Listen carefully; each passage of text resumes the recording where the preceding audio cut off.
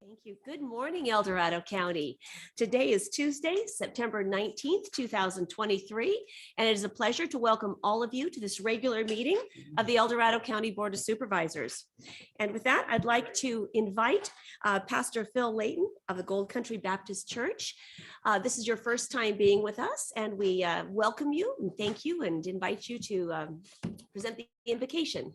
Thank you so much. This is my first time to be here giving an invocation, but I want to let you know, I just spoke with John a little bit ago that we do pray for you guys regularly in our church services. From time to time, we pray for our county and state and national government. And so it's my privilege to do that here in person. We are thankful for what you do. We know it's not always easy and you need support and help. And so it's my privilege to offer some prayer support now as we all need God's help.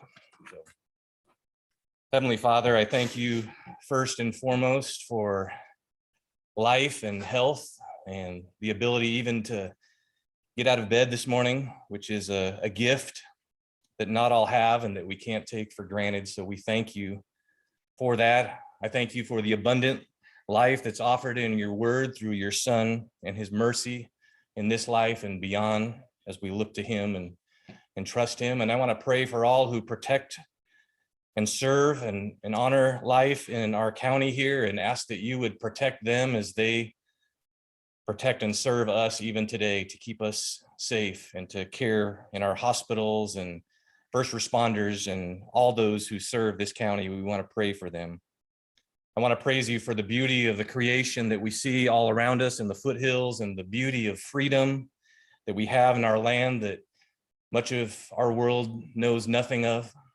And I know even in living in parts of the third world, Lord, how blessed we are to be here and even privileged to have meetings like this today where our leaders consider the needs and requests of our people. And our God, you have blessed America, and we ask that you would keep blessing us as we keep looking to you for help.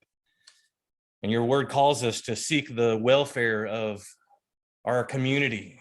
You call your people to seek the welfare of wherever they live, and I believe that's the desire of everyone in this room. And so I ask, Father, that you would give discernment to those who are making decisions as to what would best promote the welfare and well-being of the citizens of El Dorado County. I want to thank you for those who are in authority over us as your word calls us to, and calls us to submit to and to support them as you call us to, so that we can live peaceful and dignified lives that please you. And so I pray that you would give our supervisors in particular wisdom that only you can give in any difficult discussions or decisions today or in the future. Help them to have strength and courage and knowledge as to what would be best. Help them to communicate well and to listen well, and others who will be sharing with them to be respectful and clear.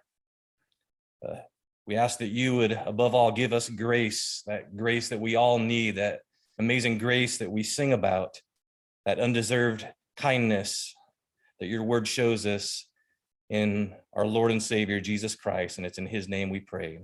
Amen. Amen. Thank you very much for being with us. At this point, I'd like to invite you to rise and join me in honoring our nation's flag. Hand over your heart. Ready, begin. I pledge allegiance to the flag of the United States of America and to the republic for which it stands, one nation, under God, indivisible, with liberty and justice for all.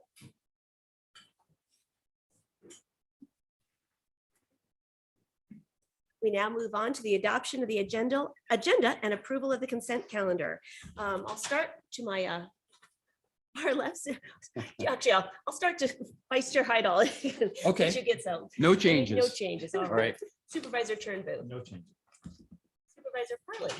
Thank you for that. I had a discombobulated morning, and so I'm really happy that I have such great family support. They brought me my agenda that I left at home this morning with That's my notes. wonderful. So on item number 8, just want to make a quick comment and thank our library director for taking this opportunity to competitively bid our library software. It's really great to see when we have these opportunities and we seize them. So I just wanted to point that out. And he's brand new to the county and taking that position and already making great changes. So Thank you for that. And then I'd like to pull item number 1, the meeting minutes from last week for some clarifying conversation with the board. All right. Great. We'll put item number 1, I'll pull that off consent. Supervisor Lane. No changes, thank you. All right, excellent. And I just have a change on the adoption of the agenda gosh. Consideration, whatever. Thank you very much. In consideration of our law enforcement personnel, I'd like to hear item number 20 before item number 19, so they can get on with their day. All right. At this point, Kim, let's take public comments on the consent calendar. Now taking public comment on the consent calendar. Individuals will have 3 minutes to address the board. The timer will notify you when you have 30 seconds remaining to comment. Public comment will be taken first from those participating in the boardroom and then from those participating through Zoom. For those participating by Zoom, please make sure you unmute yourself when called upon. If you're joining the meeting by phone, press *9 to indicate a desire to comment. If you're joining by Zoom, press the raise hand button. Please voluntarily state your name for the record. If anyone would like to comment on the consent calendar, I ask that you let us know which item that is. Seeing none, let's go online, Kim. Now taking public comment from our Zoom participants. Now taking public comment from Kelly. Good morning. Might be incorrect. Is the items under department matters in this agenda section? I'm sorry, Yes? what was No. your question, Kelly? No, This is strictly no, this consent. is strictly consent. Okay, so item 18 is in a different category. It is, that's under Okay, department. I matters. apologize. I'll come back. Thank you.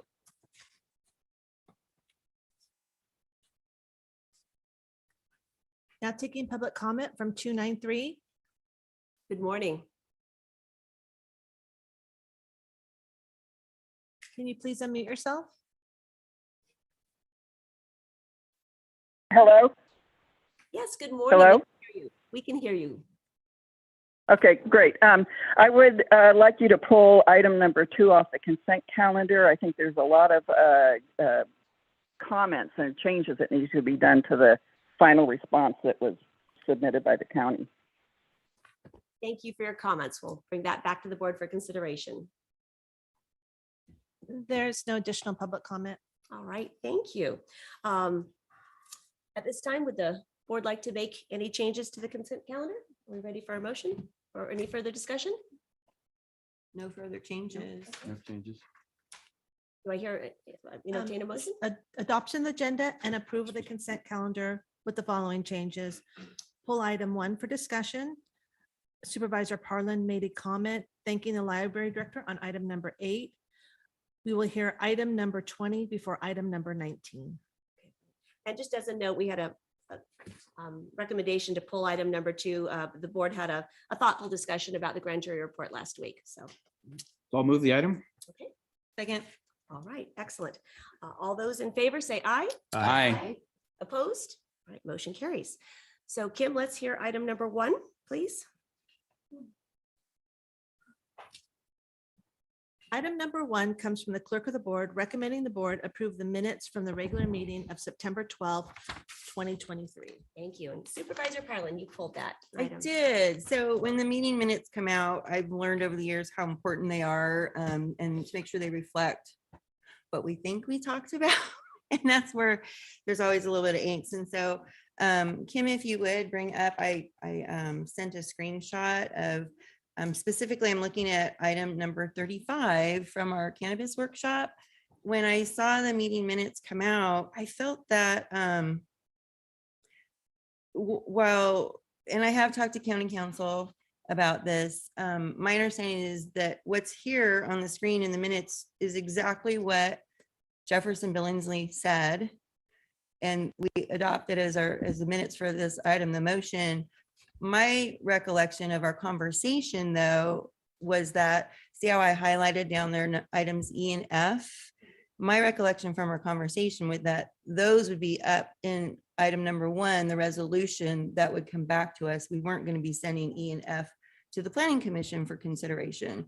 So, I know that when we heard it, it was after the long workshop and we were all pretty tired, and that was an exhausting item, quite honestly. So I heard it, didn't see it though. And again, my fault. I should have really stopped everything and asked that we see it on the screen because we've had this issue before where we don't see it. And then later we realize that that wasn't what we were thinking. So I wanted to pull this and see if the board agreed that items E and F, and especially E, because it's the tax item that kind of goes with the tax item up in the ROI, resolution of intention, that's coming back.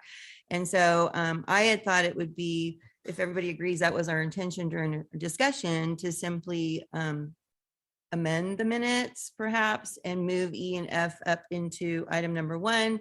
County council has advised me perhaps that's not the best move to make, since we did hear the motion, we did adopt that motion. And instead, I do have a draft clarifying statement that we could add instead of actually changing the minutes. And maybe county council could elaborate on why he suggested that instead. Excellent. There were a lot of moving parts. There that was a day. lot, There and, was. There and was I a thought lot. we did pretty darn good considering, but Great. Thank you for that, Supervisor Parlin. County council. Yeah, thank you for giving me an opportunity to provide some comment on this. Supervisor Parlin does accurately reflect the conversation we had. My opinion is that in adopting the minutes, your job is limited to determining whether the minutes accurately reflect the action that was taken by the board.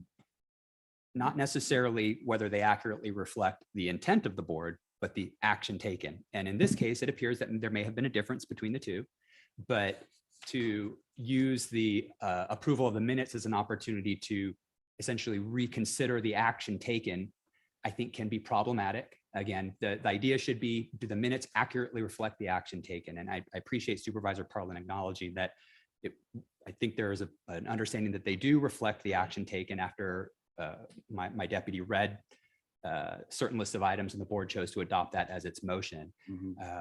What I would offer, in addition to the comment that Supervisor Parlin may want to make with respect to the minutes, is that you'll recall that this item is going to be coming back to you with the resolution of intent. And within the scope of that, I think that you will have some discretion to move things in or out of that. I'll further note that we've already acknowledged that the dividing the tax issues, one going in the ROI and one going to the Planning Commission as currently proposed, is going to create some difficulties because they really should be combined into the same discussion. So we're actually going to propose that they do get combined back into the resolution of intent for immediate consideration. So I think that this can be addressed. My preference would be to not amend the minutes. If you do agree with me that if they accurately reflect the action taken, They do. that's what they should say. If you will have a subsequent opportunity, and I appreciate Supervisor Parlin wanting to just kind of put on record that you may want to have a placeholder for that later conversation. Excellent. Thank you very much for that clarification. Welcome. Great. Excellent. And along those lines, so I did kind of draft a clarifying statement that we could just, like we often do, a clarifying statement in today's minutes to reflect that we can do that later. Excellent. And I drafted it and sent it to Kim. Can you bring that up just really quick so everybody, because again, when we're just hearing and not, I don't know, it's just easier if we see it and make sure that we're all on the same page. So I thought, since this is a clarifying statement, I better make sure I'm clarifying it correctly. So if you could just do that, Kim, thanks.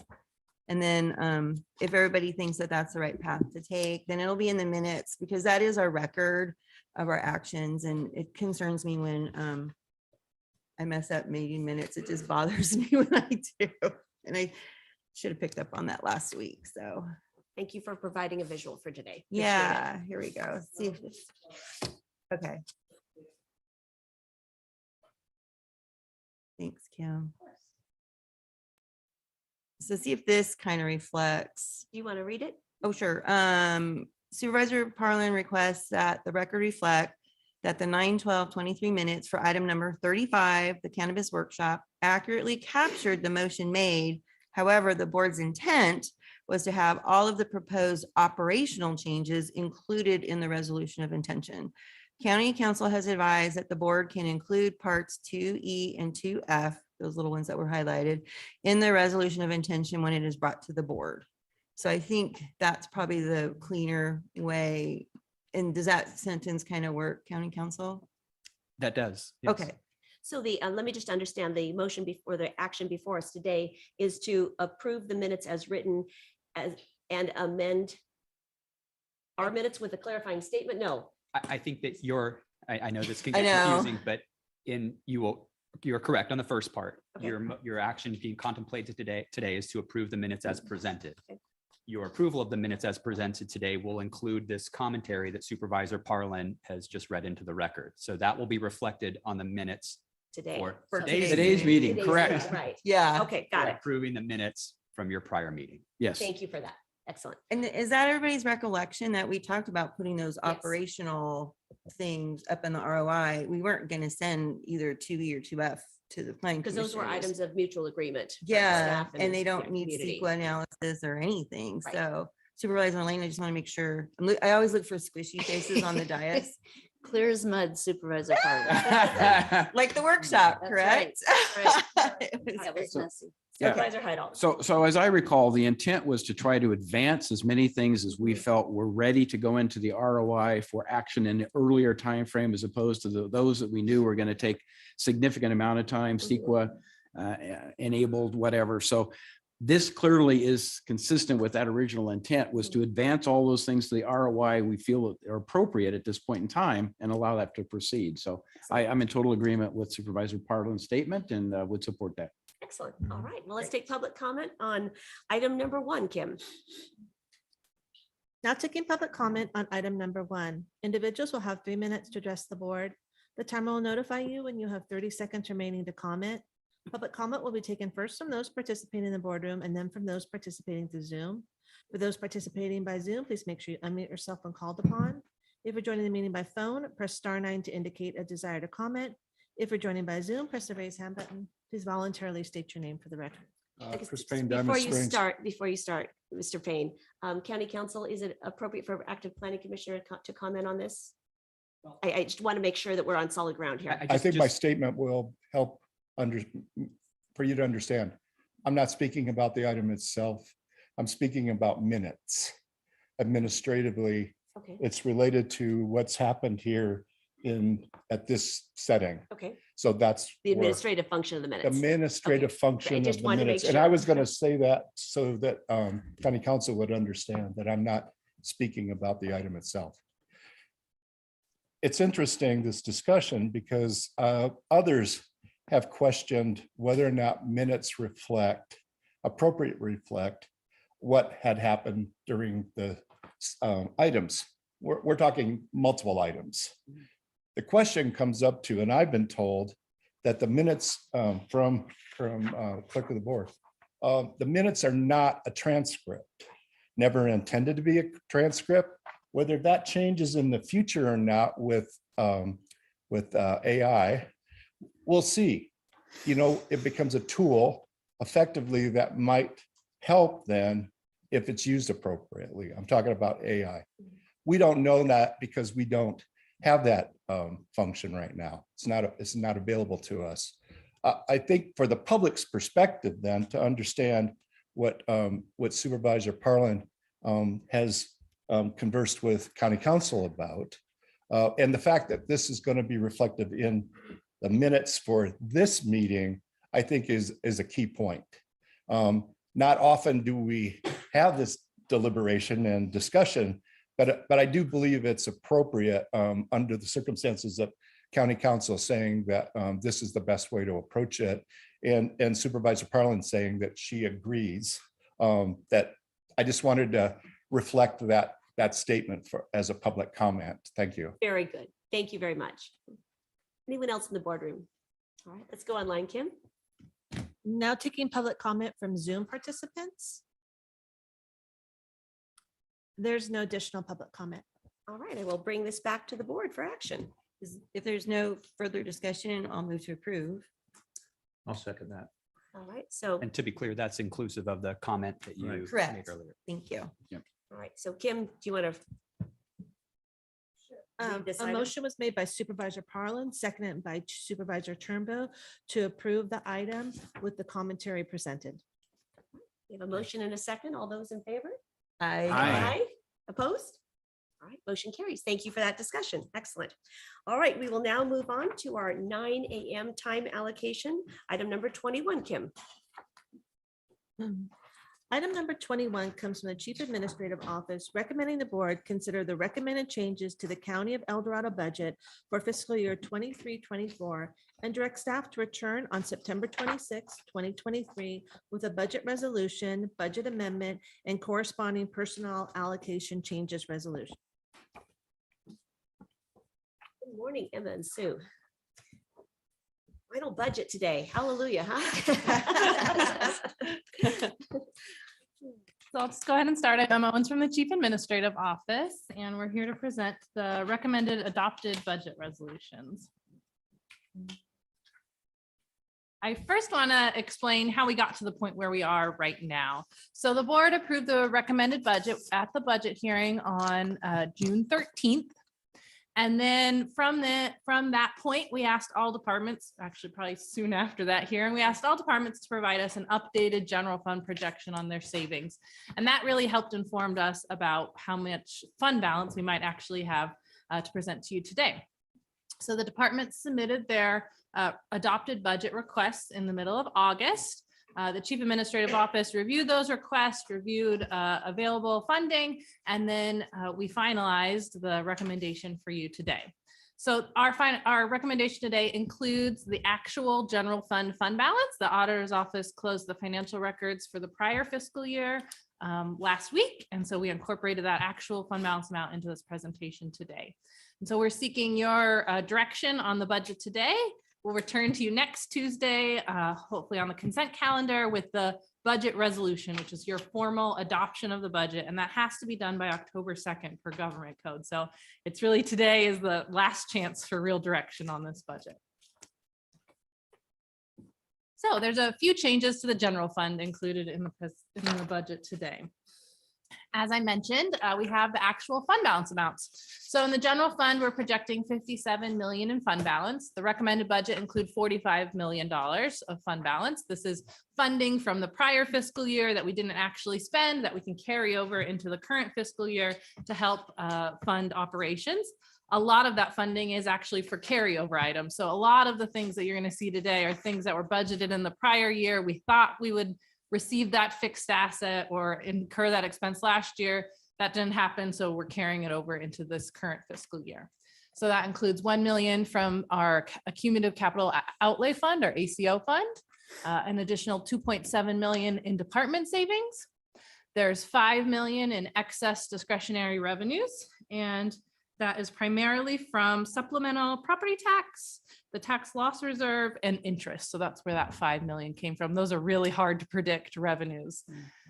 And then there is a discretionary TOT carryover of 4.6 million. So these are things that the board had approved in the prior year that are being carried over. And I'm going to talk about TOT in a whole section on this presentation. So this is just a very high level on that. There's an additional 0.8 million of TOT to be allocated today. And then in our disaster expenses designation, we are anticipating the mosquito fire to have a lot of expenses incurred, and then we'd have the state revenue to reimburse those expenses in this current fiscal year. Really, it kind of shifted in our adopted budget. We had more fund balance because we didn't have to incur as many expenses last year for the debris removal. And so there's more fund balance and less state revenue. So really it nets out in that disaster expenses designation.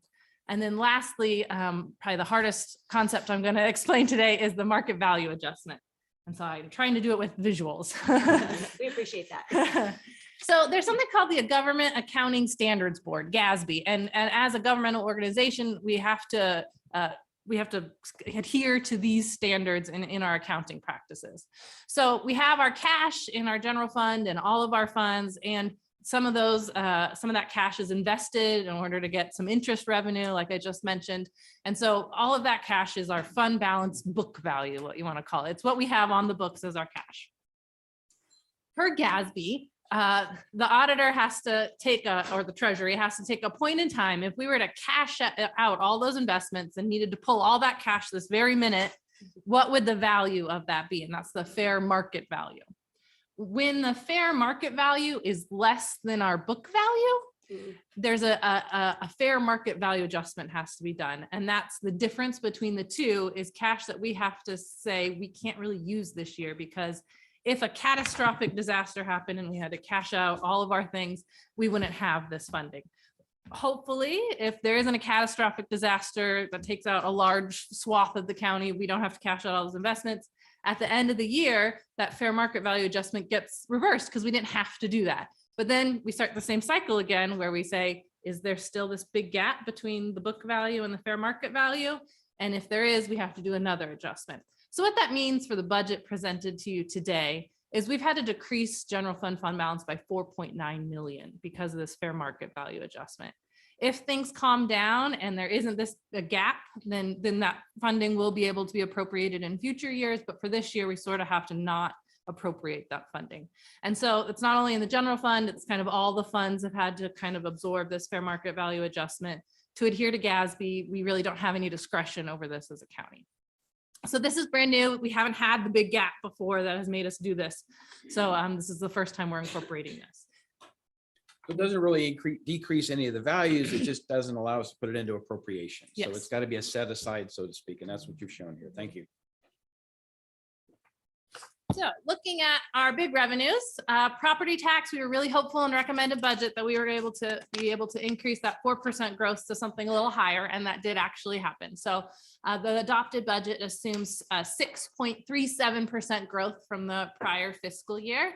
And you can see our lines are very well between budget and actuals. Property tax is a lot easier to predict than some of the other ones. So those two lines are right together.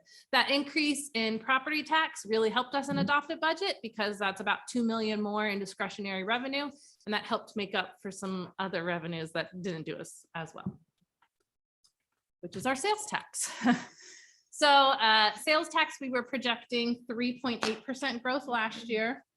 When we look at all of the receipts last year, in the whole year, when you're looking at sales and use tax, it decreased by 0.25%, which is not what we were projecting. We use a statewide sales tax consultant to kind of assume our sales and use tax projections, but this is a really hard revenue to project.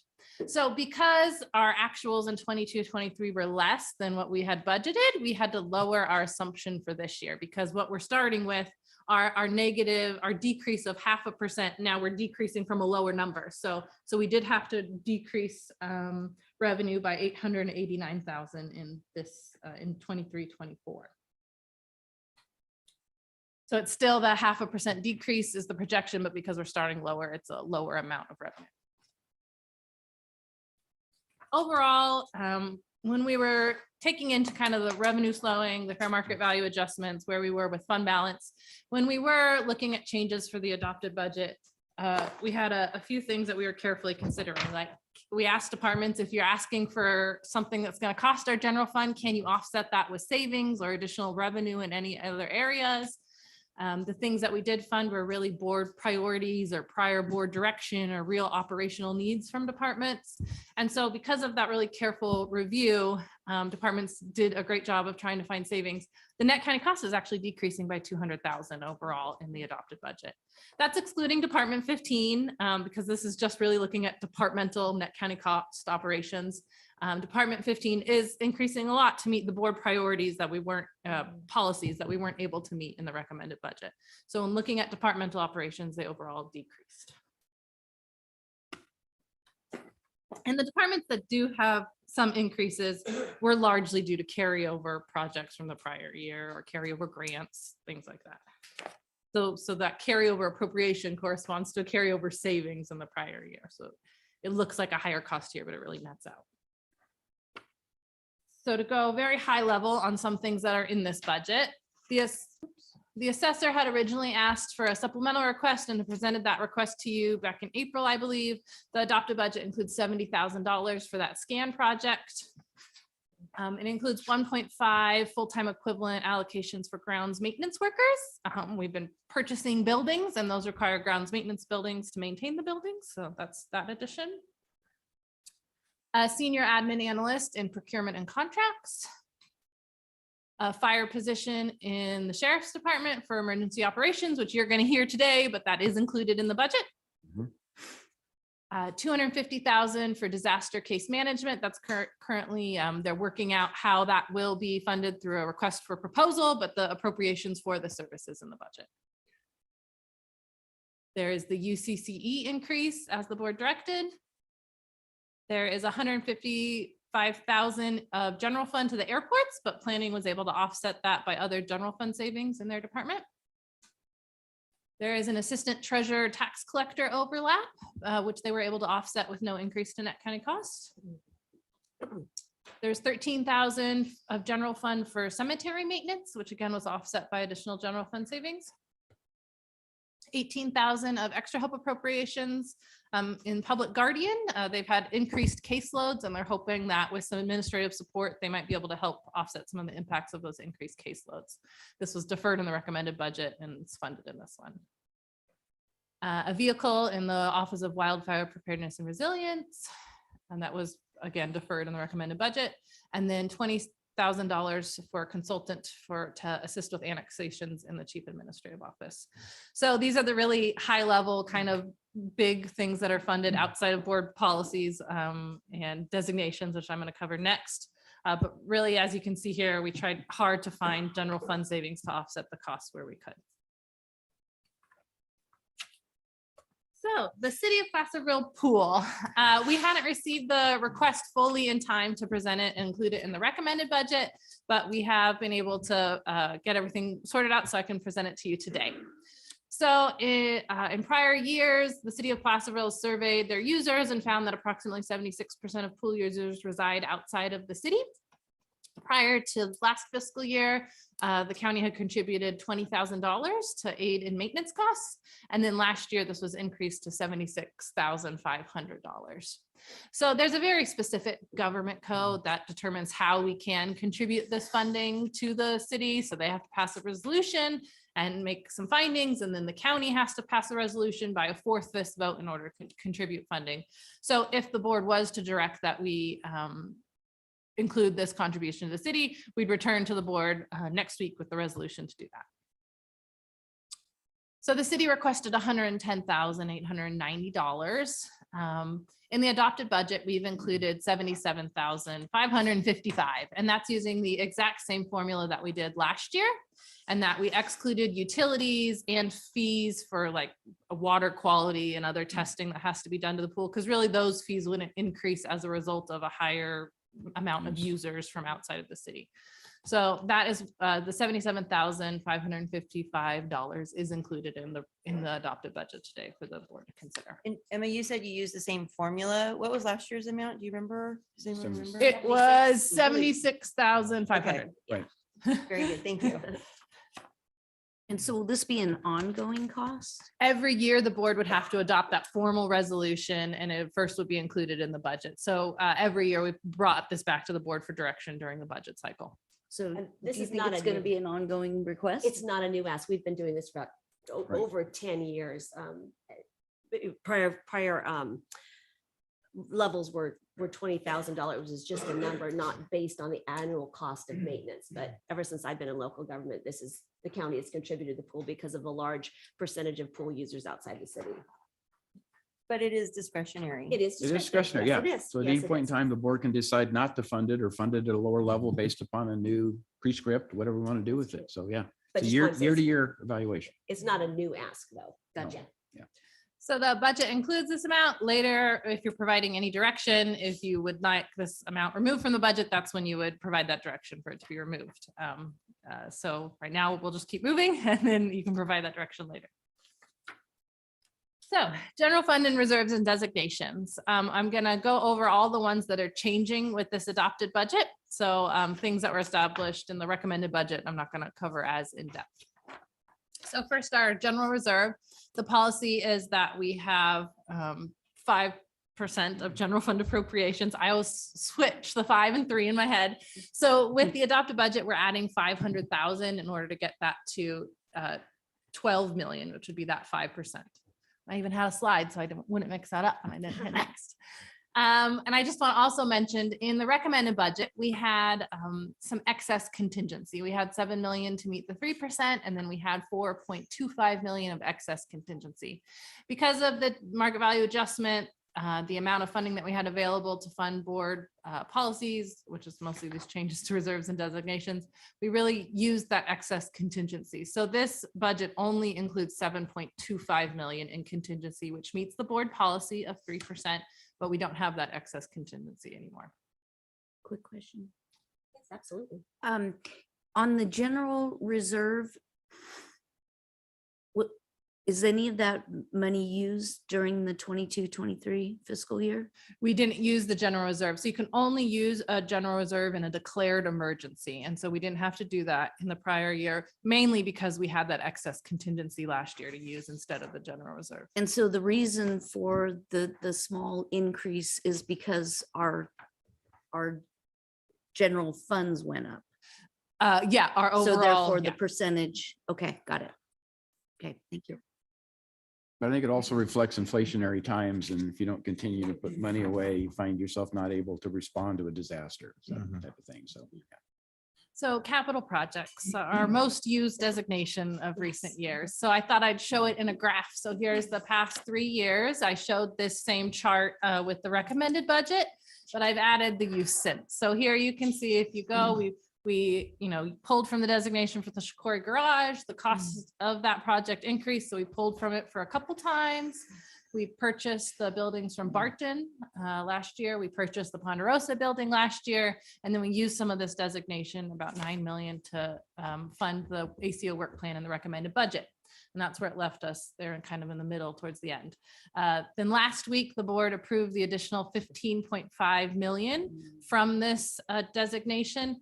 Now, if we weren't able to meet the board policy of adding 6 million, that would have been more than what we have in the designation. But because the board is meeting the board policy of adding 6 million and a little extra, that gets us to an ending balance of 4.2 million. So it's a designation that started at around 20 million 3 years ago, and now we're at 4 million. So it's really going to be a priority to sort of get this back up to a usable amount for future projects. We've been busy. Yeah, well, that's what it's for. That's You right. collect reserves and then you have to expend them and you build them back. So, yep. We have a new board policy for IT infrastructure. The goal is to set 3 years aside, just with available funding. We really calculated about a year is about $500,000. We typically make about $500,000 investment in IT infrastructure every year. We just didn't have enough discretionary resources to meet that 3-year board policy, but we were able to start with 1 year. So that's where we got just the 1 year. It's not quite meeting the policy, but it's a start. Here, a new one, which we haven't discussed with the board yet, is the HHSA indirect cost rate. So let me get to my notes so I can best explain this.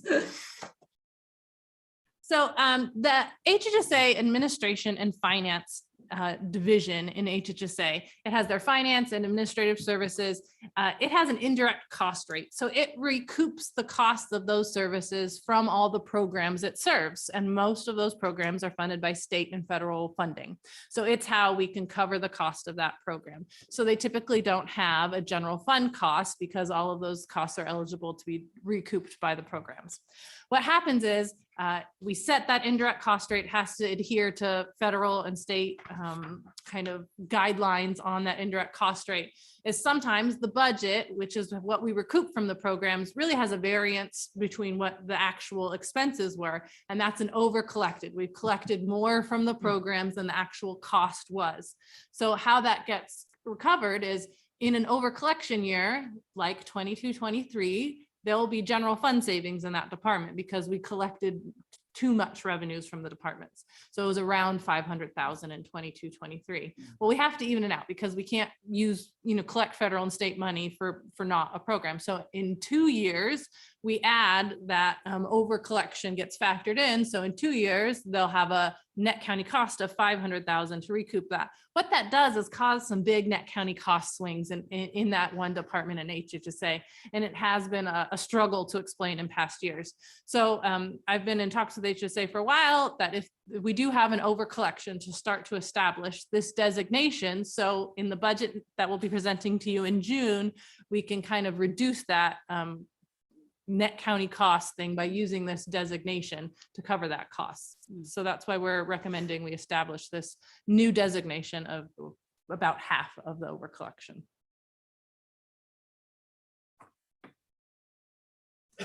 So we got the actuarial reports from CalPERS in August, and these were the reports that show the big losses. And from those reports, if I project out our projected general fund costs that over the next 5 years, it's increasing $11 million.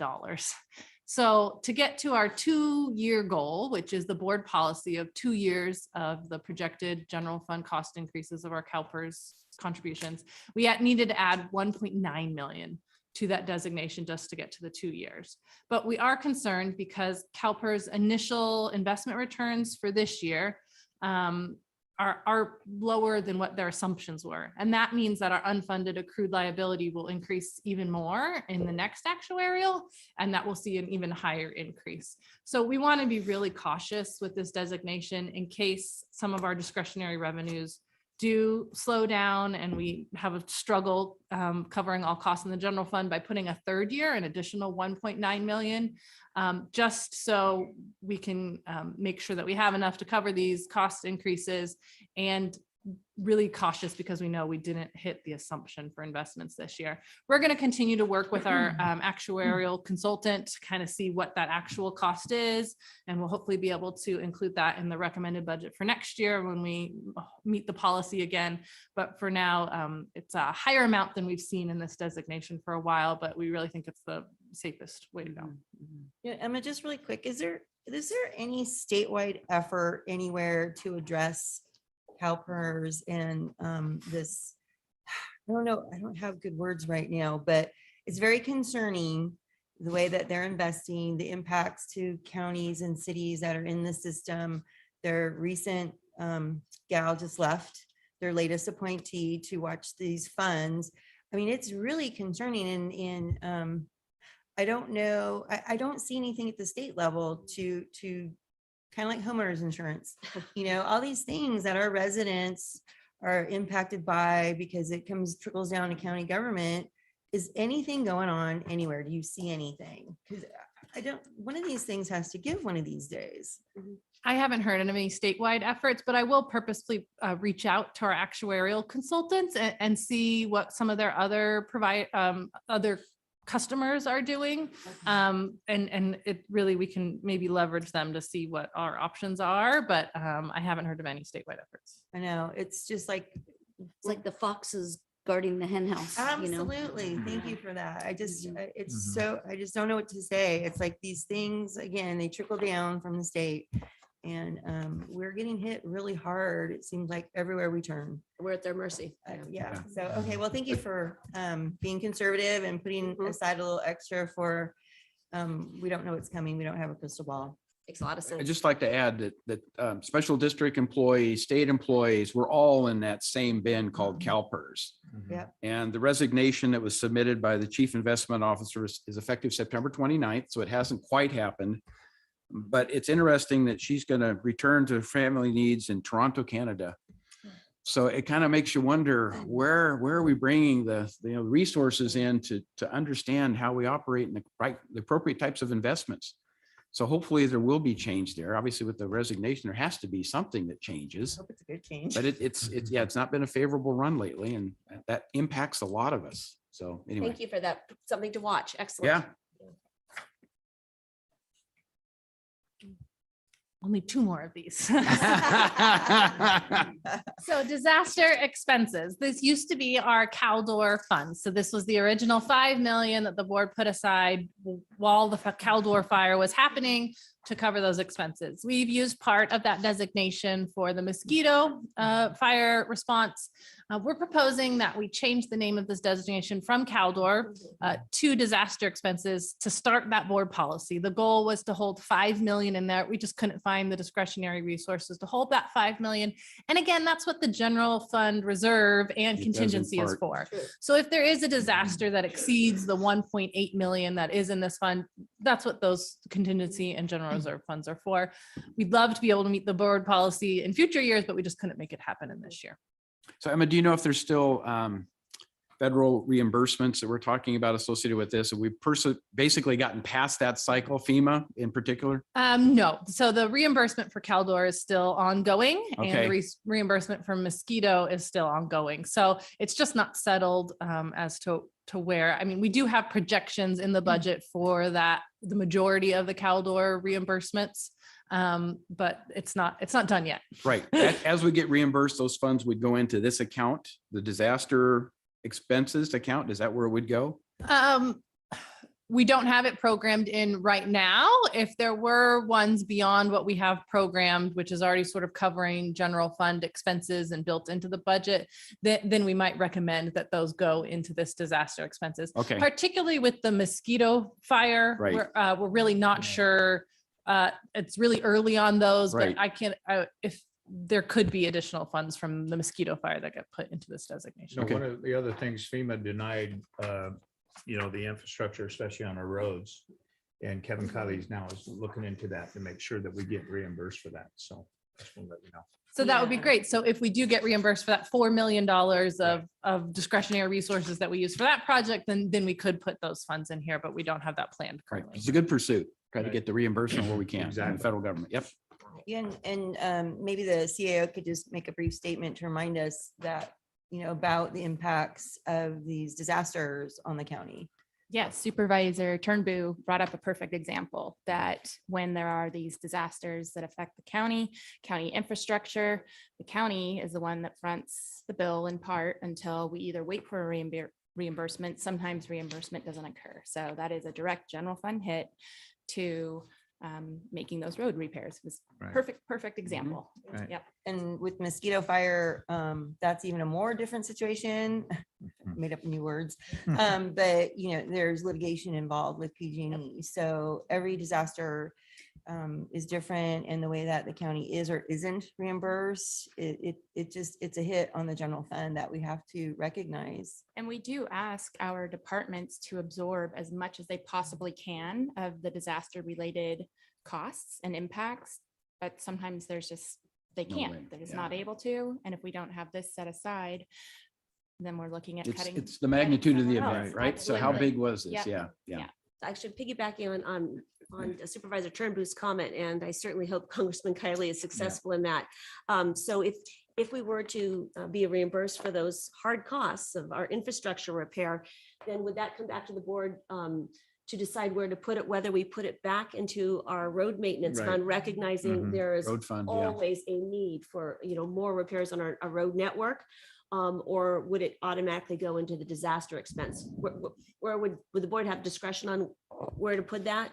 The board would have total discretion, but we just did want to note that we did use discretionary revenues to fill the gap on those. Right. So, I mean, that would just be part of the discussion. Okay, excellent, great, Okay. Yeah. thank you. Thank you for that. Hope he's successful. Yep. Yeah. All right, thank you. Pushing it.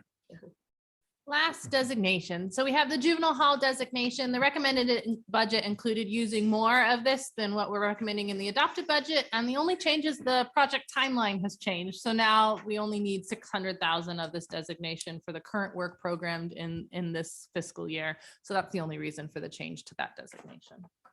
So overall, if you total just reserves and designations, not contingency, it totals 35 million that hasn't been programmed for use based on these recommendations. Now the discretionary transient occupancy tax discussion. So transient occupancy tax, we've always conservatively budgeted it because it's a very hard revenue to predict. And we always worried at what point will this increase sort of slow down? Well, now is when the increase slowed down. Doggone it. So in 22-23, it actually decreased 7% from the prior year of receipts. Now, there were some accounting changes prior to 21-22 that kind of changed the amounts, but really we're looking at the same sort of accounting practices in these 2 years, and there was a 7% decrease from the prior year.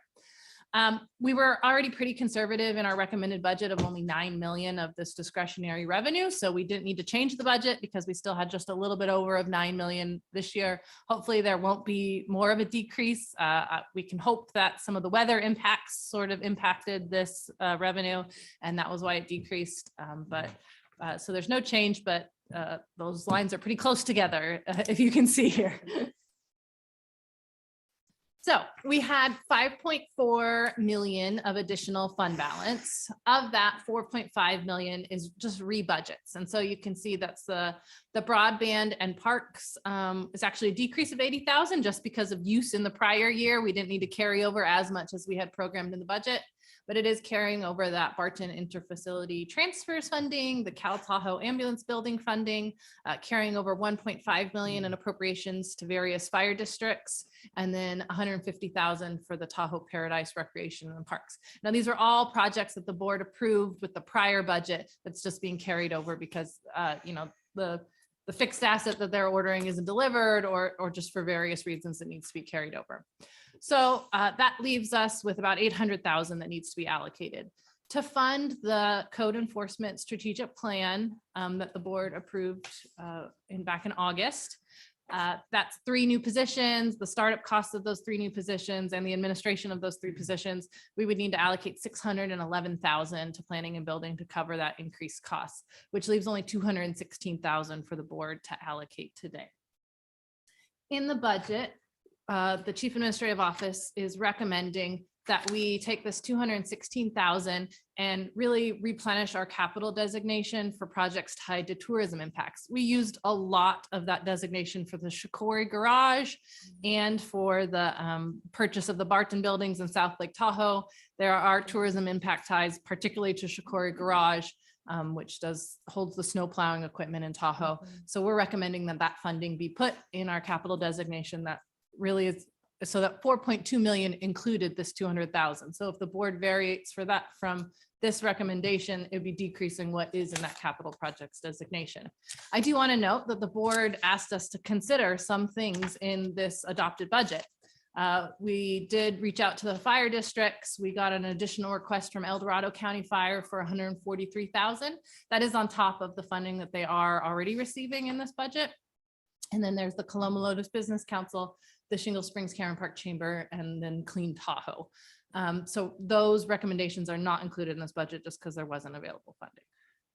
So Emma, can you give us a rough number of what the Shikori Garage added expenses are? I mean, it's been significant, right? It hasn't been 5 or 10%. It's been significant. And that's the impacts we're seeing, I think, due to inflationary factors, wages, material costs, supply chain. You know, you bring it and we've seen it there. So I think we have to anticipate those kinds of experiences in other areas. It's just where we are today. So yes, Laura Schwartz, Assistant CAO. Yes, Shikori, that was just 3 years ago. We were estimating about $2 million. Yep. Over that time, it went up to 5. So there you go, more than double. 150% increase. Yeah. Yes. Wow. Yeah. Cost of steel is just gone through about 20% just in 1 year. Do we have any projections on, you know, if you had a crystal ball, I mean. Bring it out, let's see it. I would say, 20%. I mean, overall, just over this past year, we've seen those increases in different types of construction materials, some more than others. Like I say, steel is the one right now that seems to be the worst. So recognizing that we have a lot of projects before us that the board will need to find funding for, the board needs to be mindful of that. Yes, we really appreciate that capital designation. As I've said before, we still have our Spring Street facility that we have not even really started to come up with a plan. We have our navigation center. It's still in the very preliminary stages. We don't know where that's going to end up. We're doing our court improvements. We have our juvenile hall up in South Lake Tahoe, the replacement of the JTC. So, we have some big projects on the horizon. That are in the works already. Yes. Did various phases. Yes. Excellent. All right. Thank you for that. Sure. Caution. Yep. Cautionary flag. Yes, exactly. So that is the end of the formal presentation. So really we'll receive any direction you have, any changes that you have, which I will then incorporate into the budget resolution that the board will adopt next week. All right. Excellent. All right. So I don't see any buttons lit up. Does the board have any questions or direction at this point? Supervisor Turnbow. Yeah, just, the 37,500 for the Cameron Park Single Springs Chamber, I submitted that and I think it's a good thing. And there was something brought it to my attention, a phone call that I got last night. And basically it was saying that the Cameron Park Chamber has no insurance and then also is not in good standing with the Secretary of State and the IRS. Well, that's not true. after doing research, found out that they are fully insured and they are in good standings with the Secretary of State and the IRS. So I don't know where somebody found these, found all that out, but I would like to make sure that that person, when they do that, make sure they do the proper research before they make any assumptions. Thank you for your comments. Supervisor Yeah, Heidel. let me add to that. We've had other in the past requests for supportive chambers. And my personal view of that is I am in support of helping chambers be successful in generating revenue that comes back to the county. For instance, when you talk about tourism, if we can see that investment is bringing back tourist dollars and we're getting sales tax revenue, that's a return on investment to me that's tangible. For these proposals coming from chambers, what I'd like to see is an estimate of what the tangible revenue increases are to the county, whether they be in sales tax revenues, whether they be in some other form, to try to help us understand that by providing funding, we're going to see that money come back by normal projections, right, forecasts, in some way that we can see an increase in our net revenues. To just foster expansion of chambers or other things is not the intent of this, but where chambers can help us grow our revenue stream, that's where I would support these kind of things. We don't have a policy related to supporting the two chambers we've supported in the past with El Dorado County and El Dorado Hills. But I think it's, important for us to look at something like that, because this will not be the last request that we receive. And again, if they can show forecasts of how we're going to see revenue increases, and this, we can go back and look at our sales tax revenues from a given region and determine what those are. There's other forms of revenue generation that can come that we can look at to really, it can be TOT as far as that goes. Show us how the expansion into a different area, whether it's a new hotel combined with a restaurant, whatever it is, how is that going to bring TOT revenues to the county? And when you see balance or when you see an excess of revenues to the county, then I'm fully supportive of these things on a year by year look at where we are.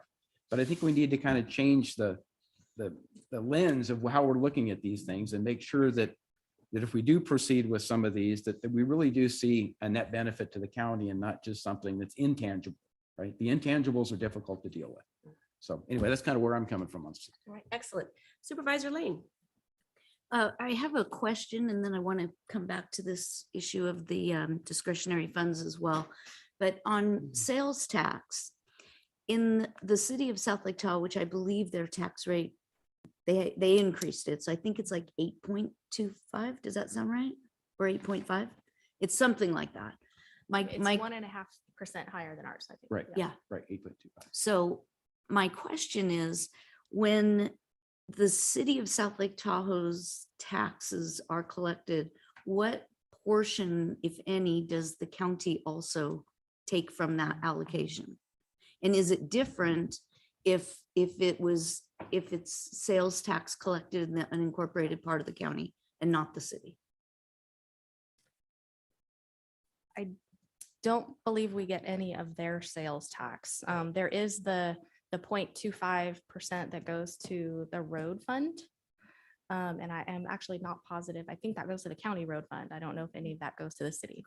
Okay, nope, goes to the city. So it's totally separate. Okay.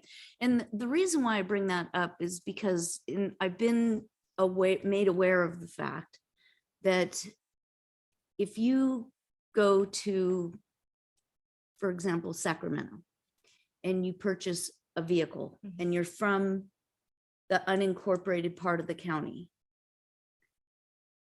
they tax that purchase at the rate that the city collects because we're all the same zip code. So unless the purchaser knows to point out the fact that I'm not in the city of South Lake Tahoe, I'm in El Dorado County, and they charge the correct rate, but most people don't know to question that. I mean, a lot of people don't even know what the interest is that they're going to be paying on it's the car purchase. So there's some leakage there. And I would like to talk with you all about maybe what the fix is, because we're all 96150 area. Yeah, zip code. I see the auditor entering the room. There may be, There you go. yeah. The city of Placerville has the same issue. Same issue? Because it is, they have a higher tax rate as well. Yep. Yes, interesting. Good morning, Mr. Harn. Nice to have you with us today. Really? Yes, really. Okay. I'm arriving late, so I don't really know what the question is. I actually came here to talk about sales tax in general, where one of the world's largest online retailers has submitted an amended sales tax return for the quarter ending December 2020. We still have not felt the effects of that because it's still under review by the organization that used to be the State Board of Equalization. But I believe when we feel the effects of that, we will have a further, in this case, retroactive reduction in our sales tax revenue. Reduction, because one of this large online retailer. We shall remain nameless. Well, Yeah. but I do have some information about the returns, and because I have information related to their sales tax returns, I'm not allowed to say their name. They're shifting to fulfillment center, the location of the fulfillment center versus the location of the delivery. So we're going to see a bigger and bigger gap between the direction of statewide sales tax and our local sales tax that we collect for or the state collects for us for transactions that take place in the county, because more and more of this online retail sales tax is going to go to jurisdictions that have fulfillment centers, and less of it will come to the county of El Dorado, the city of Placerville, and the city of South Lake Tahoe. Now, what was the question?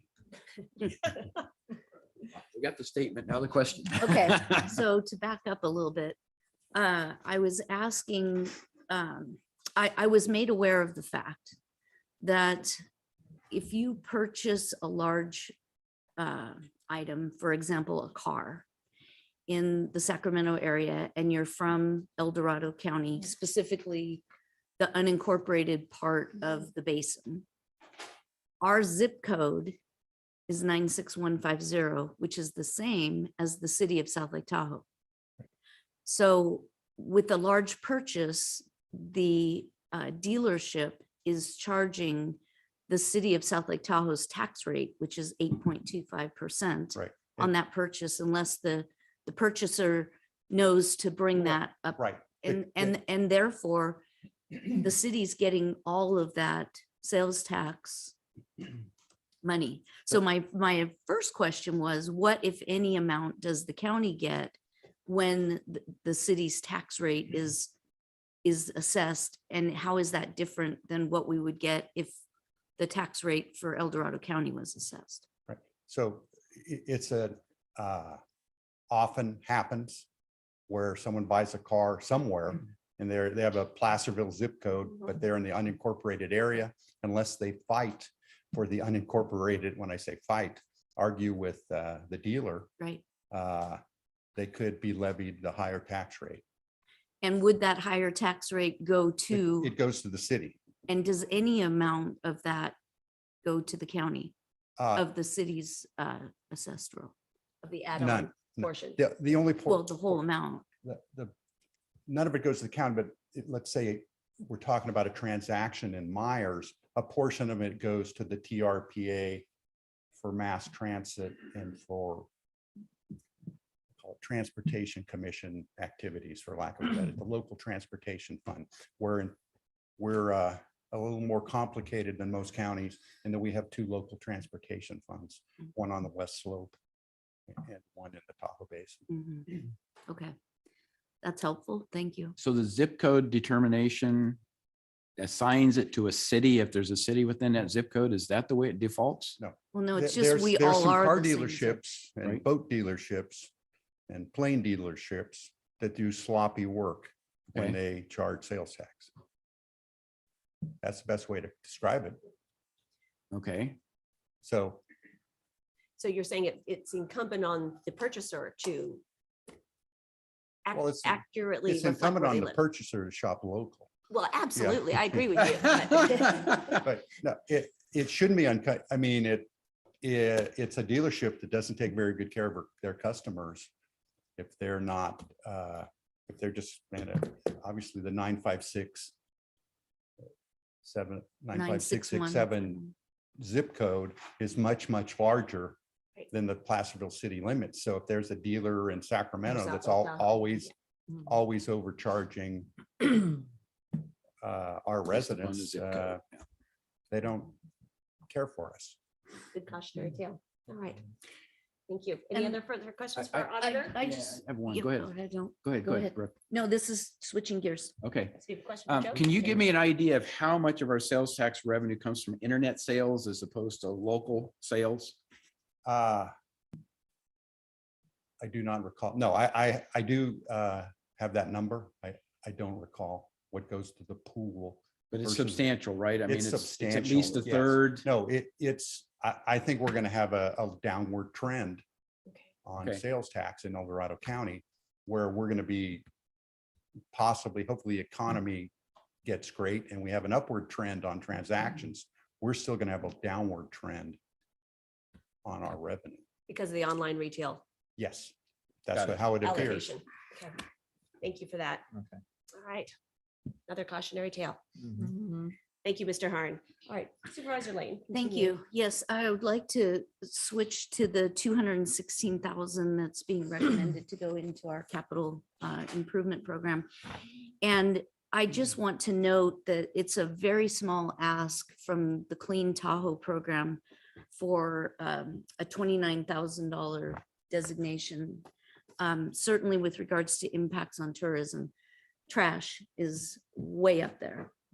The Clean Tahoe program for over 20 years has been receiving the exact same amount from the taxpayers with no change. No, there was no, CIP attached to this or no accelerator. So it's been a flat amount.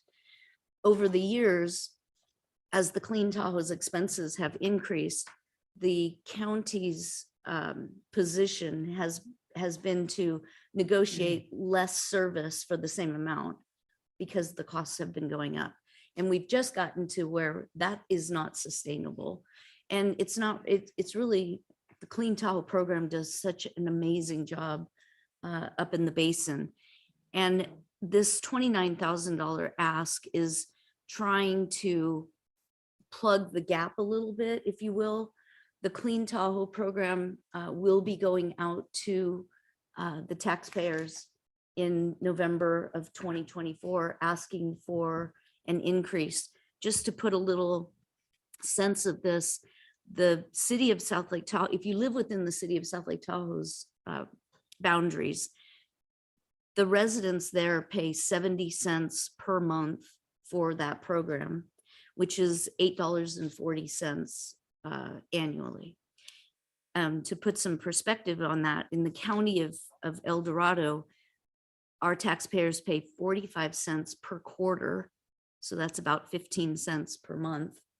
Plus they get a very small parcel tax. So in the basin, in the unincorporated part of the county, they're paying about half of what the city residents are paying.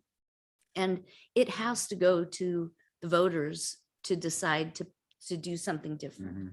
But for years, there's been this discrepancy. And I'm really proud that the Clean Tahoe program has made the decision to go out to the taxpayers. They have a remarkable program. It's going to still require a lot of proactiveness to get that to pass, because in general, nobody wants to raise their own taxes. So that's a big lift, but we're going to be making that ask. And this 29,000 it's a very small amount relative to what we're dealing with, but it's a really big, important amount to the Clean Tahoe program. So I would ask for consideration of supporting that request this year. Thank you for that. Any other further board comments before we take public comment? Waiting for public comment. Comment, yes. All right, Yep, sounds good. get All it, right, Kim, at this point, let's take public comment on our 9 a.m. budget item. Now taking public comment on item number 21. Individuals will have 3 minutes to address the board. The timer will notify you when you have 30 seconds remaining to comment. Public comment will be taken first from those participating in the boardroom and then from those participating through Zoom. For those participating by Zoom, please make sure you unmute yourself when called upon. If you're joining the meeting by phone, press *9 to indicate a desire to comment. If you're joining by Zoom, press the raise hand button. Please voluntarily state your name for the record. Good morning. Morning, Chris Payne, Diamond Springs. Also, I'm a member of a lot of nonprofits. And also, I'm part of the Taxpayers Association. Carol couldn't make it today during this item, so I'm here. A couple of things that I thought might be important. It wasn't, but just a few years ago, that the policy related to the use of transit occupancy tax was changed by your board. It used to be 50 plus $1, 50% plus $1 going to tourism and the rest being discretionary. The board changed the policy, and so now it can essentially you could go 100% discretionary, and but politically it's trying to create some kind of balance here. It goes to your questions to the other board members about the basin. One of the unique things about the basin is that it's just not El Dorado County. It's city of South Lake Tahoe, as you described, as well as it's the state of Nevada, and it's also different communities that are not in California. That makes it unusual because when you fund things for the basin, you essentially are funding all of Tahoe, North Shore. What I'm saying is it may not be this dollar that comes from here, but in a big picture perspective, the dollars have to be there in order to function effectively. On the West Slope, it's a little different. Tourism, in the case of Coloma Lotus for Supervisor Parlin, is critically important because you got the Rubicon Trail, you got the river. You functionally get a lot of tourists, and therefore having appropriate amounts of money coming to the Lotus Coloma is important. I would also leave you with the fact that the El Dorado Western Railway Foundation, which is the financial side of the railroad, made a request. Supervisor, you had to tell them no, that it wasn't appropriate. But I'm saying there is becoming more and more interest in local government, in the case of TOT, to fund some of these things, of which some we are funding now. Some, like you said, couldn't be funded this year. So I just want to leave us with the notion that we're never going to have enough money to function effectively. Our demands are too great. But in the case of you, I also want to see balance, but I don't want to. Okay, thank you. Appreciate it.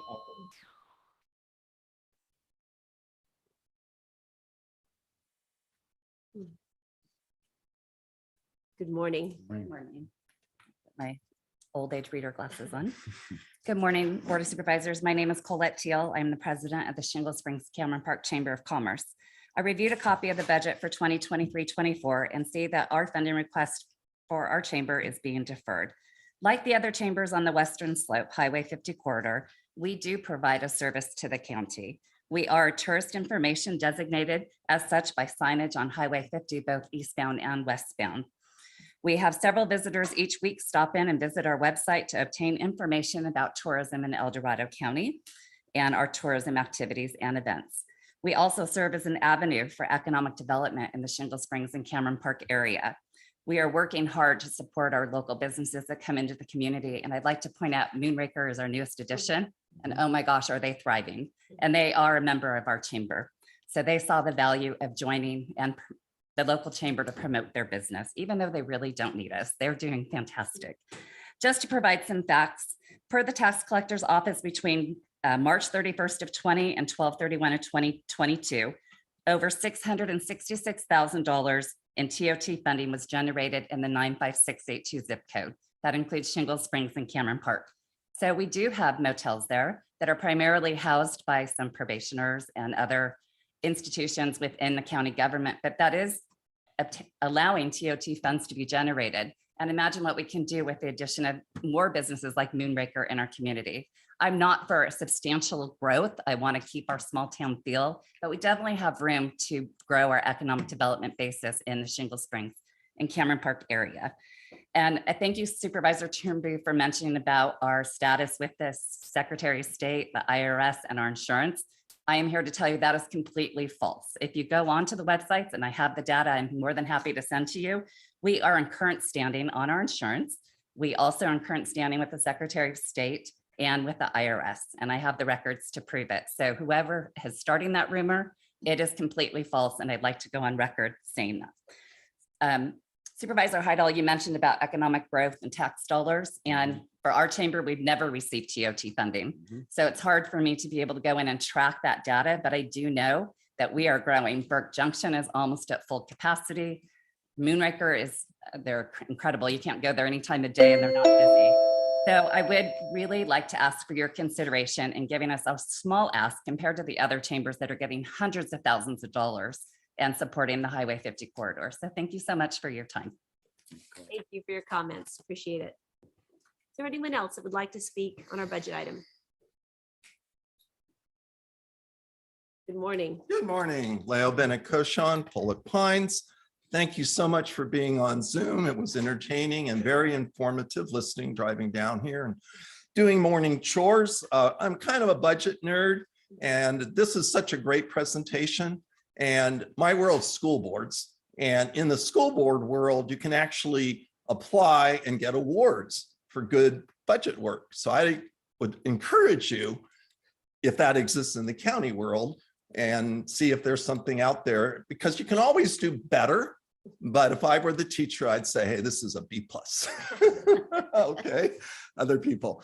I just like to second the comments. As folks know, I've moved from Cameron Parks and Shingle Springs area. Chambers do a great job. Values are reflected in the budget. You know, if you want to know your values, there's a saying in government advocacy, just show me your budget. And it's such a tough call what you're doing. But, you know, you have discretionary funds and you're guessing here and you're guessing there. And I just encourage you to consider the asks of the folks that are actually doing the work on the ground, generating sales tax, all those kinds of things. Maybe take a little more of a risk in that discretionary area and put a little bit of emphasis on, again, the people doing the work. Thank you. Thank you for your comments. Is there anyone else in the boardroom? All right, Kim, let's go online, please. Now taking public comment from Zoom participants. Now taking public comment from Kelly. Good morning. Good morning. We there? Yes, we are. Please go. Oh, right good. ahead. Okay, good morning. Now, sorry, now I'm on the wrong time. I just would like to echo the sentiment. Thank you, George, Supervisor Turnbull, for pointing out the issues that were not correct information on the Shingle Springs Chamber of Commerce. I am very concerned when I see that there is, and I'm just going to call it what it is, a discrimination between three chambers, to which two are getting, you know, reasonable amounts of funding and one that is not. I have had the pleasure of attending many Shingle Springs Chamber of Commerce meetings. I see that they are actively working to bring especially small businesses and support them to the Cameron Park community. They are also, as we know, as development is moving its way, I like to say up the hill, that they are even being faced with more and more opportunities to help promote different businesses, whether they be small businesses or even large businesses, to that Shingle Springs area. So I would like to either have that reconsidered to be added in, or I would like to have you defer and perhaps divide up a little better between the three chambers of the two that you are already giving funding to. Supervisor Howdell, I liked your advice on looking collaboratively on what the chambers are actually contributing to, whether it's tourism, sales tax, employment opportunities to the communities. Obviously, we have very different communities where El Dorado Hills, of course, is going to be bringing in perhaps larger volumes of those items. But that doesn't negate the importance of the other chambers that are working diligently, even as volunteers in most cases, for their individual communities. So I would really strongly advise that that you reconsider the deferred action against the Shingle Springs Chamber of Commerce. And either, like I said, look at the equitable division as appropriate between all of the chambers, or defer them all. Thank you. Thank you for your comments. Now taking public comment from Clive Morris. Good morning. Good morning, member of the board. Appreciate your time. Supervisors, appreciate the time to talk to you. Just wanted to speak quickly to our request for pool funding in the city of Plattsville. I think we made great progress last year when we developed this formula of showing expenses that are truly related to county services that come, county residents that come into the city. And I think it was a big plus for us to have that, to make sure that we can keep our pool open. We still run a pretty extreme deficit on our pool each year, and this helps us keep that pool running and providing services to county residents who come in and use our pool.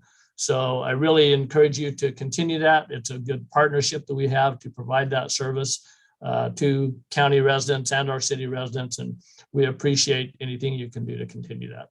Thank you. Thank you for your comments. We appreciate them. Now taking public comment from Dawn Wolfson. Good morning. Hi, I'm Dawn Wolfson, Cameron Park, and I will keep it super short, but I just echo what the Shingle Springs Cameron Park Chamber said and the other people.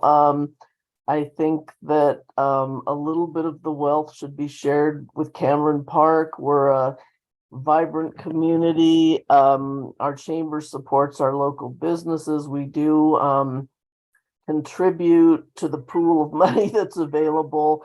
I'd like to see at least some of it come back to us. Thank you. Thank you for your comments. Now taking public comment from Gina Posey. Good morning. Gina, I believe you are muted. Can you unmute yourself?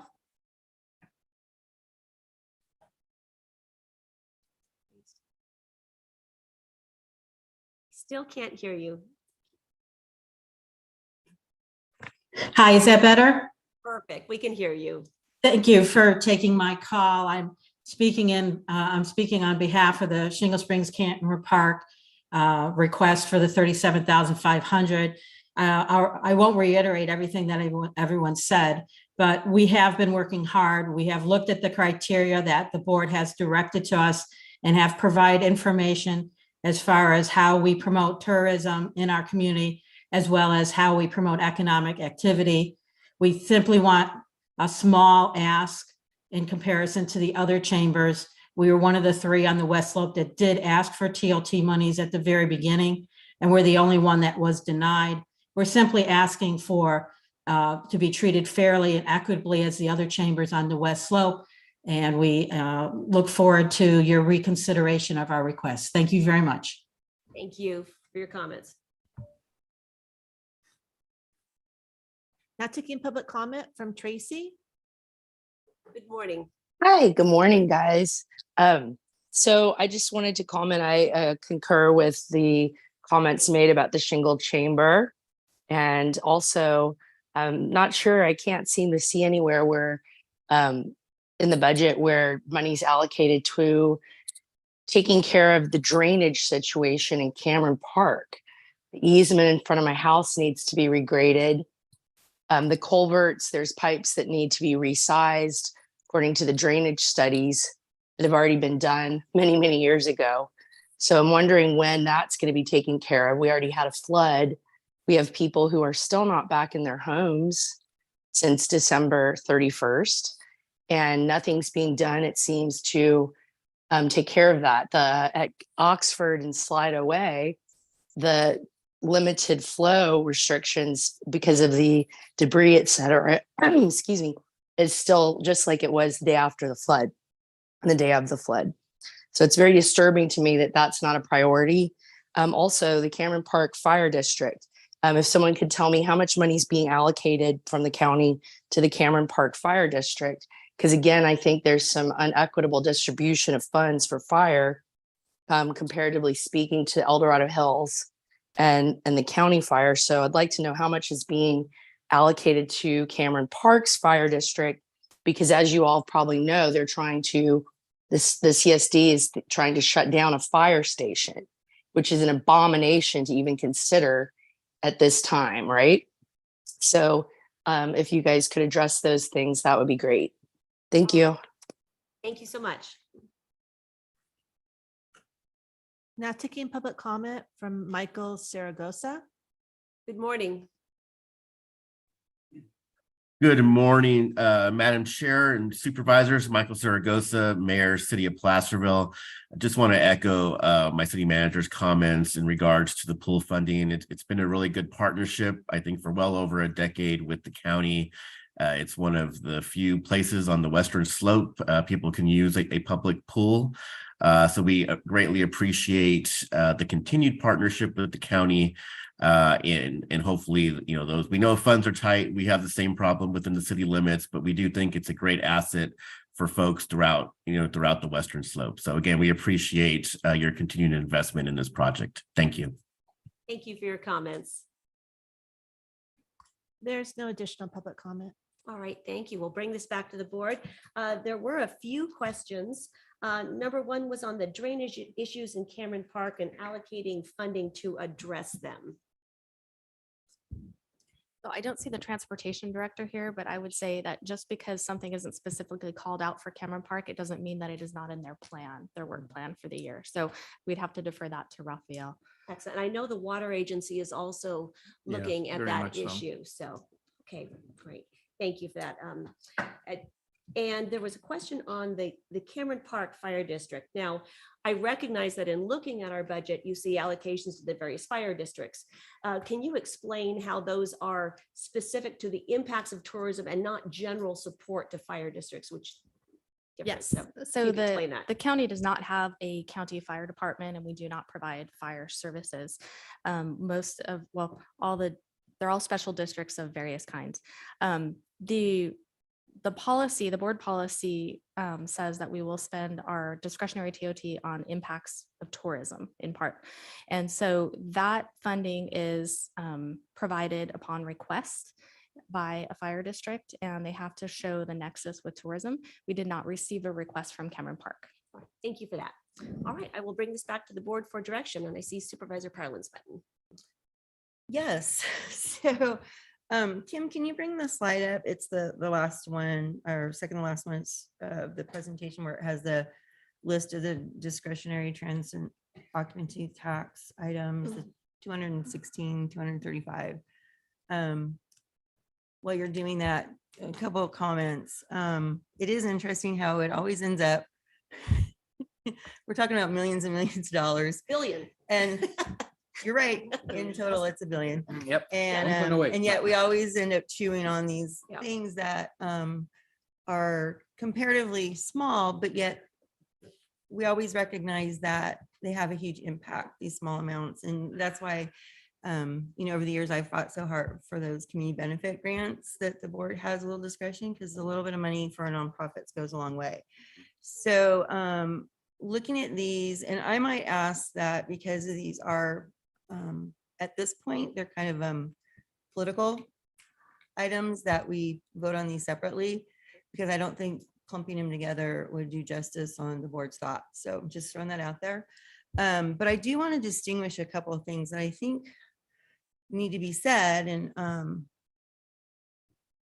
so for the Coloma Lotus Business Council item, we have to remember how we got there. That was from, I think, a board's 2020 conversation. It was a follow-up to our economic development study on, what was the last one we did? It wasn't Apple Hill. It wasn't, we did one, it was presented to the board, and then the board said, what do you want to do next? And we decided, there was talk about doing a countywide effort of our economic study countywide, or looking at another area. We chose to, we weren't ready to do the big countywide one at that time.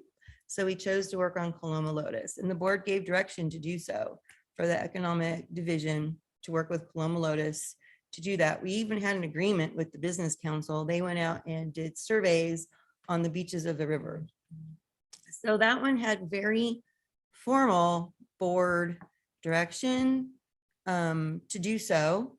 And then we just had like a month or two ago that report out from the business council, and therefore, based on that information, that request for the $25,000, which was very specific, it was to increase the heads and beds, because we saw the numbers of their day stays, and we want to see if they could, with $25,000, increase those to heads and beds, which we all know increases our TOT.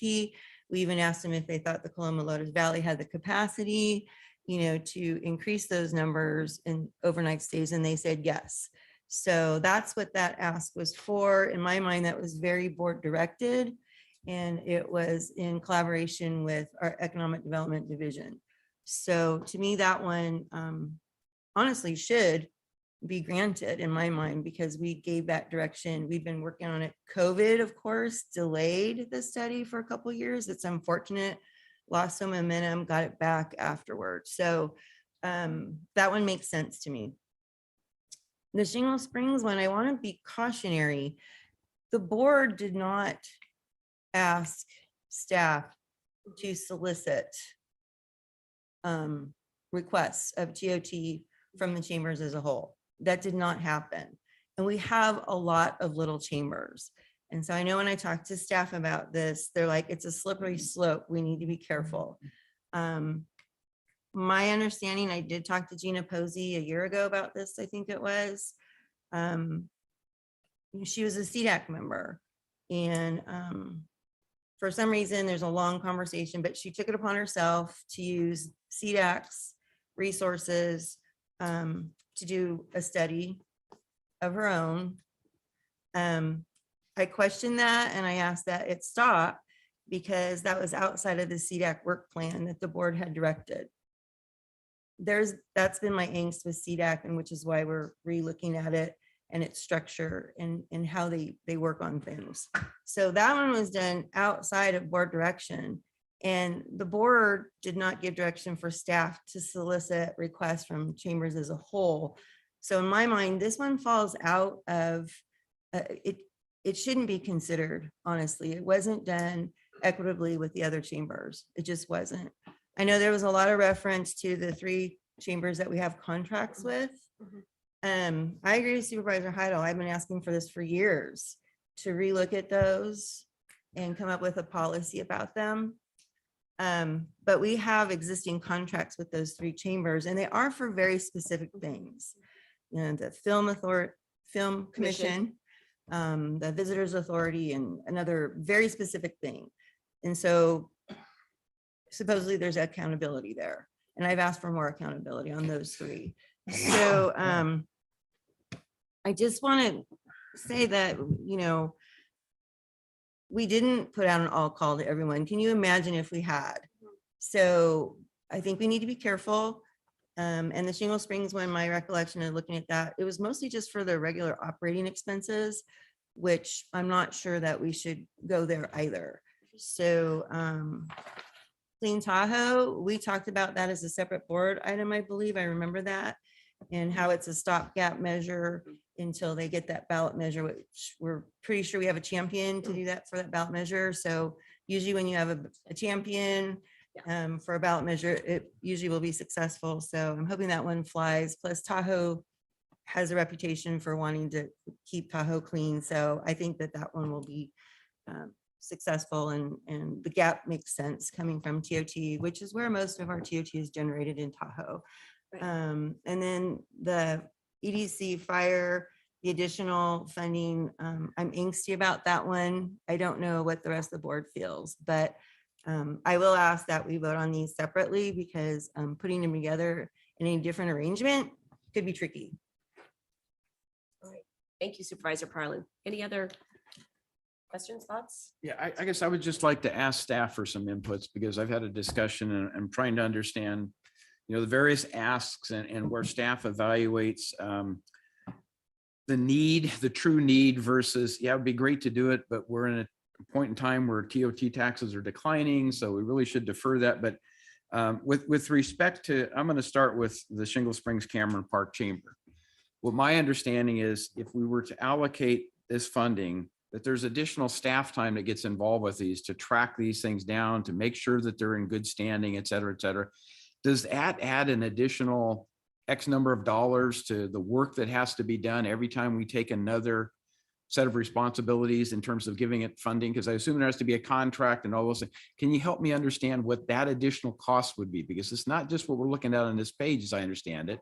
There's other related costs that are going to be built into this that are totally dedicated to this effort. They're not something that can be looked at as a multi situation, right? Multi-use situation. Yeah, anytime we do, process a new contract, of course, there are costs associated with that of staff Right. time and then the ongoing monitoring and evaluation of it. I think relative to the discussion we were having, it was along the lines of trying to establish a causal relationship between some of these things. Yep. Can be a very big challenge. We've struggled with that with the chambers for years. And so that's why we did go to the model of kind of having a contract for a specific purpose. So it's the visitors authority, it is the welcome center, it is the film commission. So Yep. rather than years ago, the contracts were structured very differently, and it was kind of more of a paying for the operational costs. And so it just depends how the contract is structured, how much time, staff time it takes to then manage that contract. And so if we're talking about adding one, that's one thing. If we start talking about, as Supervisor Parlin mentioned, adding a contract with every small chamber in every community, that's quite another. And from staff's perspective, I will just say when we look at these funds, and the purpose for the board policy is mitigating impacts of tourism. Well, the county infrastructure and county services are also heavily impacted by tourism. So as we start to see our discretionary revenue slowing and things getting tighter and costs going up, we of course come to you saying, let's prioritize county services and county infrastructure first. So that's where we come from. And that's what's behind this recommendation. So not to really necessarily get into the merits of each of the other proposals, but we're just looking to prioritize the county's infrastructure and the county services. So to be specific and kind of continue, the Shingle Springs Cameron Park Chambers request, do you see an ability to put together a contract that defines specific deliverables and things? Because again, there has to be a return that comes back to the county. So with what was submitted, is there a format there that we can work with to assign a contract, deliveries, et cetera, to monitor the progress being made, or is it just generally to support the chamber's good work? I see the request as really just supporting operation of the chamber. Okay. But that's not to say, there's always a way, right? If the board directs us to do something, we can always find a way to get that done. So it's really. Because that would be the direction I would want to go if we're going to consider this one, just as a heads up. So looking at the Clomalodis Business Council, do you see that as the same kind of impact to staff's time as it would be with the chamber? Is it an equivalent type of thing to set up a contract, or is this not as detailed or restrictive in that regard? I think so the processing time for the contract would be very similar. Okay. That wouldn't really be different. All right, And yeah. then as Supervisor Parlin said, are we going to open it up to more chambers? I think it's just understanding that when you make that decision, you are kind of making a policy decision that's going to have wider impacts and ripple across. Then Clean Tahoe, is it in the same general category in terms of staff's time and the ability to write a contract, or? Yeah, just that would be a pretty simple contract to do, and it would be a one-time kind of stopgap measure. So I wouldn't see that one as requiring. It's probably the easier of the three. Yeah. Right. There's no policy to develop there. It's Okay. just processing the contract. Okay, thank you for that input. I appreciate that. So. Supervisor Turnbull. Yeah, I just got a couple questions and stuff. I mean, the Coloma Lotus Business Council, Lori's right. It's been working on that for a long, long time to get that addressed. And I understand that, and I agree with that. I think $25,000 is not a big ask. The Cameron Park Shingle Springs Chamber, that Shingle Springs and Cameron Park Chamber has been around for a long, long time. It's not brand new. It's just basically getting back on their feet, because I remember when Judy Mathat was the head of the chamber way back when. And then also we've had, they've done a lot of work. They generate TOT tax too, especially with their hotels, and their B&Bs. So I think this is just a small request is all it is. And if we're going to get into the nitty gritty, about these chambers and stuff, do we look at every dollar that they spend and where it goes to? Do we actually do that? So everyone, the amount of money that they're generated, do we basically audit their books and find out where every dollars are spent? We don't do that, do we? So our Economic Development Division administers the chamber contracts. And so they're the contract administrators who would be reviewing the statements from the chambers on how, per the contracts, how the expenses are spent. So I can't speak to that. I'd have to ask the Economic Development Division. Okay. Thank you. All right, so I'll get into my questions and comments. My overall question is recognizing that we've made great headway in our capital projects. It's exciting that so many are moving forward, and recognizing that our reserves are going to be very low after perhaps today's board action, that we will have $4.2 million available after our current obligations in the capital reserves with our current funding levels. With what capital, I think it's important for the board to understand, and I'd like to have a better understanding of what capital priorities needs do we anticipate in 24, 25, and are any projects in jeopardy that the board just needs to be aware of? What are our future considerations? Recognizing that we don't have many options right now, and we've done a really good job of having departmental savings and being very cautious. I really applaud all of our county staff for their concerted efforts, to find savings and work within a status quo budget, which has been their direction. And everyone has done a wonderful job, and I would like to acknowledge that. That is not easy. But what does the future, immediate future look like in terms of our current obligations as far as our capital projects? Sure, Laura Schwartz. So we have obviously some of the projects that are literally in process right now. The Navigation Center. So we are in the design process right now. We are not sure what the total costs for that are going to be, especially as we're trying to keep it, at the 60 beds. We already have determined that the 5,000 square feet is probably not going to be sufficient to meet if we want to keep the 60 beds. So we are probably going to have to expand the square footage a little bit on that building. Our JTC, we are in the process of looking at the engineering of that. We are pretty confident the 9.6 million grant that we have is not enough. So there will be additional funding that would have to be identified there. The court renovation, we did set aside $5 million for that project. That's another one that we are in the design process right now. So sticking with that. Our Barton buildings, at this point, we have funding set aside for the kind of the phase one of the project, which is the move for public health into that building. But our phase two would be the move, trying to get out of our leased space, which is one of our priorities. And so that's moving the Department of Transportation, Development Services. We do not have enough funding identified to complete that. We have enough to start the design process, but not enough to complete that. So that would be impacted. We have some deferred maintenance issues. We're having some pretty big issues at both jails that we are having to work through right now. So there's a very good possibility that we're going to need some additional funding for that. And that's separate from the money the board allocated for the jail expansion. That's separate. Yes, Okay. These are just some issues that we are having with the jails, as far as we're having some issues with our boilers and fire alarms and, things like that, that are truly fire life safety that we have to get in and take care of. So, while we have some money in here, those are kind of those expenses that we can't anticipate. They come up and we have to deal with them. We don't have any choice. So, that is what that money is set aside to help us with. It's not just those large projects. Keep in mind, it is some of those deferred maintenance when we have some of these kind of emergency items that come up that we have to take care of. All right. Thank you so much. And I know we're getting to the weeds over $200,000, but I just wanted to have a comprehensive picture of the larger view of going forward, recognizing how many needs we have, and we're in the middle of some really important projects. Okay, as far as going down this list, can you clarify what the request is from El Dorado County Fire?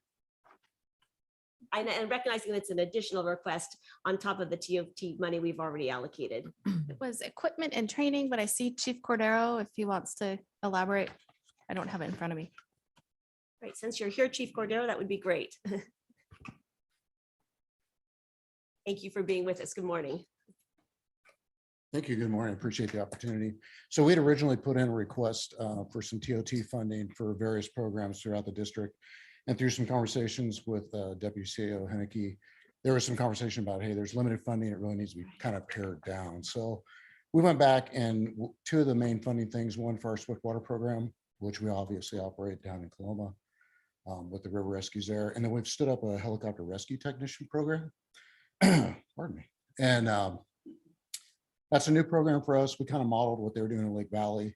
And that's a cooperation with CHP. So we have our folks that are trained up as helicopter rescue technicians. And when there's remote area rescue or river rescue, they're able to be in contact with CHP and then make that connection where they'll pick them up either at the station or pre-designated heli-spots and take them up with the CHP helicopter, extract them into where the injured tourist is or recreational area. They'll treat the patient, remove the patient, which really eliminates the need for having 4, 5, 6 engine companies on the road, hand crews, all of those type of things. So once we stood that program up, we identified some additional needs that team will need, as well as doing some expansion. Right now we have 6 helicopter rescue technicians. We'd like to expand that a little bit. So it was just, there's some conversations really trying to nail down our request to specific tourism related TOT impacts. So that's those 2 requests are mainly for those 2 programs. The rest of the things we've set aside. All right, thank you. I just wanted to get I lost track with what exactly that was. So I appreciate the clarification. Thank you for the Thank you, Chief consideration. Cordero. Appreciate it. All right. As far as the Shingle Springs Chamber of Commerce, I applaud that they're growing. I think that's great. I think it's really important, though, to recognize that our current funding, which is all of our department heads, all of our county partners were asked to work with a status quo budget, and that is before us today. So there wasn't the opportunity to go out and solicit more money like we've done in the past, which was, we all appreciated that in the past when we've had lots of extra revenue. We were not, unfortunately, in that position this time. And so I recognize that some of the business organizations, the smaller chambers that we don't have specific contracted economic development support and services with, we had the opportunity to use ARPA funds in the last several years to support similar organizations. And this board has not given our staff direction to go, after general support for larger county organizations. So I am not inclined to support that at this time, recognizing that everyone has been asked to stay within a status quo budget. I think the Clean Tahoe program as a stopgap measure makes a lot of sense, recognizing how critical it is that we do keep Tahoe clean, where the bulk of our transportation and our tourism dollars come from. That's critically important. And thank you for bringing up the Sierra Lotus Business Council. I'd kind of forgotten where we were on that. I am asking for the board support once again for the City of Placerville pool. That is a part of our budget right now. It is status quo over last year. For over a decade, the county has contributed, as the city manager noted. And just like the Clean Tahoe program, prior years had been a certain level with no escalators and was not built on actual costs. So per the actual legislation, the city has the ability to ask for direct costs, and our county staff has worked with the city to just do direct costs. So I am asking for that support once again, recognizing how important it is to the kids in our community to have a place to a city, community, county pool, you know, in the county area that they can go to.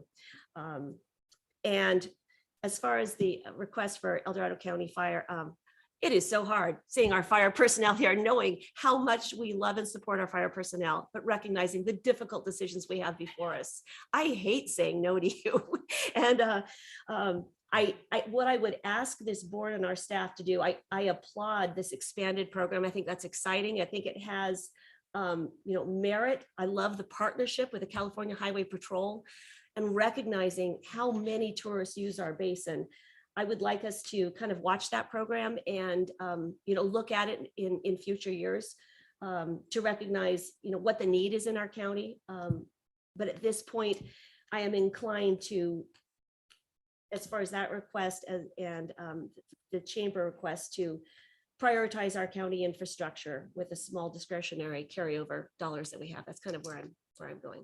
So any further discussion? And also, So we're going to take each one item and then vote on it. That would make sense. all right, Yeah. so We've written up some motions that we can just walk through. that if would you'd be like. wonderful. Thank Yay. you. Wanna- Will we Great. understand them this time? Like after last week, I'm like, I don't know. We're gonna show them to you, so you know. Oh what my you're God, voting look on. at Thank you you guys. so much. Thank you for understanding my brain. Okay, so the top here is just that you received the presentation and we're directing staff to return on September 26th with a budget resolution and amendment and corresponding personnel allocation with the following directions. So the first item would be keep in the budget the general fund contribution of $77,555 to the city of Placerville Pool, which sounds like that's a So we'll just walk down these one at a one. So I will make that motion. I'll second. Okay. Any further discussion on that? All right, all those in favor say aye. Aye. Opposed? All right, motion carries. Thank you. This is great. Good. Thank you. All right. Number two. Number two is the reducing the discretionary contribution, TOT contribution to the capital projects designation to fund the additional request from El Dorado County Fire. Does anyone wish to make that motion?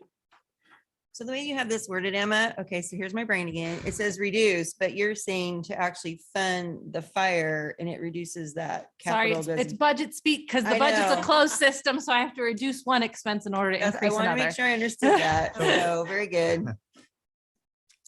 All right, so does anyone care to make that motion? All right, so motion fails for lack of a motion. I do just want to note and remind you, you didn't say no to all of them in recommended budget. So fire overall did get $1 million of TOT. Yes, that's Right. true. And Yeah. regretfully, no motion on this one. So thank you. All right, number three. Then we have the 25,000 for the Coloma Lotus Business Council. I'm going to move that one. Is there a second? I'll second. All right, all those in favor say aye. Aye.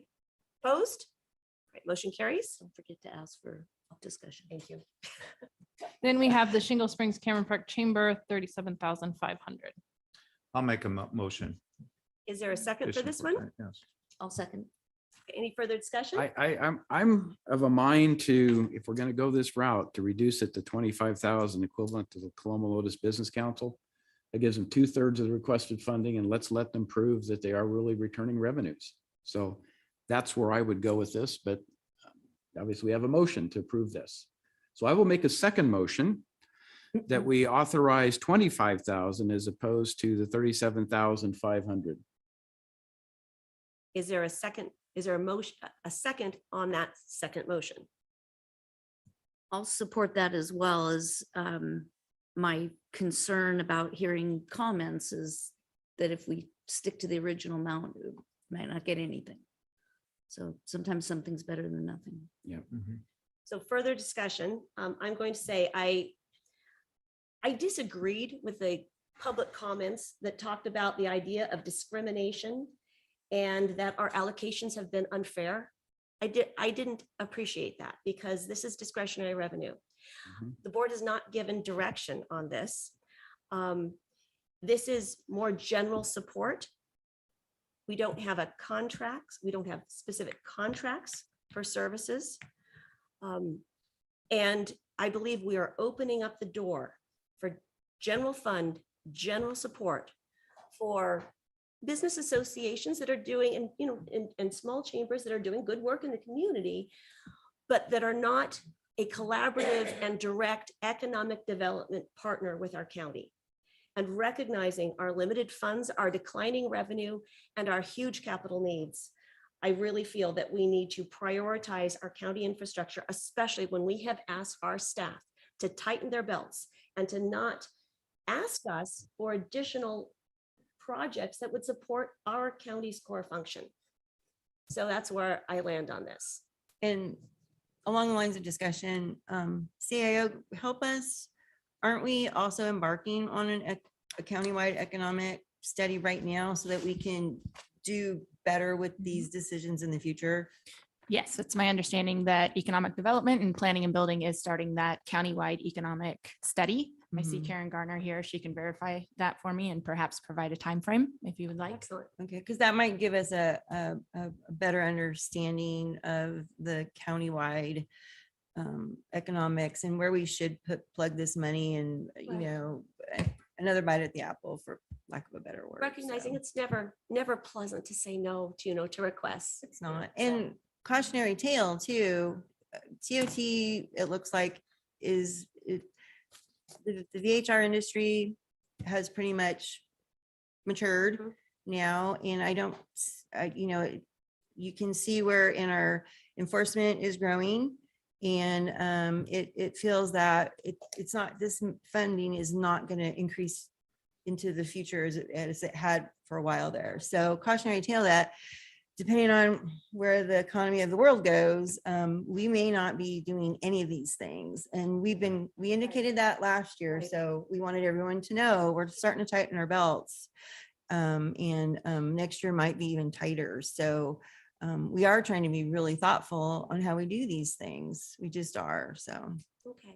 On the other side of the coin, we do have hotels that are being proposed. One's about 90% built. I'm not sure why they haven't finished it yet, but that will generate TOT revenues that we haven't seen, totally unrelated to VHRs. Yeah. Oh, yeah. You That's know, good. so we are going to have some additional revenues associated with that part of it. But at this point, I can't quantify what that is, but I think it is, you know, of substantial nature. Right, and that's in El Dorado Hills. Right. And again, our feasibility study, it's a shame our ballot measure didn't pass, by the way, but that's a Yeah. whole nother, Yeah. not gonna go there. So, okay, Okay, so we'll take the second motion first, and that is to reduce the discretionary TOT contribution to fund the Shingle Springs Cameron Park Chamber for up to $25,000 level. And I'm assuming that staff is going to do their due diligence in this contract to make sure this all comes together with something that addresses the concerns the board has previously identified, right? That's a contractual type of work from the standpoint of what we hold them accountable for. I think we'd appreciate more clear direction on Yeah. exactly what you'd like to include in the Because contract. right now, Okay. this is just a general. They have to show something that will help us generate revenue within the county, increases in revenue. It's not just for operational purposes. It needs to show that with the investments that they're making, we will see additional sales tax revenue, TOT tax revenue, whatever. And Moonraker was great. I mean, that's a great step forward. But what's the next thing the chamber's promoting in that area that will either bring in a new business or bring in some additional program or something that will generate revenues for the county? Because that's what I would like to see ultimately. Is that difficult to do? They've added language to show the funding will increase revenue in the county. Right. Yeah, so I think that is a contract that if we have staff work with the chamber on some language, that should come back to the board for approval and discussion so that Yeah. you can all vet the methodology that we're using and. Okay, and approve so of that. conditional approval at this point until we get the details back from staff and then we can make a final decision. Is that appropriate? Any Okay. further discussion on the second motion? All right, so all those in favor say aye. Aye. No, Opposed? no, wait a minute. Are we voting on the second The one? second motion. Second the motion first, 25,000. right. Aye. and then no. No. Okay, so motion carries 3-2 to fund the chamber at the $25,000 level. Conditioned on the fact that they can show that the funding will increase revenue in the county. And that they have all the valid documentation for IRS and all those things that, you know, Okay, I All need to right. make sure that's good, but yeah. Okay, so motion carries 3-2. And is there one more? Clean Yes, Tahoe. Clean Tahoe. Okay. And so the last I would motion. like to move approval of this item. Very good. I will second. All right. Any further discussion? No. All those in favor of the Clean Tahoe funding, say aye. Aye. Opposed? Motion carries unanimously. All right. So with that, are we done with the budget? What Well, other no. things Now were there we have to other approve things the to whole decide? thing. Right, was there nothing else to decide but those? Yeah, do we need to, do we need to approve the budget with the recommended changes or no, we're done? That was all included in that. In the at paragraph beginning. above the each motion. Thank you so much for making it so clear for the board and the public as to the action we were taking. That was incredibly helpful. It was really helpful. All right, Great and presentation again. You guys Thank do you and outstanding work. congratulations to our staff for making it to this finish line. That is a major hurdle that lasts all year. So congratulations. That's wonderful. We will see the budget come back to us on consent next week for final approval and adoption. Okay. Thank excellent, you. Excellent. So let's, oh, absolutely. So let's take 5 minutes and then we will come back and hear item Madam number Chair. 18. Yes. Could I please make a request that the board hear item 20, just because Oh, we have so absolutely. many emergency personnel that are on Yes. standby. Before I 18, right? apologize. Yes, and I Okay. apologize not to take away from item 18. No, Okay, yeah. absolutely. Yeah. We'll take 5 minutes and come back and hear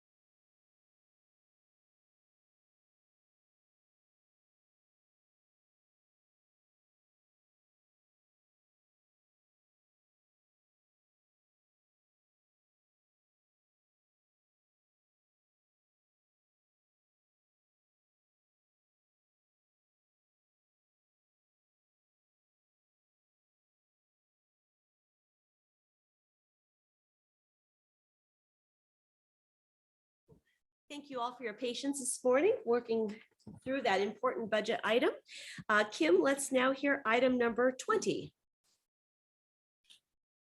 Item number 20 comes from the Chief Administrative Office recommending the board, one, adopt and authorize the chair to sign a resolution amending the authorized personnel allocation resolution to add one full-time equivalent administrative analyst to the Sheriff's Office of Emergency Services, and two, authorize the Chief Administrative Officer to negotiate a memorandum of understanding with the El Dorado Hills County Water District for the assignment of one full-time battalion chief to serve as a dedicated fire liaison to the county OES Office of Emergency Services for a period of 4 years.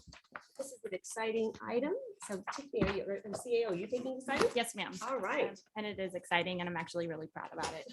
So if the board recalls, on August 29th, the board had discussion around previous board action or board action from February to hire a consultant to explore evaluating our OES system and structure. On August 29th, the board rescinded that previous direction and provided direction to staff to instead return within 60 days with a proposed staffing plan and structure to address some of the gaps and enhance the county's overall OES response and recovery and preparation. We are returning in just 21 days.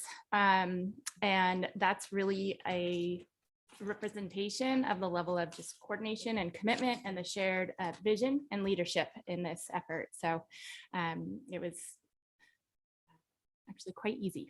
So with that, we bring back to you this recommendation to add a couple of staffing positions. As Kim read, one is for the admin analyst to the sheriff's office, and then the other is an MOU with the El Dorado Hills Fire. I will ultimately turn this over to Lieutenant Morton to give some more background on that. And then I will provide a little discussion on what we propose to do with our currently vacant deputy CAO within the Chief Administrative Office. So if the board is okay with Lieutenant Morton, who oversees OES, providing an overview of what those two positions would do, I would like to hand it over to him. Absolutely. All right. Always a pleasure to have Lieutenant Morton, fire service professionals in the house today. Good morning, Lieutenant. Good morning, board members. Lieutenant Troy Morton, Office of Emergency Services. Thanks for giving me a couple minutes to kind of comment on this item. On this topic, thank you for your support and the CAO's support over the last couple of years. With all of the emergencies, it's been quite a busy year in emergency management, or quite a busy couple of years. I think we all kind of came together and got it done. But I'll talk more specific about these requests to increase staff. So OES has been staffed the same for 20 plus years.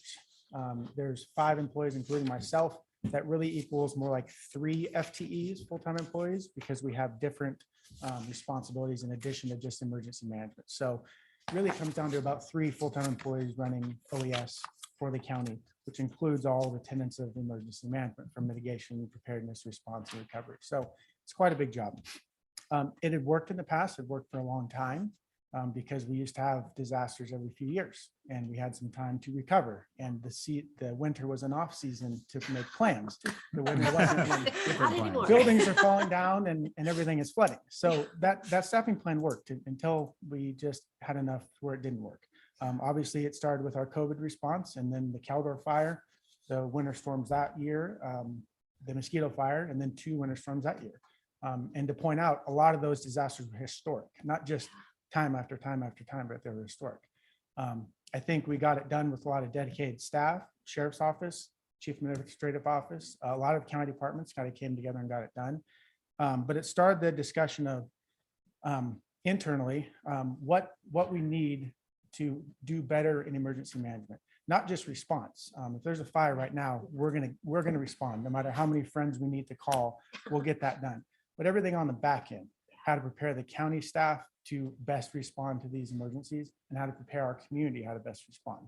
And so that gets it's more detailed. It gets a little deeper into how to actually prepare everyone on how to handle any emergency, from fire to storm to flood, whatever it may be. So the answer we came up with was an additional 2 staff, 1 administrative analyst. I didn't just want 2 more cops, right? There's just 2 more of us. So 1 administrative analyst, which is civilian, analyst type mindset that is really good at detail and plans, maintenancing of plans, updating plans, creation of plans. And then someone from the fire service.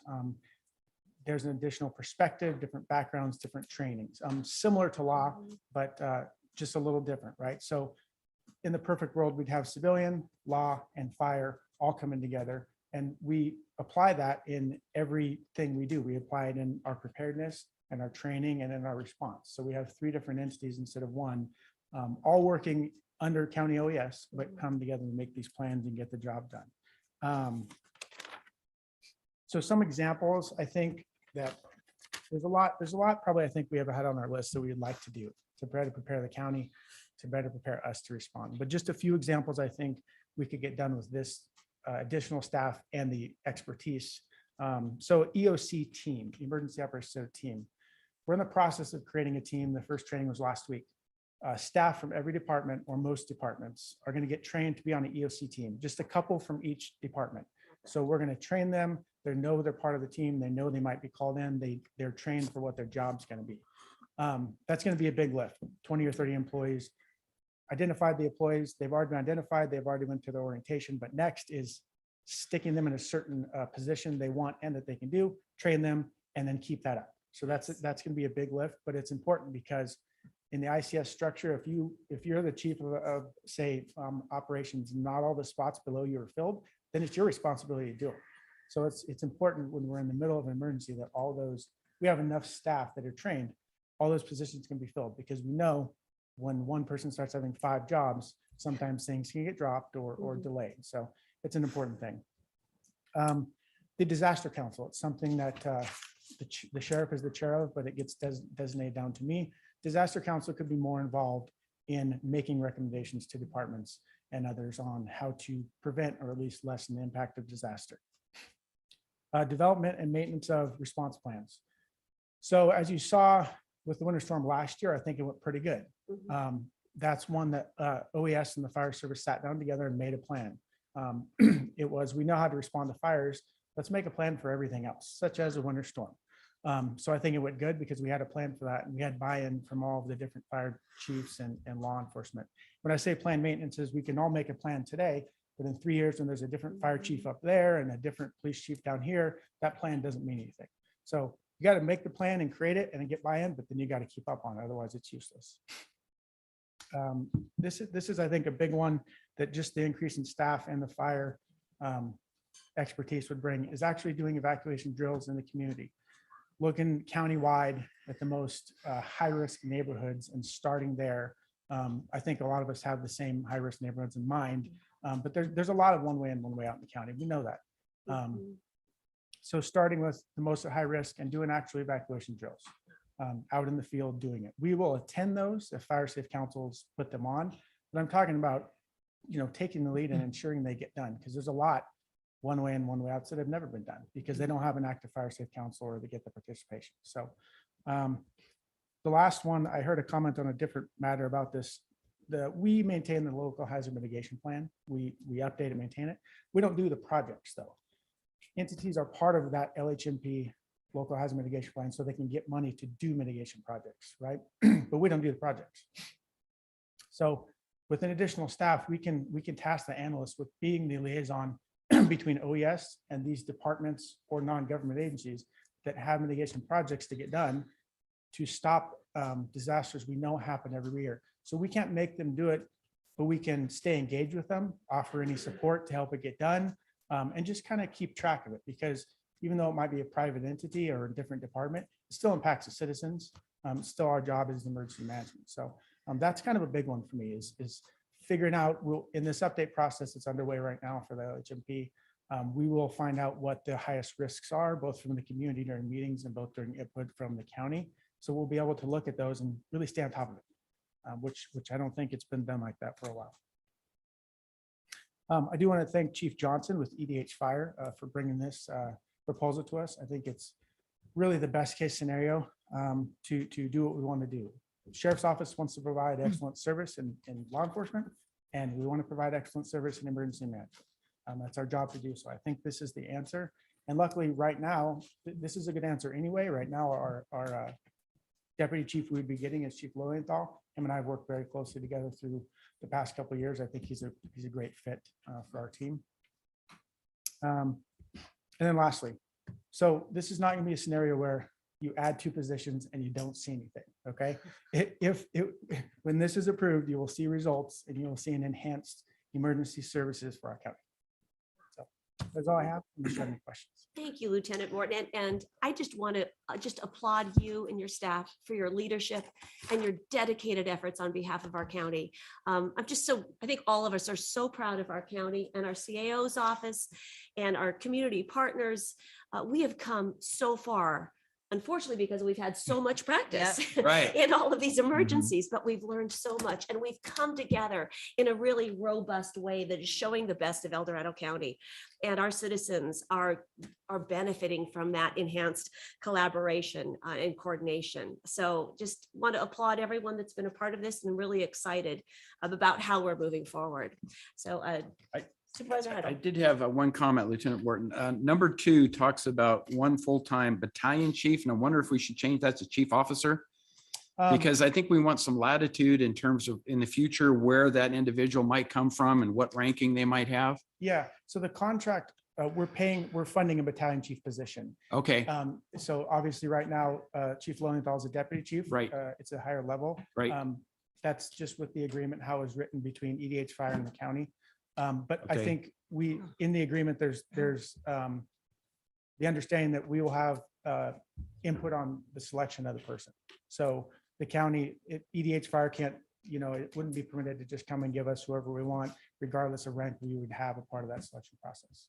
got it. But that's the funding level. So That's I the understand the funding. That distinction makes now. sense. Yeah, thank you for Not that. the position. Yeah. Makes sense. Yeah. Supervisor Turnboot. Yeah, I just want to say, you guys have done a great job, especially with all the disasters we have had, the fires especially, and then the flooding issues. So I want to thank you for that. And I had a clarification on that because I called the undersheriff yesterday and had some clarification on the battalion chief and where it stands, because I was thinking, well, why not a captain? Well, the reason why, because it's equivalent to having a sergeant instead of lieutenant or a captain running it. So that's the reason why the battalion chief is a good fit for this. So I needed some clarification. He gave that to me. So I really appreciate him doing that for me. But also, I heard you guys signed a contract with the El Dorado County Food Bank. Yes, sir. Yes, which is a great thing. It's going to be a great fit for our county. And then also we're working on that new building down there in Cameron Park. So it's going to be a big asset for our community, especially when we have disasters. So thank you for everything you guys have done. I really appreciate it. For sure. And if I could add on, I've been asked that question a lot too. Why do we need a battalion chief or higher? And it's to have the experience, the training and everything Right. that we need Exactly. to benefit the emergency management team. Because remember, he's not going to be doing fire things from OES. He's going to be part of our emergency management Right. team working on emergency management. So Yeah. the idea is, at least from the fire service, once you get to a certain level, just like in law enforcement, you're going to have a certain amount of training, a certain amount of experience, and that's really what's going to benefit the county emergency management. I appreciate that. Thank you. Supervisor Parlin, before we get to your comment, I see our sheriff has his hand raised. If you don't mind, let's Sure. let our sheriff have an opportunity to weigh in on this. Good morning, Sheriff Lykoff. Good morning. Can you hear me? Absolutely. Thank you for being with us this morning. Absolutely. I just want to start by saying how proud I am of Troy and his team and everybody in our OES unit with all the stuff that they've had to deal with over the past few years and have come through. But it's also been a pleasant experience sitting with everybody involved in this, from fire to the county, and coming together to make it better. Anything we do here at the sheriff's office, we're always looking and evaluating on how we can make things better for our citizens and make it safer for our citizens. So I applaud everybody that's been involved in this process. And I love sitting at tables with people that will come with, we can find a way to get this done, and not, we can't do that. So it's been a great experience. And I just wanted to reiterate that and let everybody know. Well said, Sheriff Lykoff, and we feel the same way. It is a pleasure for all of us to be in service with you and your agency to the citizens of El Dorado County. Thank you. Johnson's also got his hand raised at some point. I don't know if you want to take that now or not. Okay, yeah, Chief Johnson, would you like to weigh in at this point? Yes, can you hear me okay? Yes, good morning. Thank you for being with us as well. Oh, my pleasure. I apologize I can't be there in person. I just want to echo the comments of Sheriff Lykoff. This really started as an opportunity for us to sit down and say, what can we do to work better together before the incident occurs, before that event occurs. And this is a result of that. The great work, I think the timing was just perfect. The great work of not only the Sheriff's Department, but also the CAO's office and the fire service coming together. You're going to see the fruits of that labor play out in incidents and events that occur in the future. So I'm so happy to be a part of this team, this county, and you won't regret this action should you approve that. So congratulations to everybody. Lieutenant Morton, Chief Lilienthal have done an outstanding job. The reason why he was selected is because the relationships are already there. The talent is there. The education and experience is there. And I think that's going to reap benefits. So thank you so much. Thank you so much for being just a strong community partner with us in this. It's just a pleasure to work with you. All right. Thank you, Supervisor Parlin, for your. Anyone else? No, I'm kidding. No, you know, I wasn't really sure what to say about this item. I am so appreciative. I know that I've been one of the biggest, I don't know what to call the right, I'll just call myself a whiner about the need to do better, you know, through these emergencies. And Troy, you have been amazing. Yeah. So approachable, so responsive. I mean, I would get phone calls and emails and just give them to Troy. He says, bring them to me, which I needed so badly because we didn't have the clarity of this planning effort. So thank you all for being so responsive and seeing how we can do this better together as a team. I've been to many meetings over the past couple of years where other counties we're all feeling it. We're all having disasters and the need for year-round communication and planning and keep it. I like how you said, you know, keep these plans fresh and people up on what's going on. So I have goosebumps, you guys. I'm so excited. So thank you. And one thing I am going to ask though is the one piece that's always been a point of consternation is our, well, now it's rave. It used to be code red. And I have asked in the past if it could be tested and I was always told no. And I was like, well, then how do people know if it's working where they live and if they're in the system and all that? So I'm going to ask again, now that I see you're going to be doing evacuation drills, which was amazing, will we be testing that system once in a while so people know if it's working for them? Yes, so it wasn't tested in the past. The idea is some agencies or entities overuse their emergency alerts by either testing them or using them for things that aren't emergencies. Sure. Like, you know, parades or whatever it may be. But Not the same thing. yeah, it's not the same thing. No. We want people to understand when they get that alert, it's a life emergency. But yes, there is benefit in at least testing, whether it's once a year, I'm not sure yet. We're looking into what other counties do. Okay. I understand it does. From our end, we know it works because we send the alerts. And when we get 99.9% of the time, when we get feedback, it didn't work. There was a disconnect somewhere on the other end. It wasn't the program that didn't work. So we know it works, but for the benefit of the community feeling like it works and knowing, yes, we are looking at what the best testing protocol is, how to do it, what parts of the county to do it, and figuring out how that would look. So I agree. And if we do the drills, it would be a test as well. It's just Absolutely. And my thinking, it has always been that if we did a test, because you know how communities are, there's going to be chatter and they're going to say, did you get the test? And someone's going to say no. And then like, you need to go sign up. So I'm kind of hoping that those tests will help increase our signups. Because do you know what our rate is, by the way? it's approximately half of the county population that's signed up. But that's per phone number or contact. So if you have 3 people in a house, then that's, you know, so it's a decent number. We'd like to see a lot more. Sure. A lot of people who don't feel like they're in a high fire threat area don't sign up, but they don't realize it's not just for fire, it's for floods, it's for a hazmat crash, could be for any emergency. Oh, good point. So yeah, and that's a lot of this is doing is more preparedness, more engagement with the community, and signing up for stuff like our alerts is a big priority because that's how we get the message to in addition to in person. So. Well, very good. And again, I'm just so appreciative. Thank you. Excellent. you. Well said. Yeah. Supervisor Lane. Yes, thank you. And not to belabor the point, but I did want to publicly recognize you and the OES and how important you certainly were to the basin last winter. I didn't really think when I made the request to you, when we knew the Pineapple Express was coming in, all the rain on top of all the snow, I wasn't sure that it was going to do any good.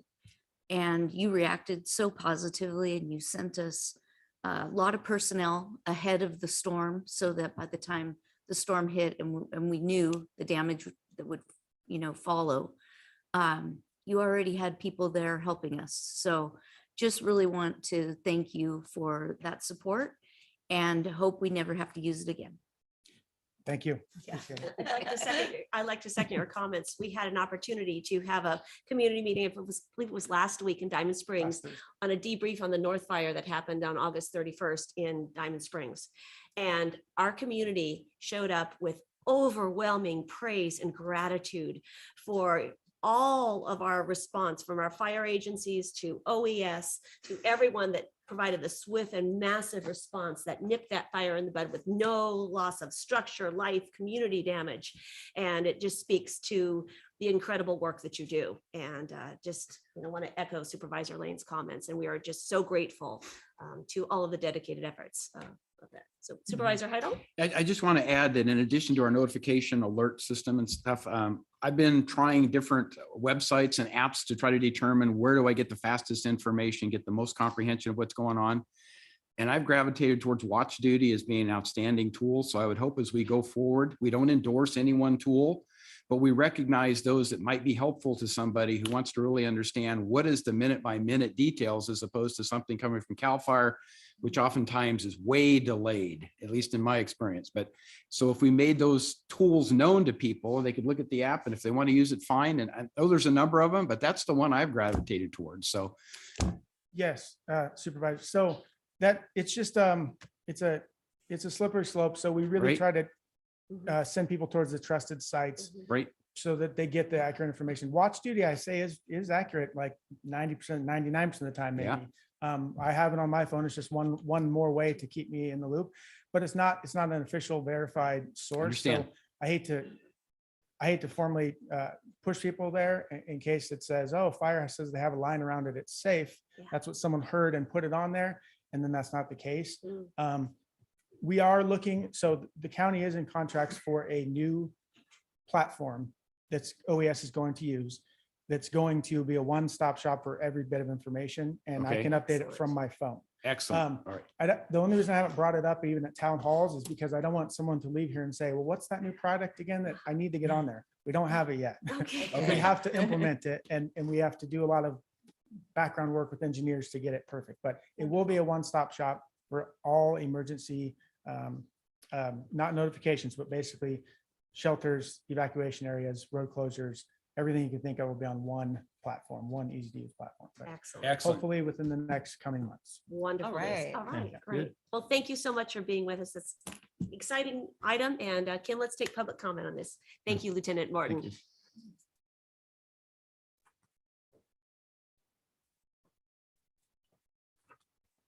Now taking public comment on item number 20. Individuals will have 3 minutes to address the board. The timer will notify you when you have 30 seconds remaining to comment. Public comment will be taken first from those participating in the boardroom and then from those participating through Zoom. For those participating by Zoom, please make sure you unmute yourself when called upon. If you're joining the meeting by phone, press *9 to indicate a desire to comment. If you're joining by Zoom, press the raise hand button. Please voluntarily state your name for the record. Good morning. Chris Rain, Diamond Springs. Yeah, it was great to get that fire out. And Wasn't it? oh, great. I just referenced the Legistar. There was a paragraph that said, and I'm going to read it. August 29th with Legistar 23-1567, staff returned with an update to the prior board direction to hire consultant and recommendation to board to direct staff to discontinue the pursuit of the consultant contract and return within 60 days with an updated organizational structure and staffing plan to enhance the delivery of the county's emergency preparedness, response, and recovery services with board approval. This is what we're here today for, my understanding. I guess my question was, there was no attachments that showed what we had to what we were, to what we're gonna have. There was no attachment in there. I'm a visual person, so I was kind of looking for something like that. And it's referenced in here. I mean, when you say that there's a organizational structure and staffing plan, I just wanted to know what had changed. And then beyond what I'm saying to you, it's more administrative kind of thing. It's a great idea. I mean, honestly, this integration, it's time. As we've taken these steps, board has done other things in the future or in the past. And now as we go into the future, we're going to have to make these adjustments to just get better at what we do. Those are my comments. Thank you. All right. Thank you, Chris. Anyone else in the boardroom? All right, Kim, let's go online. Now taking public comment from Zoom participants. There's no public comment. All right, great. Let's bring this back to the board. There was a question on the organizational structure and staffing plan. I'll take the blame for this one. So honestly, Lieutenant Morton did provide an organizational chart. It's very simple because he's just adding the two people. And we didn't get it attached. So- But we can attach it, right?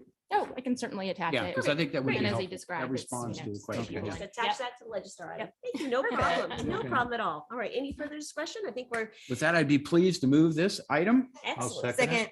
Oh, I think we'd all like to second. Thirds, fourths, no. Right. Beat you, Lori. It's okay. All right, all those in favor say aye. Aye. Opposed, motion carries unanimously and enthusiastically. Thank you. So, Thank you, so guys. much. Appreciate everything you do That's for our great work. county.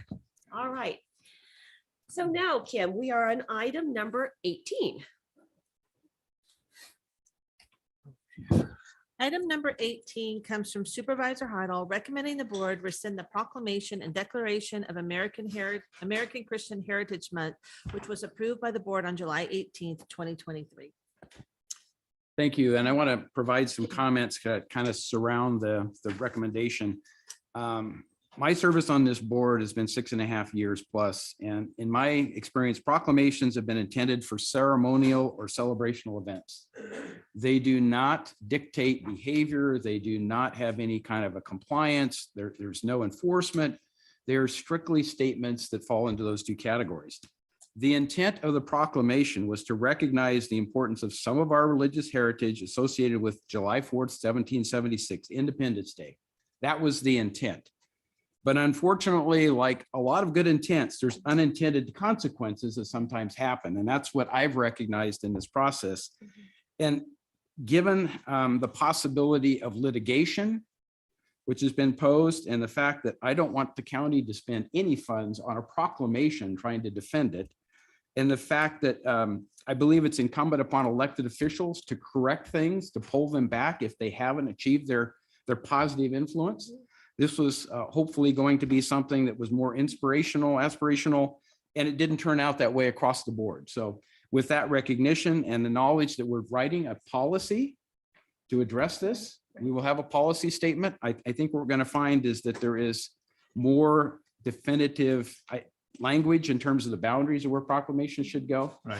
But again, the intent wasn't accomplished. And when that doesn't happen, the electeds have a responsibility to reconsider. And that's what this is all about. Well said. Thank you, Supervisor Heidel. Supervisor Turnbull. Yeah, I just want to say that Congress shall not make no law respecting an establishment of religion or prohibiting an exercise thereof. A proclamation is not a law. However, we have "In God We Trust" on all our currency. The official motto was established in 1956 and denotes the political and economic prosperity of the nation in God's hands. I have my own Christian beliefs as a pastor of the El Dorado Community Church. Trusting in God means deciding to believe in His promises instead of our own fears. That's all I have to say. Any other board comments? Should we take public comment then? All right, Kim, let's take public comment on this item. Now taking public comment on item number 18. Individuals will have 3 minutes to address the board. The timer will notify you when you have 30 seconds remaining to comment. Public comment will be taken first from those participating in the boardroom and then from those participating through Zoom. For those participating by Zoom, please make sure you unmute yourself when called upon. If you're joining the meeting by phone, press *9 to indicate a desire to comment. If you're joining by Zoom, press the raise hand button. Please voluntarily state your name for the record. Good morning, Rabbi. It is a pleasure to welcome you. Thank you for coming down from South Lake Tahoe with us this morning. Yeah, pleasure to be here. Thank you, supervisors. Rabbi Evan Yakar, Temple Bat Yam in South Lake Tahoe and of North Tahoe Hebrew congregation, although that's not in El Dorado County. Gratitude for your willingness and openness to engage in the reflection and the re-aiming of the energy of this board and the focus. As a voter in El Dorado County and a community leader in District 5 and civically active citizen, I was certainly disheartened to see this proclamation as I spoke with Supervisor Lane and Supervisor Parlin over the last weeks and shared my comments and feelings with journalists. I felt that my seat at the table at this county was removed from me as somebody who's not of the Christian faith. And that was not only disheartening in the moment, but it seemed to undermine the 10 years of service that I've given to this county. And I know that others felt the same way. I think about all those who come from different faith backgrounds. I think about those who dwelled on this land before us, the Miwok, and think about how maybe they might have felt, but I wouldn't assume that. And what I learned in that process was what angered me and disheartened me the most was that the relationship that I've had with some of you over recent years didn't seem to be carried forward, that no one reached out to the Jewish community or any other faith communities, to my knowledge, that are not of the Christian faith. So I would just urge us all to open the doors to those conversations. I would urge us to make sure that when we're thinking about things that touch on faith and different others within our county and our communities, that we open those doors and open those conversations. Try to understand how others might feel it. We all have our own life narratives and our own experiences that have made us who we are. I want to share briefly about mine. My father chose Judaism at age 25. He was raised in an ECLA church in northern Wisconsin. I take great pride in the Lutheran heritage that is in my family. I know that it has served me well to try to see other perspectives and other faith perspectives as well. It helps me be a welcoming faith leader to those who are of interfaith families who choose our Jewish community. That to me is the richness of the tapestry of our county and our nation. That is the heritage upon which we are founded, is that tapestry. And I know that this motion has the intention now, very clearly, to make sure that we're celebrating that rich tapestry. And I hope that we continue to weave continued new threads of all stripes, all colors, all ways of shimmering that heritage together.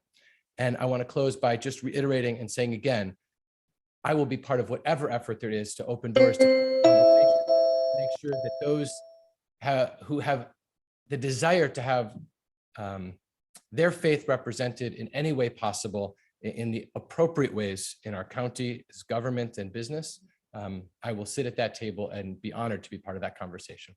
Thank you. Thank you, Rabbi. We appreciate you being with us today.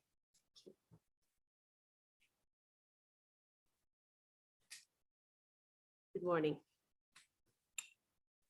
Let me start the clock. This is beautiful. Leo Bennett, Koshan, Pollock Pines. Thank you, Supervisor Heidel. I've been an activist, grew up that way, raised by my parents. This is exceptional. Whatever the vote is, to bring it back, to have the conversation, wonderful. Thank you, Rabbi. As I feel, this is about embracing multiple perspectives, spirituality, as Supervisor Thomas said the first time. Supervisor Heidel, you inspired me to go back and look at the founding generation and find this discussion happened then. I'm a Catholic. They weren't happy with Catholics. They wrote them out of some of the constitutions. Samuel Adams said, oh, those popists, we got to get rid of them all. But he was friends with Thomas Paine. And Thomas Paine, at the end of his life, felt that he needed to move beyond Christianity. But they still found, it was a difficult road, but they found that common ground. I would like to end, I hope this is okay, Supervisor Thomas. This is, the internet. Way, way back, you gave an interview, decades, and you stated, sometimes life asks us to let go of our most prized possessions and find a deeper sense of substance. And the hardest lesson is learning to let go of the generations before us so they can move on. This is the journey of peace. The founding generation voted not to include women. The founding generation voted 3/4 or whatever it was compromise that Blacks were not full political citizens. We have moved and you are helping us move more. Thank you so much. Thank you for your comments.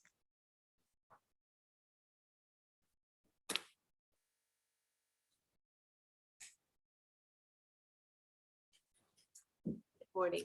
Morning. Good morning, Ruth Michelson, District 4. I wanted to follow up on In God We Trust, George, Supervisor Turnbull. Go ahead. That's not necessarily a Christian God. I believe in God and I'm Jewish. So what's the relevance? I'm not following. It's sure, okay, bring God into it, but that's not a Christian issue. Every religion has some form of their own God. Okay. And I do appreciate you bringing this back. I really do. I think it's a really difficult thing to do. And I respect you very much for doing so. Thank you. And this is not, I know you'll probably hear from people who will say somehow this rescinding is something anti-Christian. It's not anti-Christian. Great. Let's everyone have their own religion. That helps us do good in this world. It's good guidance. And I just think the issue is practice in your church, practice in your home. That's great. Everyone do that. And I respect all religions to do that. The issue here is formally the government doing something that I think the government should stay away from. Thank you. Thank you for your comments.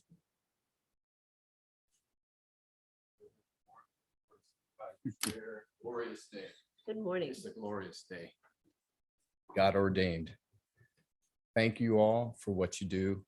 I'm going to read just a few words from the Lord. The lieutenant said, "Are we prepared?" So I'm going to title this, "Are you prepared?" The voice of him, Lars Knudsen, Philippines, crieth in the wilderness, "Prepare ye the way of the Lord. Make straight in the desert a highway for our God. In the beginning, God created the heavens and the earth was without form and void, and darkness was upon the face of the deep, and the Spirit of God moved upon the face of the waters. And God said, let there be light, and there was light. And God saw the light, that it was good. And God divided the light from the darkness." The book of John. In the beginning was the Word, and the Word was God, Elohim, Yahweh, Hashem. And the Word was God. The name was in the beginning with God, and the things were made by him, and without him was not anything made that was made. In him was life, and the life was the light of men, and the light shineth in darkness, and the darkness comprehended it not. There was a man sent from God whose name was John. Imagine that. The same came for a witness, to bear witness of the light. Thank you, Lord. That all men through him might believe. He was not the light, but was sent to bear witness of the light. Micah 4, the prophet Micah. For all people will walk, everyone in the name of his God. That's small G-O-D. And we will walk in the name of the Lord our God forever and ever. And I just ask that the Spirit of the living God would shine upon Colorado County like never before, with peace, love, hope, light, and truth. Thank you. Thank you for your comments.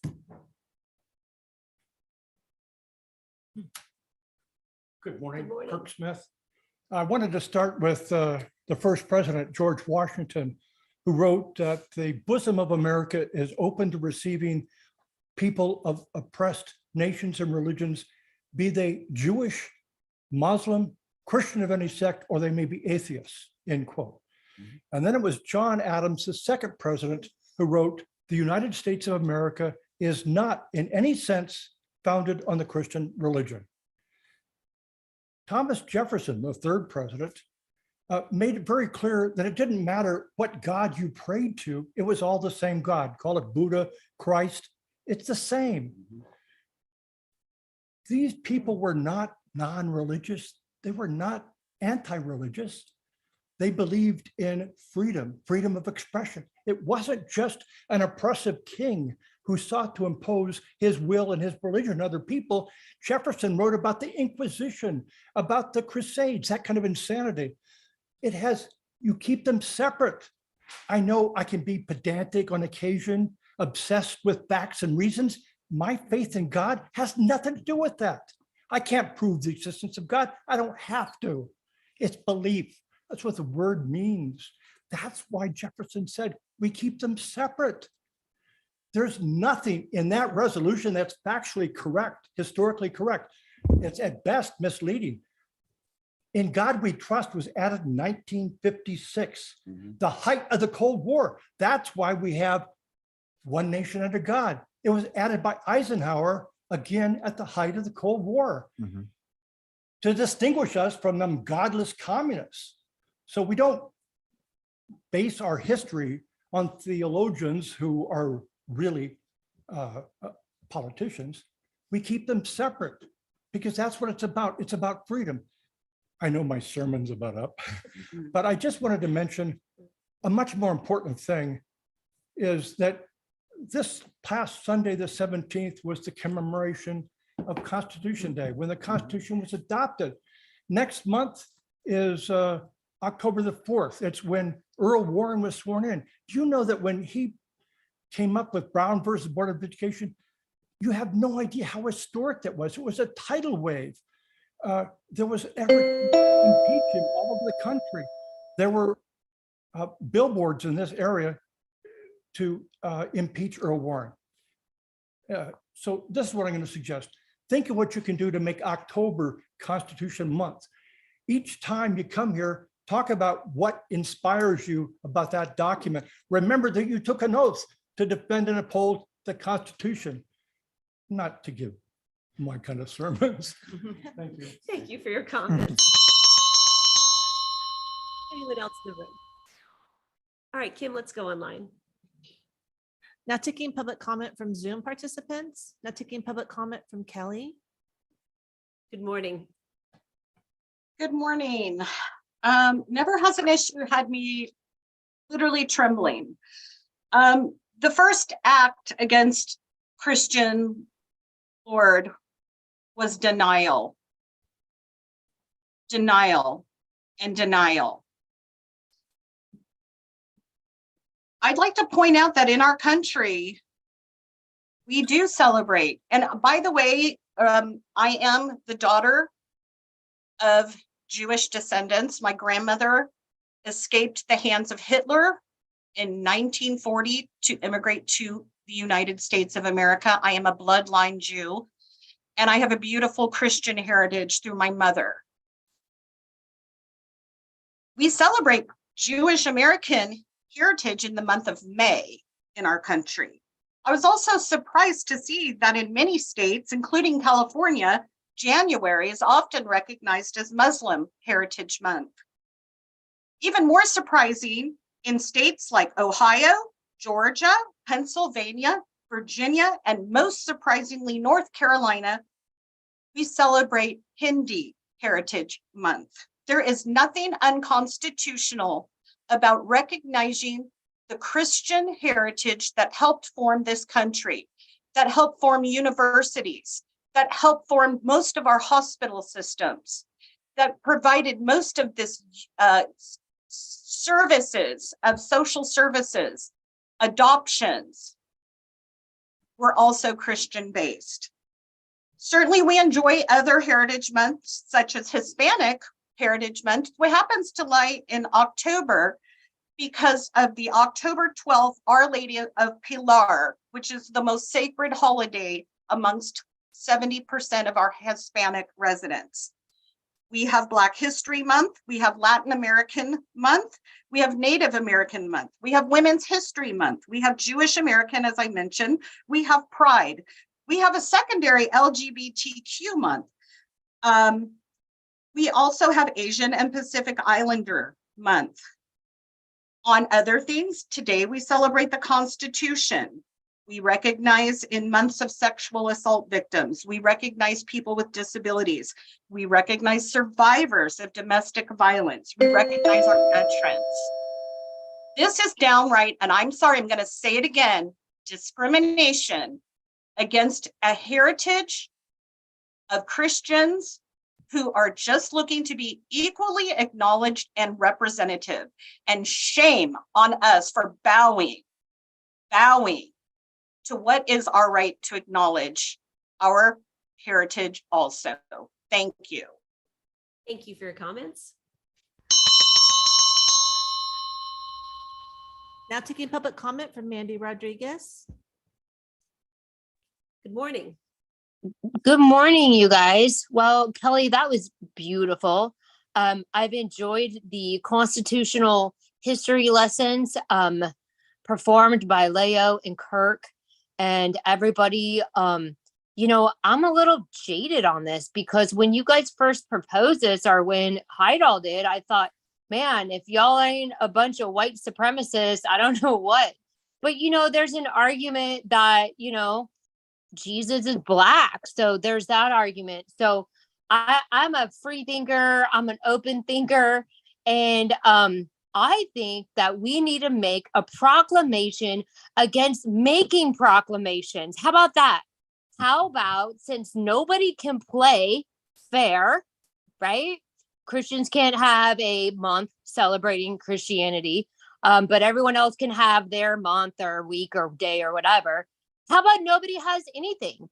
So let's just end it. We learned through COVID that resolutions and proclamations don't mean anything, right? I thought it was pretty silly that Heidel took such offense to the, what were they, the Sisters of Perpetual Hell or whatever, their performance in Los Angeles. Like, he took offense to that, but he didn't take offense to masking massive amounts of kids and traumatizing them through COVID lockdowns. Nobody cared about that, which was, you want to talk about evil. So I listened to the item before this where we were talking about emergency services and things like that. And let me tell you, what matters to me is paying my bills right now. What matters to my neighbor is getting her house fire safe. None of this garbage matters anymore.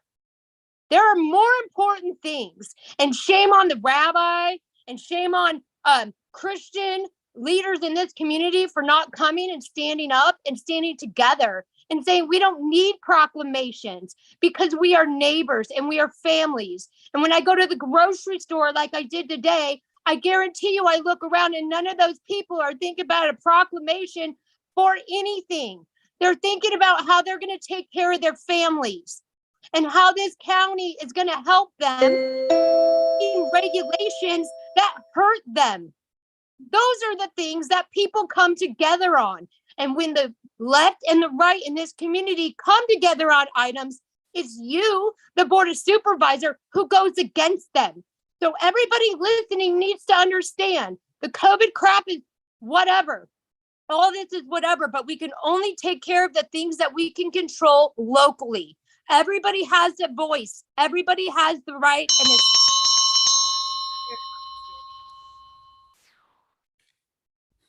Now taking public comment from Jamie Lowe. Good morning. Hi, Jamie Lowe, District 1, Placerville, first time caller. Welcome. I want to, I guess, start off by acknowledging that I don't envy any of you for having to go through this process, despite how we got here, and that I appreciate the fact that you guys are or at least opening and continuing a conversation about how the community reacted to the proclamation in the first place. I wasn't actually expecting to call, so I'm not really prepared with anything in particular, except to say that I guess I felt like I compelled to share my experience listening to not just all the meetings that we have here, which I appreciate you guys making this available online and continuing that. But growing up in this country is tough as someone who considers themselves to be, for lack of a better phrase, an agnostic atheist. And I know I'm not alone in expressing the frustration of beginning every meeting with a invocation to a particular religion, with a pledge of allegiance that says that we're one country under God, when we're clearly actually not. Because if you don't believe in a deity having influence over the power of government, that the power of government was instituted by we the people and not a deity, then it makes it tough to feel like you're included. You always feel like an outsider. You feel like it's a bit elitist to be put in a position of always feeling that way. And as a former Eagle Scout, someone who had to go through a lot to prove that they the work that they did to earn that, I had to go through quite a bit of a struggle with the organization because of the culture, because of perceptions about how this stuff works. The truth is that our Constitution is created by the people. It is one of the first documents, governing documents, that establish freedom of religion for everyone, regardless of whether you believe in something or not. When the founders got together for the Constitutional Convention, they couldn't even agree on an opening prayer. They didn't have one because there were too many competing different sects. That there's nothing more important than that principle, the principle of separating church and state, because it protects everyone, including Christians. Everyone should be defending that as the primary principle, the thing that we talk about. And I'm not asking you to change anything. I'm not even asking you to change your vote on anything in particular. I just would like you each to acknowledge the effect that this type of rhetoric has on a growing population, not just in this county, but in the country. Thank you.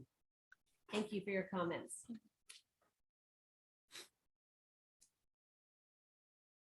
Now taking public comment from Ruth Carter. Good morning.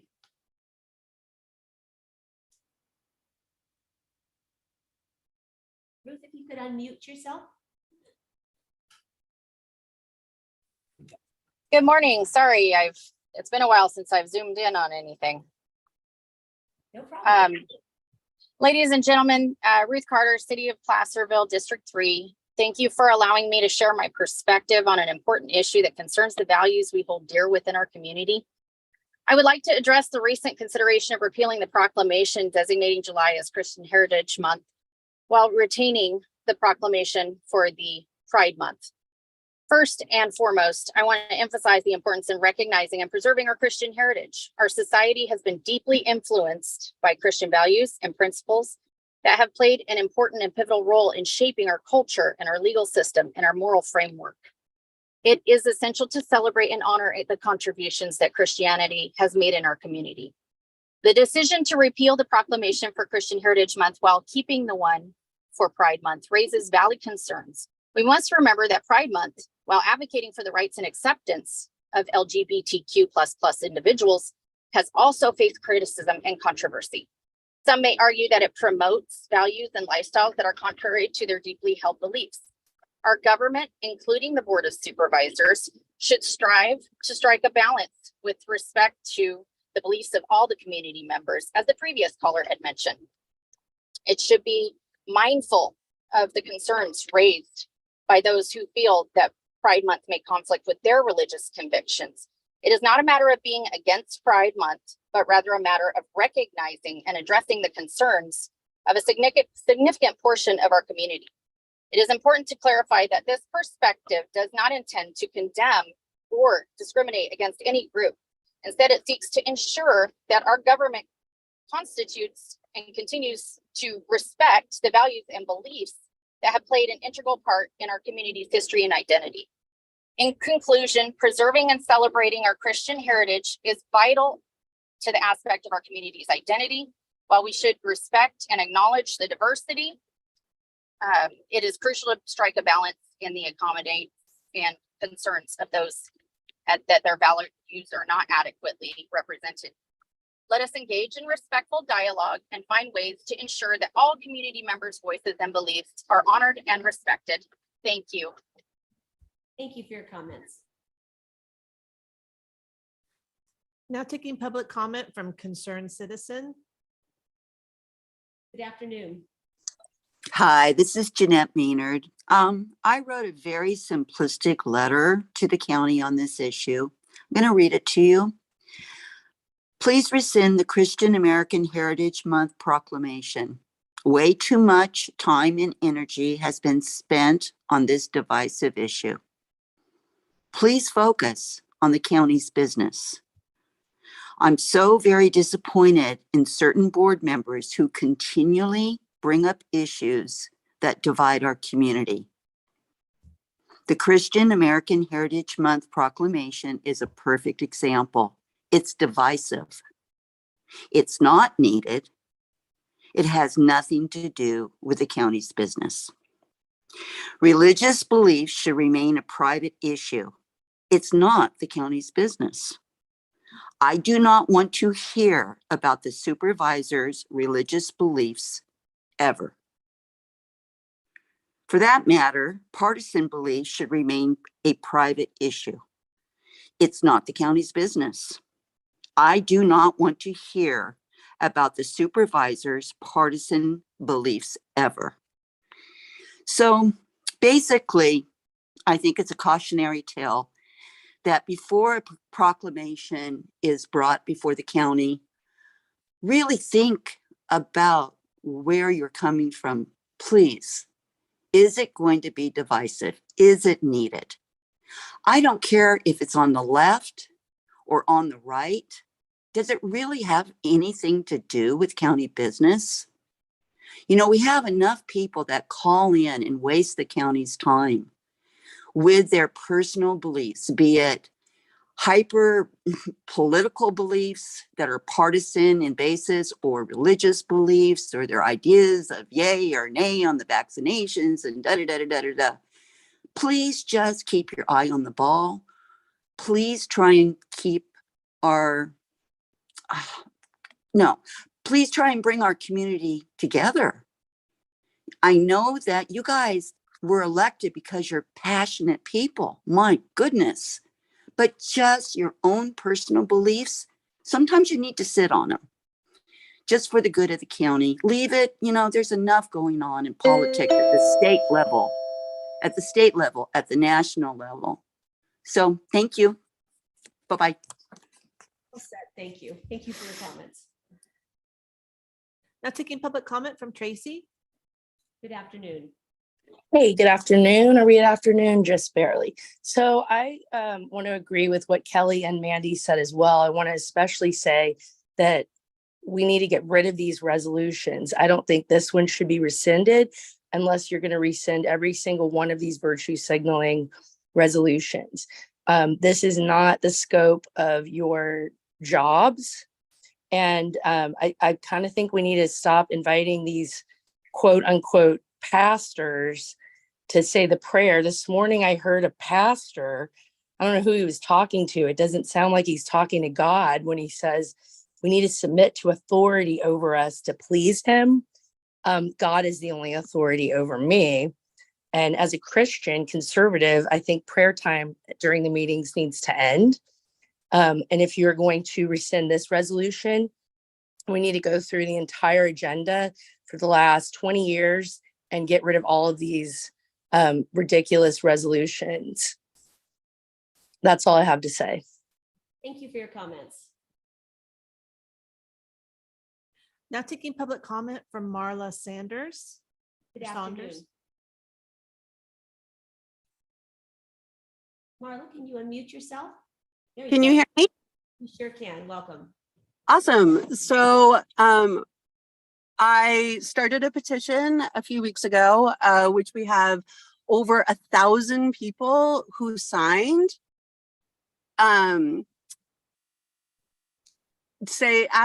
Demanding that this proclamation be rescinded.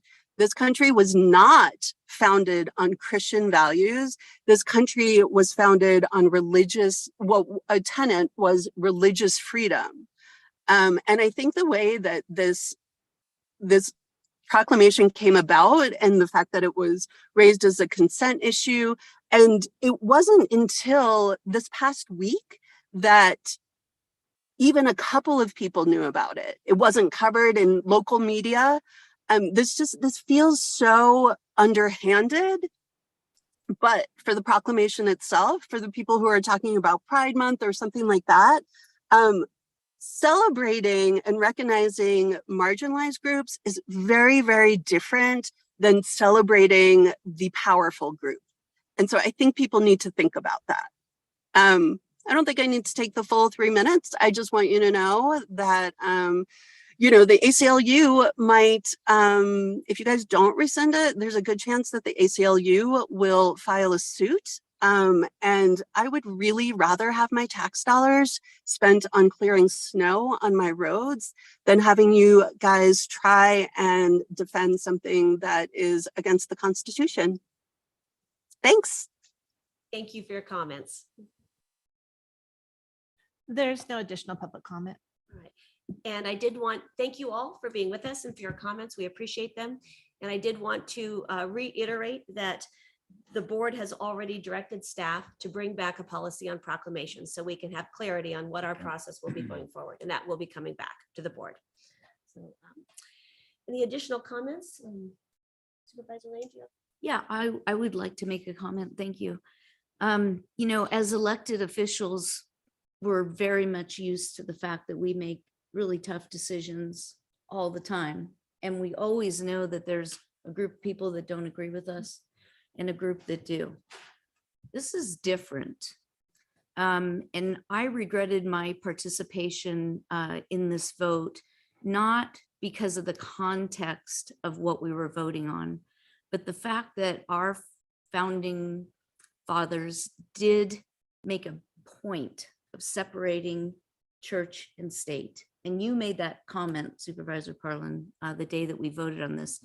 And so did another constituent of mine from District 5 made that comment. And there's a reason why we separate our religions and the work that we do in leading our communities forward.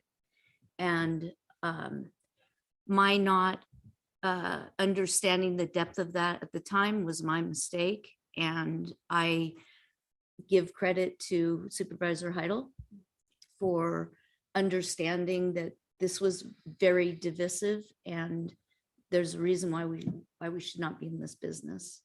And I do agree with a couple of the callers. I believe Mr. Lowe mentioned the invocation. That's something I have been talking about with my colleagues since the day I got here. I don't have a problem with the invocation, but I have a problem with the fact that we invite religious people to provide those. And they start with, let's pray and amen. I mean, we really have to be clear about this line, and we clearly crossed it. And kudos to my colleagues for being brave enough to say, we shouldn't have probably done that. That was a mistake. So anyway, I'm look forward to clearing this up and getting to the work of the county. Thank you. And I know the invocation is not on this item. I would like to let the public know that we have reached out to a broader base of faith leaders, that you will be seeing a broader base supporting our work in the mornings as we move forward. As far as the item before us, for me, the learning opportunity of the moment is that as elected representatives, this role is not about any one of us individually, as has been brought out. It's about staying true to our core function of providing essential services to the residents of El Dorado County. And to do that effectively, I think we've all learned it is incumbent upon us as a board to refrain from anything that would divide us as a community and as a county. So I like the idea that as leaders, we are called to bring people together, not to divide. Right. So is there Supervisor Howard, would you like to I make just a want to motion? say one thing, all religions need to follow this. And basically you need to show love, find joy in chaos, seek peace, be patient, be kind, be good, live faithfully, and be gentle. I think we all need to follow those guidelines. Is there someone who'd like to make a So motion? with that, I'll move to rescind the previous proclamation as stated on the agenda. Second. All right, any further discussion? All those in favor say aye. Aye. Opposed? Motion carries unanimously. So thank you, Supervisor Heidel. Certainly. Now we are at 12:15. I also know that we've had staff here patiently waiting for the item number 19. Is it, the idea is just to do that now? I think staff think would love so. that Okay, if I the think board so can too. hang in there. Will We can we push. push Yep. the 1 o'clock? Okay, Absolutely. That'd be great. I think so, but we want to respect our staff's time. We've been very patient with us. So Kim, let's hear item number 19. Item number 19 comes from Human Resources Department, recommending the board adopt and authorize the chair to sign a resolution updating the board's compensation philosophy for county employees.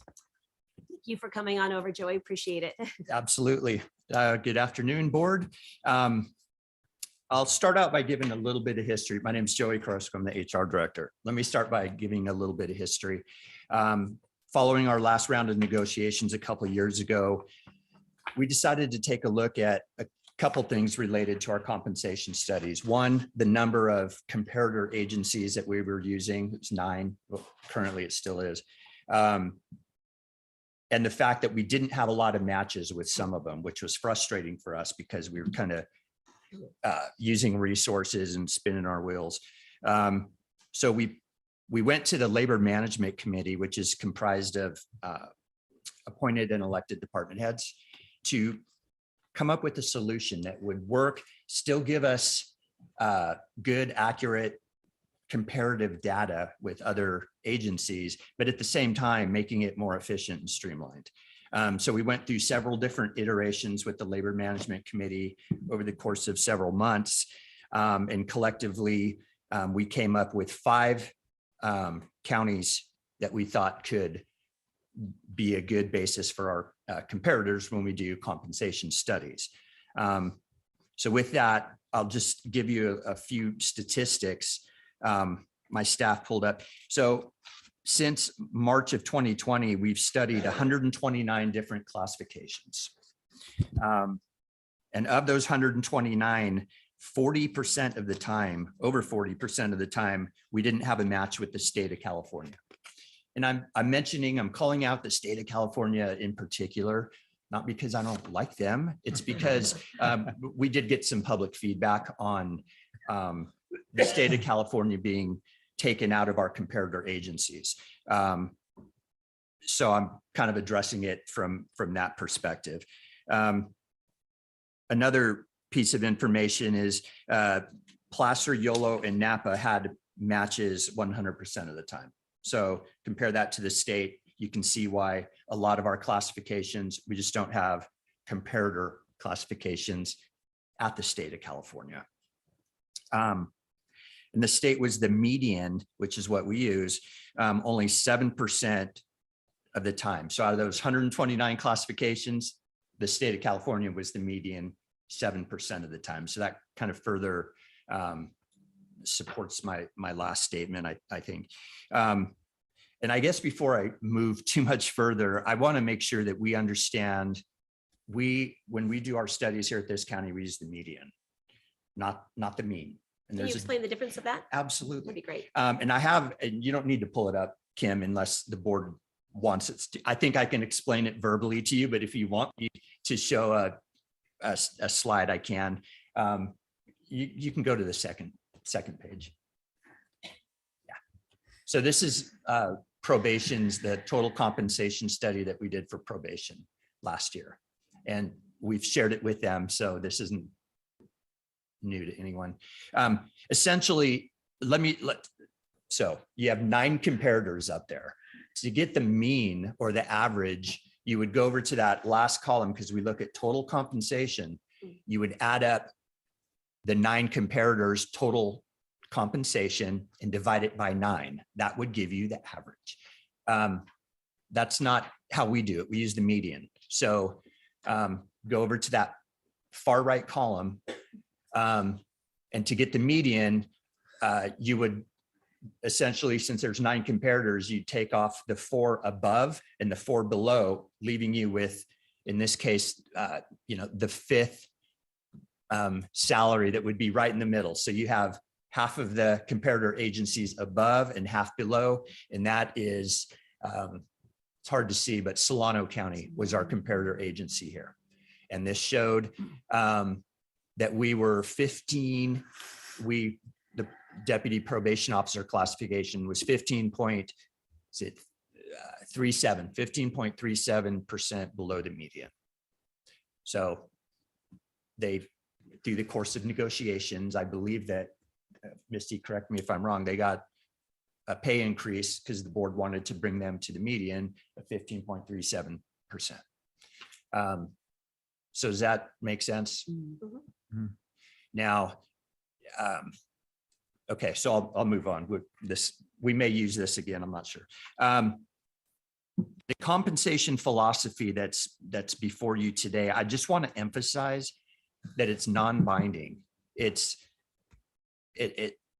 You don't, or the unions don't have to accept it. The unions are, when we are in negotiations, which is the appropriate time to have this kind of discussion, the unions can offer what they feel are proper comparator agencies and show us their numbers, and we'll negotiate that. That's not what this is about. This is just to be transparent. It's what the board is thinking. Markets change over time, and this is kind of where we are now. So it's a philosophy of the board. So again, I want to say that any actual decisions involving wages, hours, or working conditions, that's a full meet and confer obligation.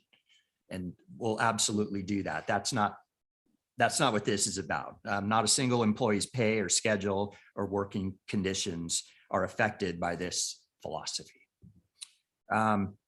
Last point I want to make, there is reference in one of the public comments to the grand jury report that we should consider the state of California in our comparator agencies.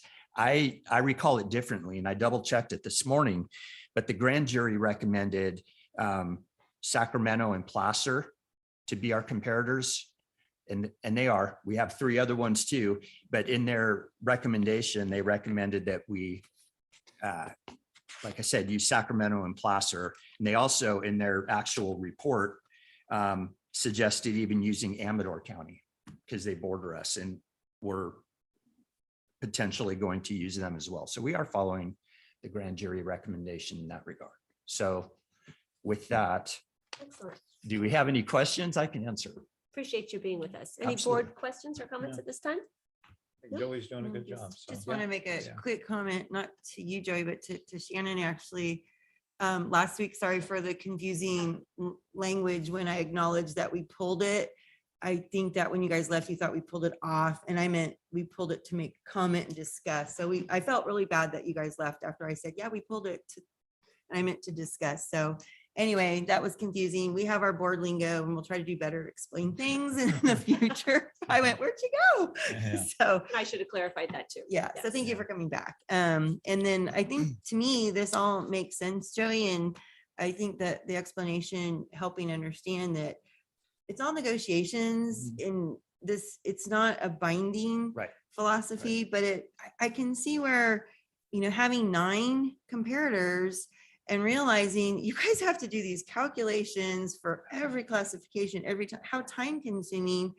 And yet when we're in negotiations, we kind of want to be able to, spend our time wisely on the negotiation process. So it's this balance of what's in the best interest of getting things done efficiently. So I appreciate having this look at it, and we can always, if we find it's not working well for us, we can change it again, correct? Correct.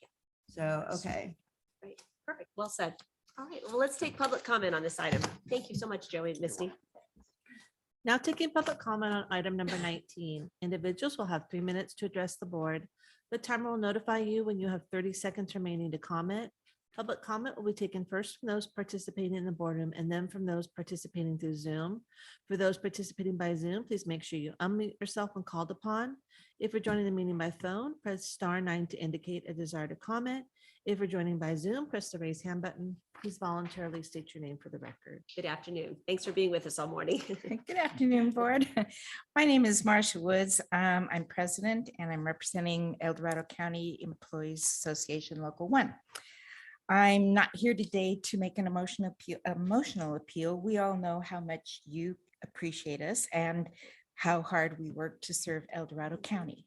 Instead, I'm going to draw on my many years of experience as a senior appraiser in the assessor's office to appeal to your logic and good business sense to explain why Resolution 137-2023 should not be adopted as it is now written.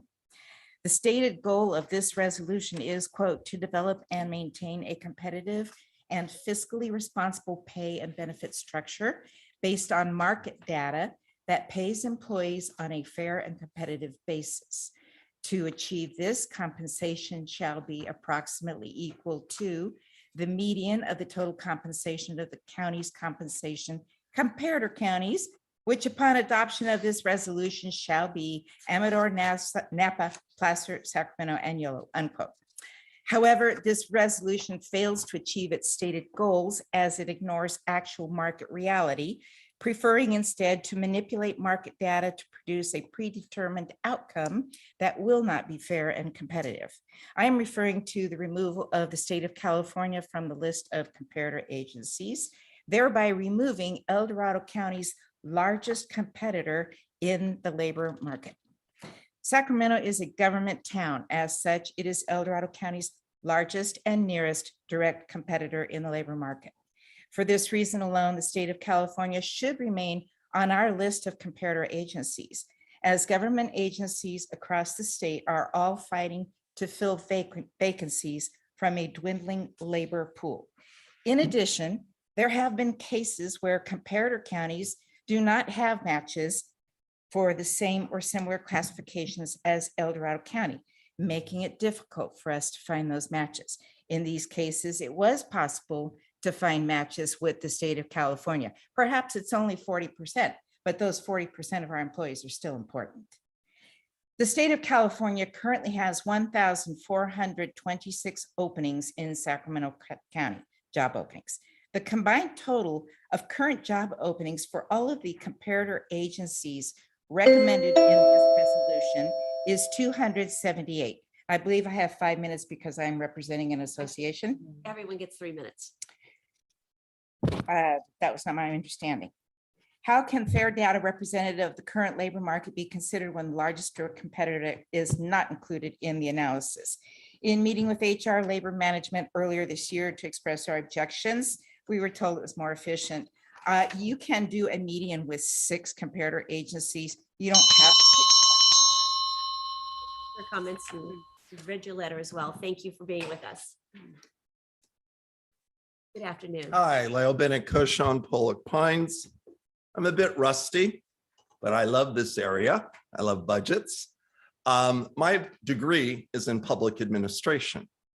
My experience with that degree is in the field of education and primarily school budgets and union organizing. Personally, when I moved here, following the children going to college from Southern California, I moved to Sacramento, ran for the school board there. Didn't make it, but hey, I ran.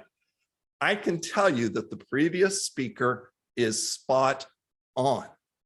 Every employee I talked up there came from a county, and that's your major competitor. I understand from my degree why it's more efficient to develop this comparative study.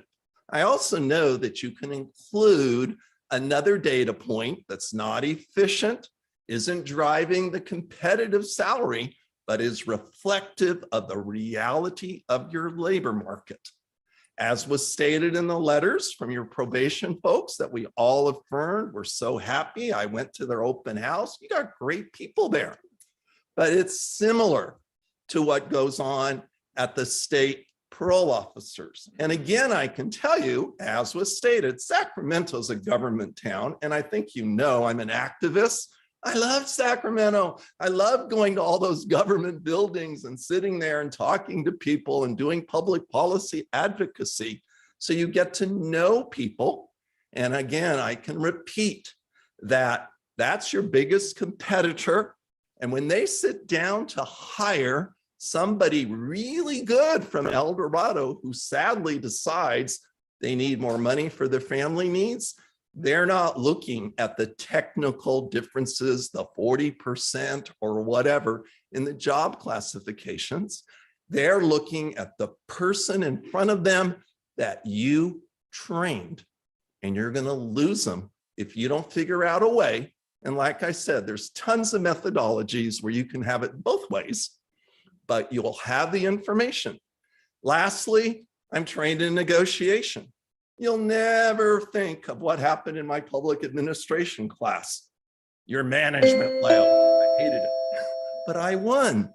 And one way you win is sticking in a clear goal, which is competitive salaries. You need to add to that something that captures what you're being told about your major competitor. Thank you for taking my rusty input. Thank you for your comments.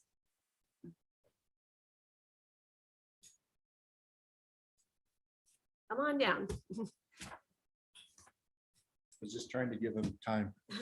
Good afternoon. Chris Payne, speaking on behalf of the Taxpayers Association. I'm going to forego my own personal thoughts and just talk about taxpayers. And in case you don't remember, I just told you earlier, Carol Lewis, who is our president, couldn't make it today.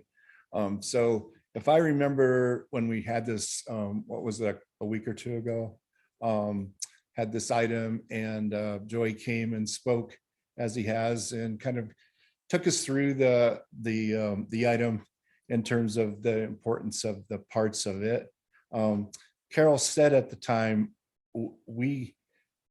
there's going to be a time when we can't afford to be able to pay for everything that we want. I said earlier in that item that money comes in, and sometimes money comes in a little slower, but we got to be prepared, and we do have that in the budget policy to have reserves and a contingency, which we don't normally want to take from those unless something comes up that's unanticipated.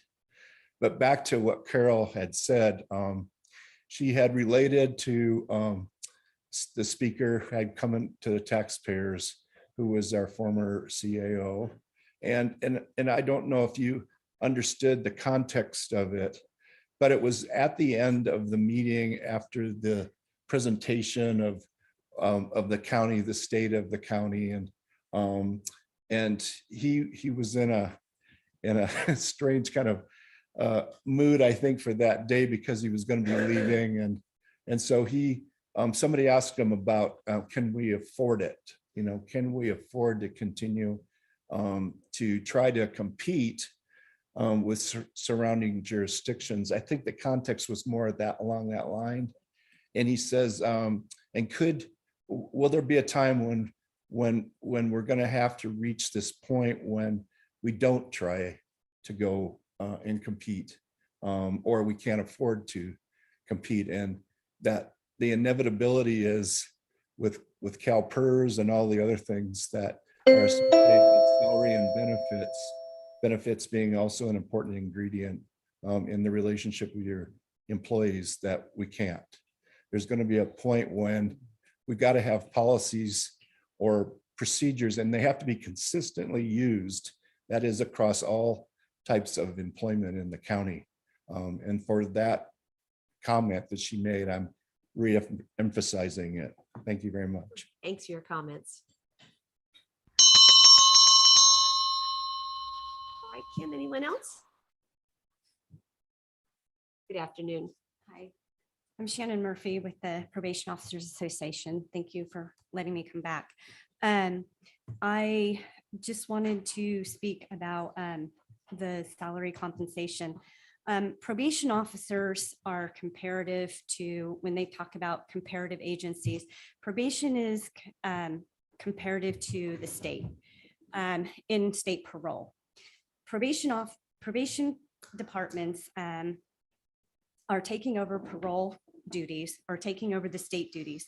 The state continues to put more and more responsibilities to the county. Juvenile health and the secure youth treatment facilities are taking place because of the closure of DJJ. We are supervising state parolees. They walk through our doors every day. We're dealing with parole agents every day. Just last Monday, CDCR was in our office talking about what services we're going to be providing for their parolees. We work with parole agents constantly. We're interlinked with parole. We have contracts with them. And currently, we also are working with EDSO. We're going out on patrol with them. We're doing probation searches. We're making traffic stops with them. And one of their comparative agencies is CHP, the state.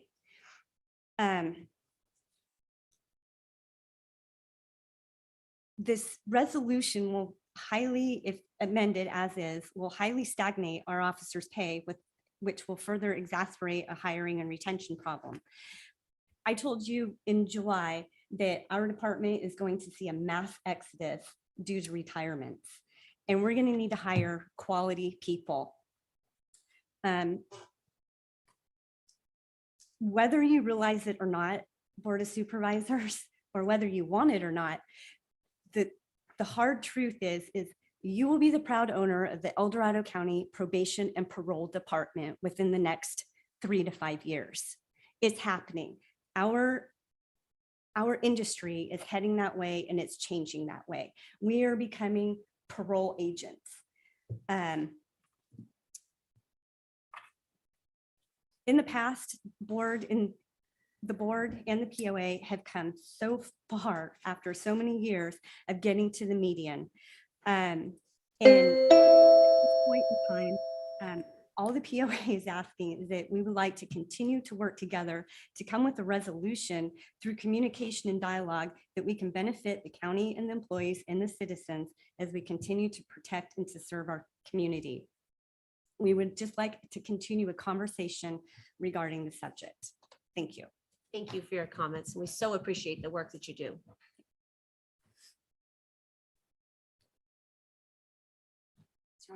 Good afternoon. Good afternoon, honorable board members. My name is Shannon Starr. I represent Operating Engineers Local 3 and 2 units in the County Corrections and Trades and Crafts.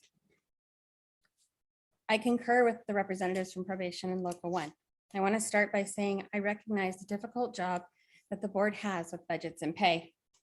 Unfortunately, El Dorado County is known as a training ground, a place to get experience in training and then transfer as an experienced lateral to another agency.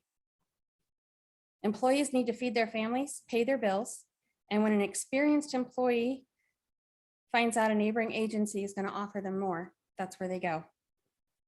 The county loses not only the money to recruit and train to replace those employees, but the vast knowledge that goes with experienced employees. Mr. Krusko mentioned that the state was not the median comparison that matched up in their comparisons. In fact, the state was higher, which affects the median. The county uses the median to determine increases and almost always at the table refuses to go above the number that they come up with. So if you remove the state of California and you change those numbers and they sit with the number that they get, you're affecting the employees. Beginning of this year, during a recent negotiation session, an example was passed across the table that specifically showed those 5 counties and mentioned how the pay was almost exactly the same in percentage for the median, or how it was the same. The problem is this fails to address that portion of pays employees a fair and competitive basis. This fails to address that issue of being the training ground. El Dorado County is losing employees at unfortunately alarming numbers to neighboring agencies. Not one of those neighboring agencies was Amador. And the grand jury, even though may have considered Amador, they didn't recommend Amador. The county is losing to the state and to neighboring cities and counties such as Folsom, Sacramento, Placer County, and Roseville. As the board and Lieutenant Morton mentioned earlier about the recent historic storms, I represent many employees that responded during those dangerous conditions every day to work to protect the safety and security of the citizens and tourists of this county. While there are many, I want to specifically single out a couple. DOT responded to clear the roads. DOT loses the majority of employees to Caltrans. Caltrans is a state of California agency. I'm running out of time, so I'll just say that I understand. Your comments, appreciate it.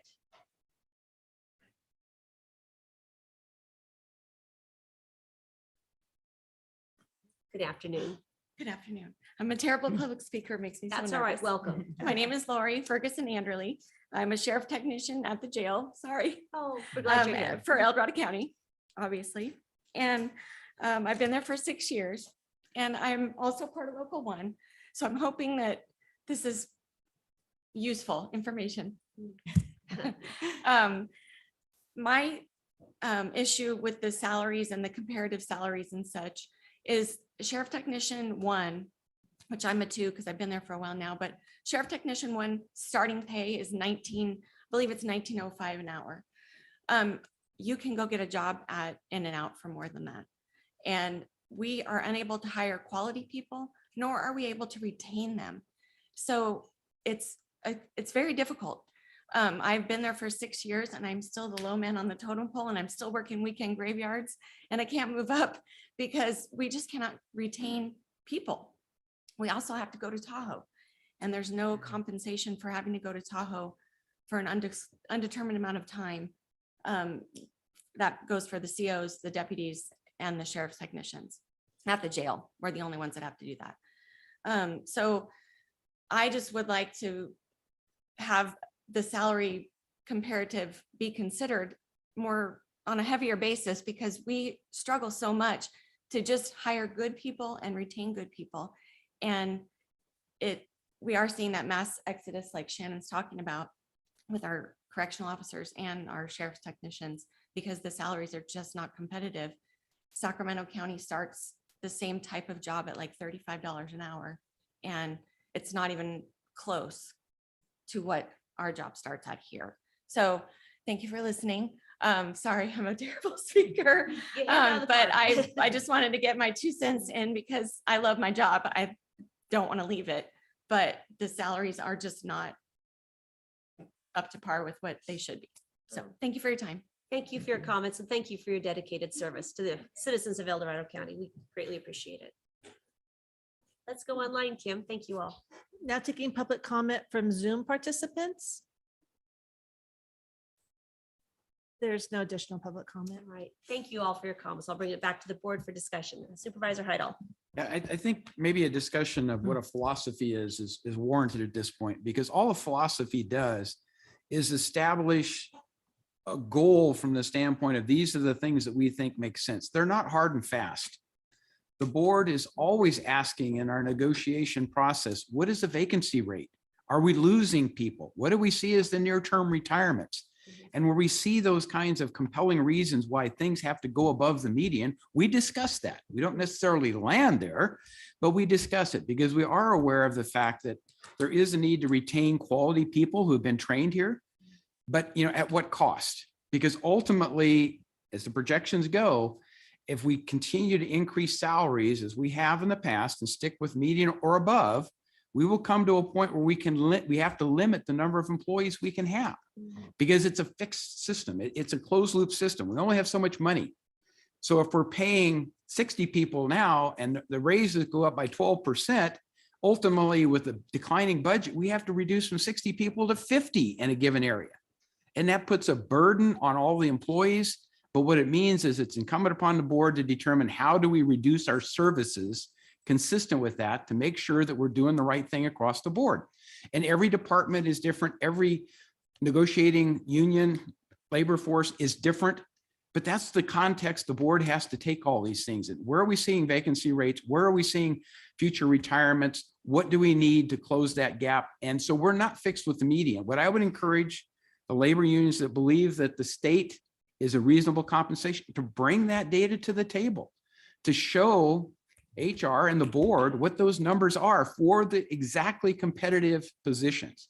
And as was noted, as Joey noted, some of them fit really well and some of them not so much. But we can have the discussion of what are the best fits, because that should be taken as a consideration. The philosophy says the county's not going to go to that additional effort, but it doesn't limit any given organized group from bringing that data to the table to be verified that it is valid.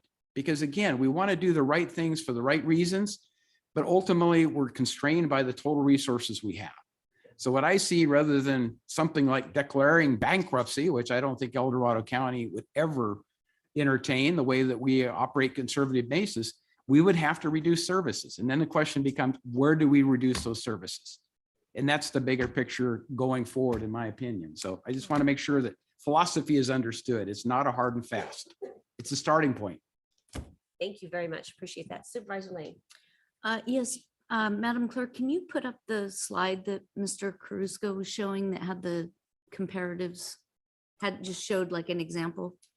And I think what I need to understand is going back to median and average. So the fact that the county chooses to use median, right, as the acceptable method of determining what that middle is.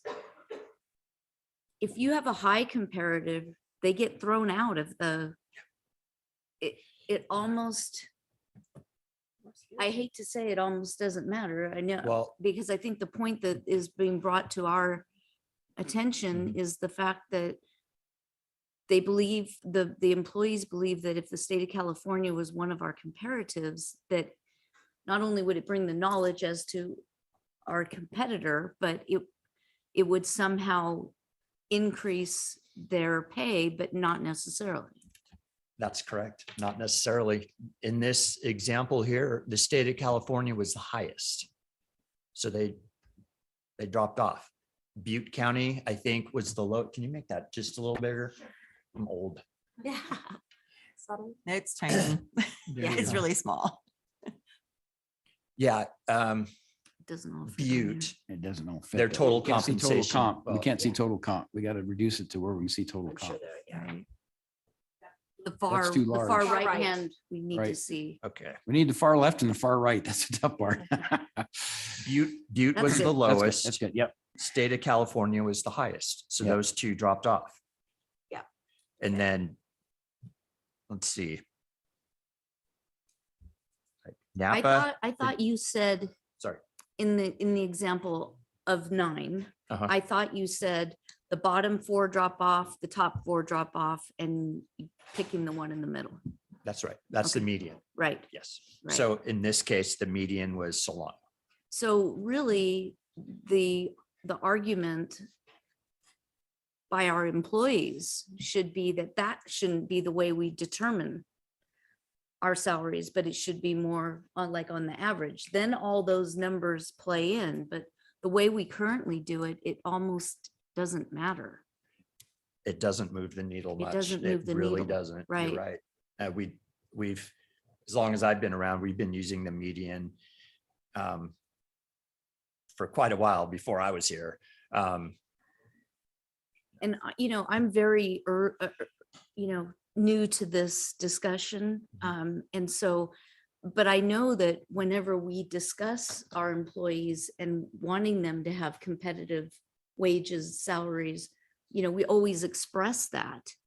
But maybe at some point, the pros and cons of which method we use really needs to be better discussed and better understood, because we're not moving the needle using the median. And if we've been using it that way for a long time, whatever that is, and for a long time, we've been talking about the fact that we feel like we are a training ground. Right. So those are maybe some discussions that need to happen at some point. I'm not suggesting right now. Let me suggest there's more than one definition of median, I guess, because in my statistical background, the median is the middle between a range of numbers. You take the high, you take the low, the median is right in the middle. What we're doing is saying throw out the high and the lows and Right. you move towards Pick the whatever that middle ground is. Right. That's not the true definition of median, but it's going to come pretty close if you follow that philosophy, but it will be somewhat different if you take that range and say, here's the middle of the range, which is the median. Right. So, I but mean, if it that's really not the comes way- down to- But if that's not the way we're doing it. Agreed. That At maybe present. needs to be Right. fleshed out. So what is the will of the board? We're pushing up against our open forum item and we need still to take the lunch break. What is based on this robust discussion? Well, again, since it's a philosophy, I don't think it's a bad change to move to this philosophy. But I think like all things, we need to monitor what is that labor force condition? What is it that we need to do? And maybe in the future, when we look at median, we look at the two definitions. One is the middle of the range that we're looking at. And if the state number is brought forward by a given representative group, we can look at what that does with and without the state, right? Because then it gives a comparator that we can focus on. What is a vacancy rate? Okay, in this particular case, but it has to be justified so it's consistent from one negotiation to another. It can't be arbitrary every time. That's what we're trying to accomplish, is consistency in the way we apply beyond just the philosophy, but the decision-making process in terms of what the offers are. So And for me, this board has the daunting task of ensuring that our valued employees have as competitive wages as possible within our means and within the limitations of our budget. And, we have to balance that. And, please know that we regularly assess where we are in our compensation. And we've made, as you've acknowledged, we've made tremendous headway in bringing our salaries up to competitive wages. And we also need to make sure that our processes are efficient. And I think for me, this discussion and the points that you have raised today will add a richness and a layer to our own labor negotiations and conversations and considerations as we move forward, recognizing that this is a philosophy, not gospel for how we are going to. not a dictate. So it's Exactly. not concrete, exactly. so. All right. So thank you all for this discussion. It's been very helpful. So is there a motion on the table the board would like to entertain? With that, I'll move staff's recommendation that we adopt a resolution to update the compensation philosophy for our county employees. Right, philosophy, Starting point, so to Is there a speak. I'll second? second that. Any further discussion? Well, I think I'm confused by the strength of underlining philosophy, because this is going to change how we do it. It's not a philosophy. We're dictating, these are the counties that we're going to compare to. Mhm. And we're also in that saying who we're not going to compare to. Right. That's not a philosophy. That is a process. It's a framework for our discussions and negotiations. But it's not like on his own, the human, resources. I was gonna say human rights. Oh, Let's go there. Let's don't go there. No. Getting tired. No, don't do that. But the human resources director just couldn't decide one day, well, we're gonna throw the state of California in this year. I mean, we're No, really, the board has to decide that, we're, right. but that's by an So- adopted philosophy. So, Joey, Tit for can you tat. come back up and explain another thing? That, sorry, I do want lunch. I am hungry, but This is important. you and I did talk offline on this because I was really struggling understanding it, quite honestly.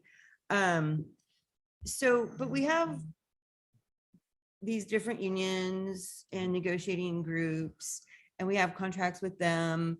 And so help me understand, because I remember at some point you had said something about in negotiations, they're always willing, they can always bring different data points to discuss. I mean, it is negotiations, and it's just trying to help us have a thought of where we want to go ultimately. Right.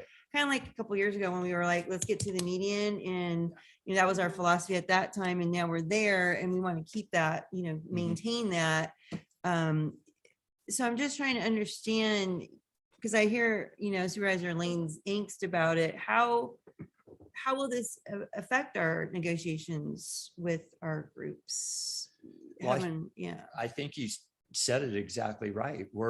During negotiations, that's when we have these discussions. The union will bring in data that they want us to consider. We'll bring in our study. We'll talk about it. That's the correct, the proper forum to have those discussions. This is just kind of a foundation for meeting a few things. One, we still want to be competitive. Two, we want the process to be efficient. And we were just running into quite a few, would call them no matches with the state of California, not across the board, but a significant number of them. And I think we can still get to the same place with having fewer competitors, but comparables. But to, answer your question, this doesn't have any impact on current employees. It's all subject to negotiations. Okay, and I think for me also, hearing from Shannon specifically about the changing industry there. I mean, I think that's another thing that the comparators isn't nearly as important as making sure that we have our classification correct, and including the changes in each of these positions. And I think that's another thing that's happening in many of our classifications that we just need to get. And things are changing so quickly with all the things that the state is putting on counties, quite honestly. I appreciate you reminding us of that, Shannon.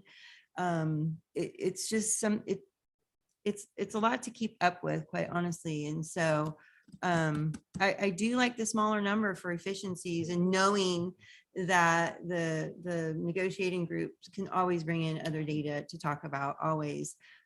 So I know this is a tough one. It's just tough to know.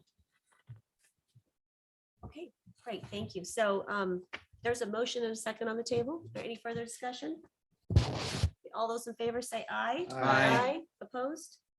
All right, motion carries unanimously, but thank you very much for your input and giving us some additional considerations as we move forward with our negotiations. So thank you all. All right, so at this point is 5 minutes to 1, and we have not taken a lunch break. I apologize that we are off on our schedule today, but that was really important. What is the will of the board? When would you like to come back, recognizing that we have a 1:30 and a 2:30 time allocation?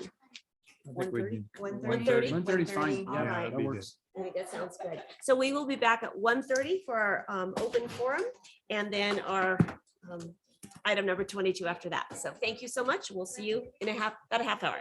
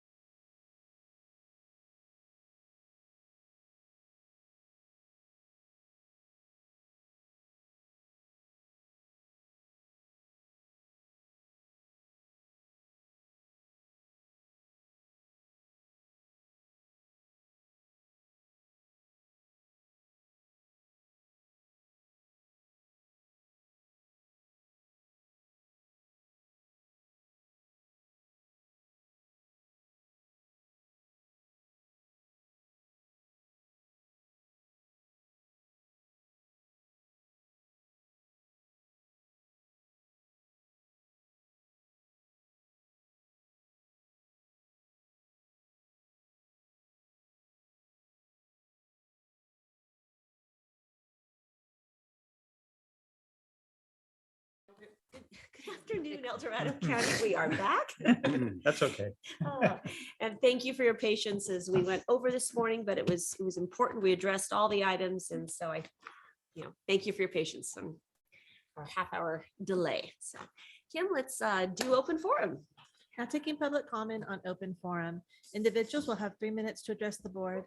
The timer will notify you when you have 30 seconds remaining to comment. Public comment will be taken first from those participating in the boardroom and then from those participating through Zoom. For those participating by Zoom, please make sure you unmute yourself when called upon. If you're joining the meeting by phone, press *9 to indicate the desired comment. If you're joining by Zoom, press the raise hand button. Please voluntarily state your name for the record. Anyone like to address the board? Come on down.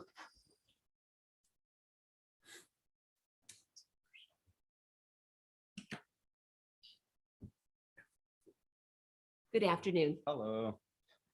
Is this thing on? It sure Okay, is. all right.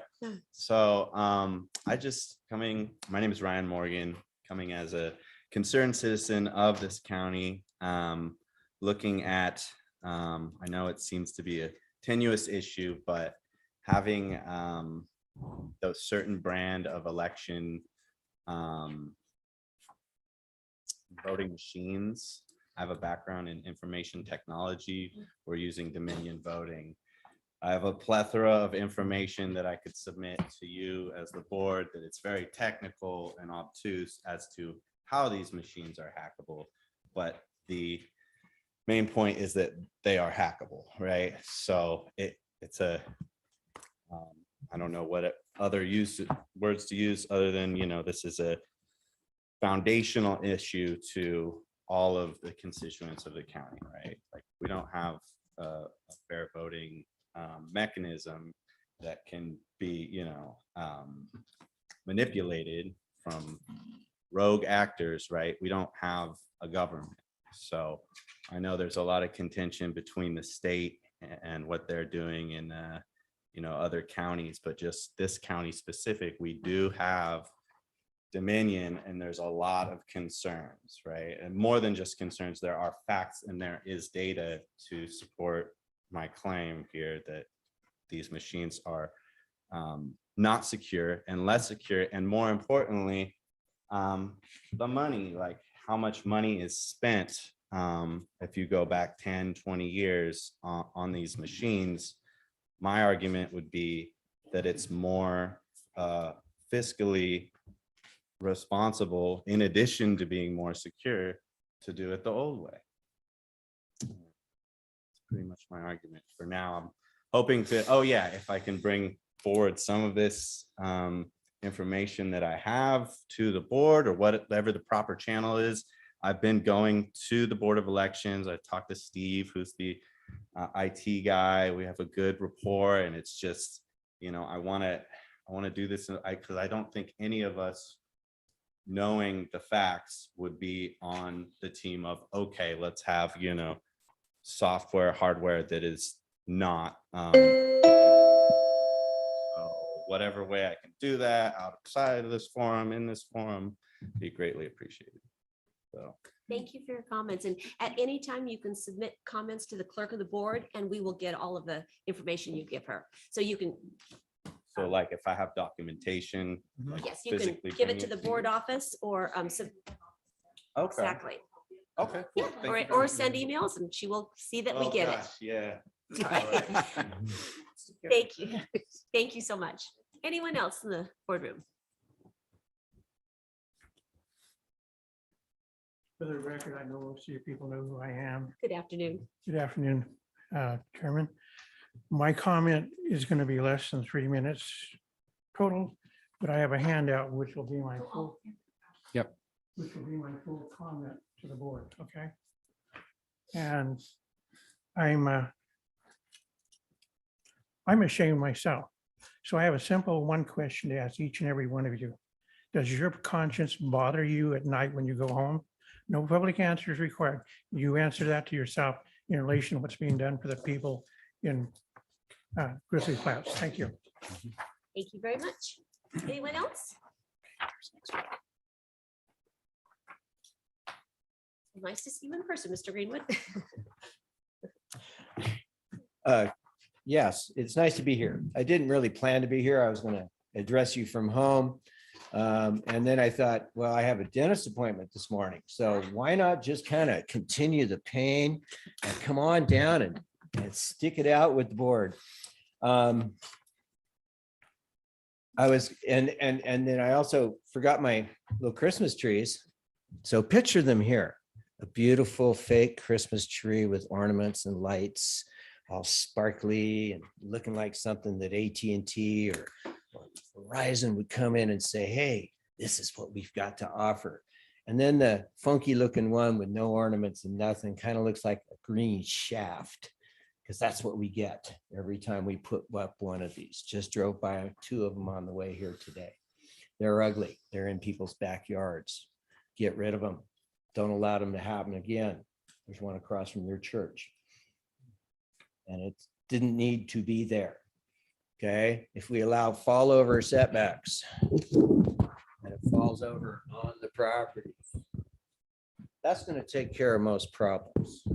That's my comments on the wireless ordinance. By the way, and thank you very much. I got a call Tuesday morning, bright and early, from Tom Purcell to update me on a bunch of stuff. Excellent. So no, so to folks at home, yes, complaining to the board sometimes works. Okay. I was also going to bring my suit and tie, but still my shorts and Could you sandals. please talk into the microphone? so we can But hear still my shorts and sandals. But no, I'm still wearing my Jimmy Buffett morning shirt, if you will. Yesterday was National Cheeseburger Day. So I went out to Bones Roadhouse and had Heinz 57 and French fried potato. The whole cold draft beer, the whole thing. It took me hard. I've been a Buffett fan for years. Anyway, hope we all miss him. But what we got? We got the Zoom outfit, fall over setbacks, pain and suffering like the dentist. God, I guess I covered it all, but we still have 36 seconds. So sorry I missed out on the discussion on the whatever it was called earlier today. But I guess if we voted 5-0 on that we're going to stop doing an invocation.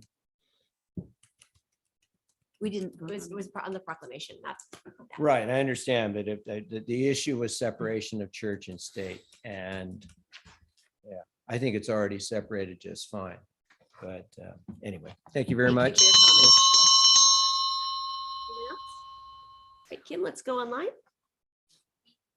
Not taking public comment from Zoom participants, not taking public comment from 525. Good afternoon.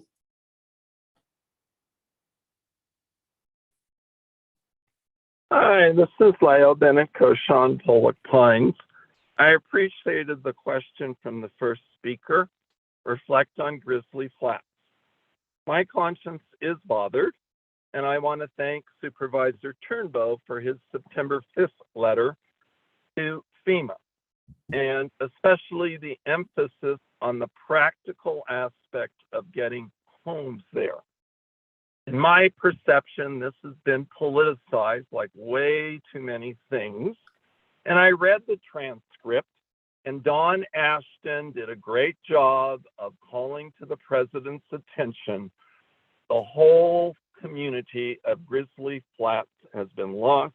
And he stated to the president, and I quote, "What are we going to go do about it?" And President Biden answered, "We are going to take care of it." I choose to focus on the we, kind of like, it's a bad analogy, but a coalition of the willing. And so I urge our Board of Supervisors and especially Supervisor Turnbow to try to find such a coalition. Don't focus on the federal government. They're just one resource. Focus on the churches, Habitat for Humanity, all the resources that are existent. Rather than complaining about what we can't do, let's focus on what we can do, especially right now before another winter storm comes. Thank you for allowing me to lighten my conscience a bit. Thank you. Now taking public comment from Tony Rizzo. Good afternoon.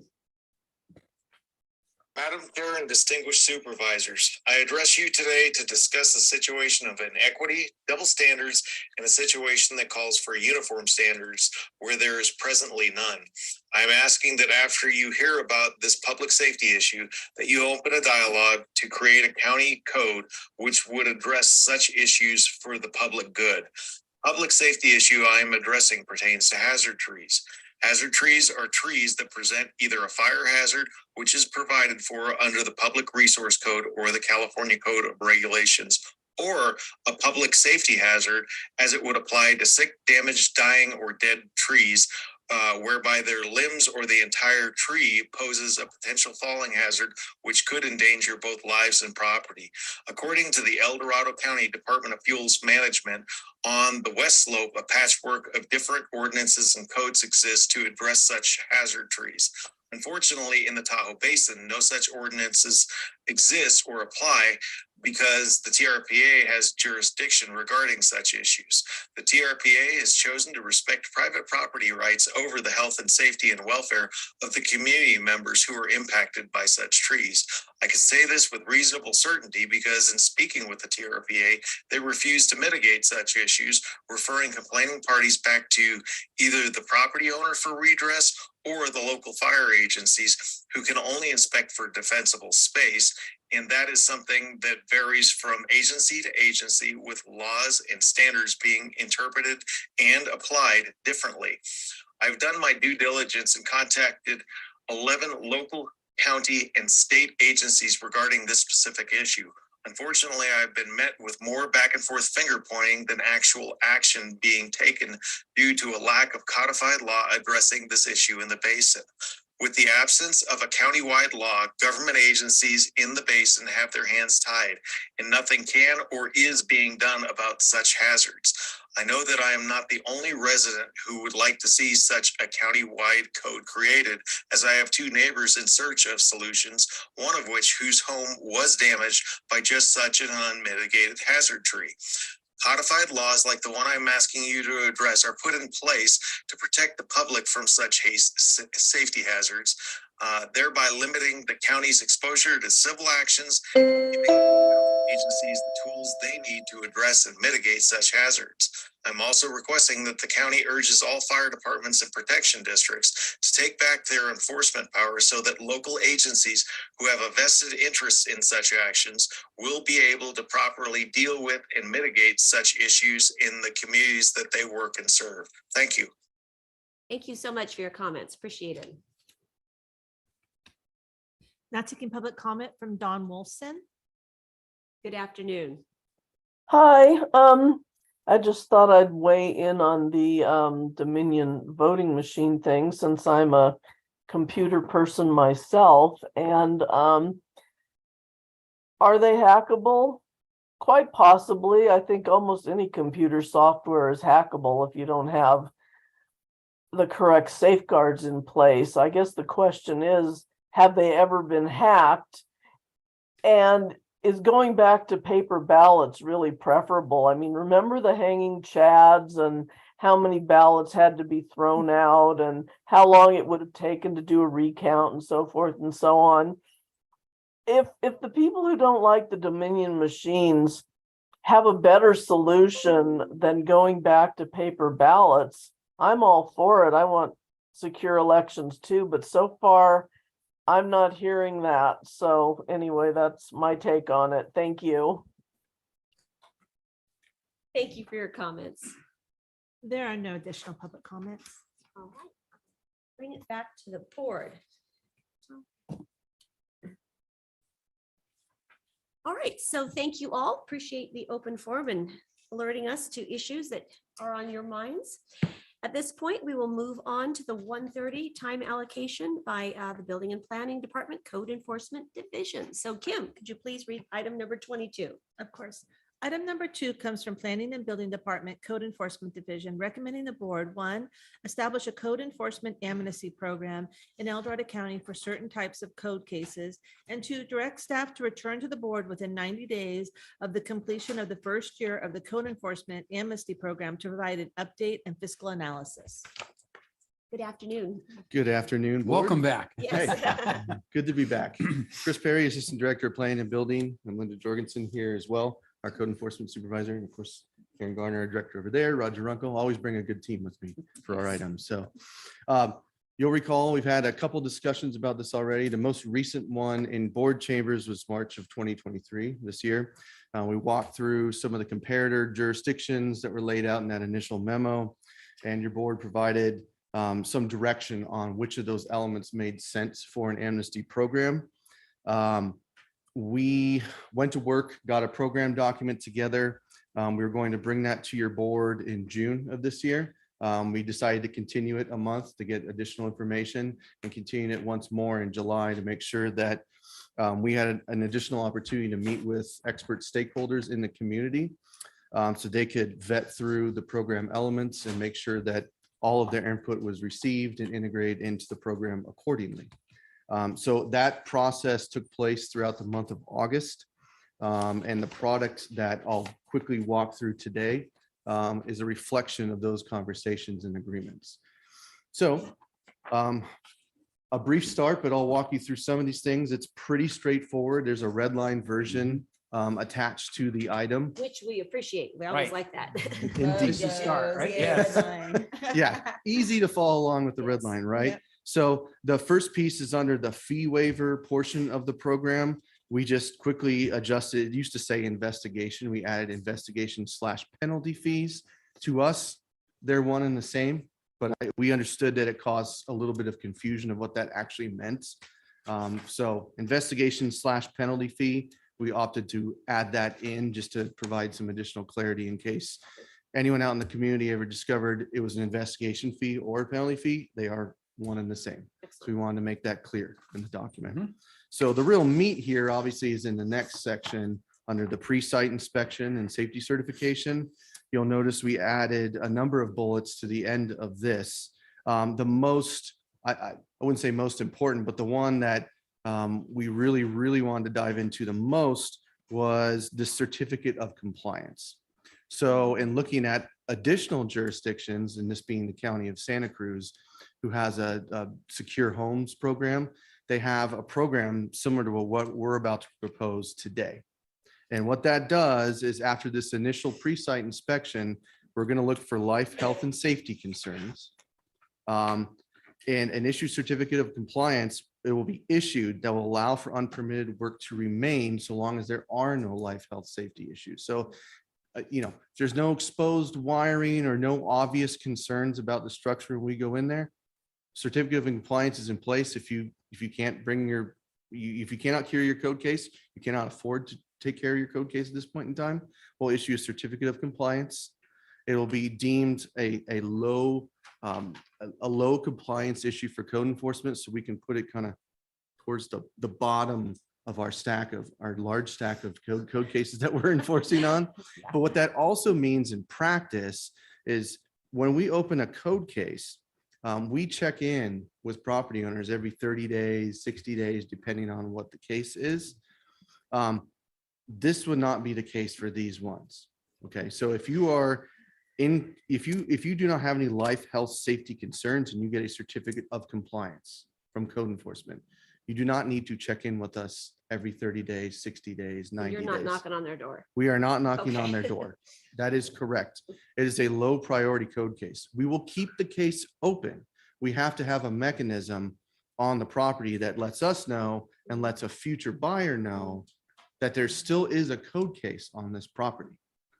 But there will be no further enforcement actions on that property. There'll be no fines, nothing. The code case will open. It will just be held in an open case status. So that would, and we said, well, certificate of compliance, that's what we're going to call this. I will say the one way, and we've talked about this before, The best way for code enforcement and actually for future buyers of properties is if there is an issue on a property, in this case, a code case open, it is best and a best practice for us through the notice and order process to have a cloud on the title of that home. What that's going to do for the future real estate transaction, whenever that may occur, 1 year, 2 years, 15 years, whenever it may be, it will alert the future buyer that there is an open code case on this property. And this is where we break this chain. Because if we just go back, the whole reason we're doing this is there's a number of code cases out there that are due to what we call the bona fide purchaser, someone who had no awareness that they were purchasing the property, had an issue, an unpermitted work, or some existing code case that maybe wasn't recorded against the property. Very narrow group of code cases we're talking about here. The only way we break that chain in the future is a future buyer knows that there's an issue with this property. And then we don't have this issue anymore.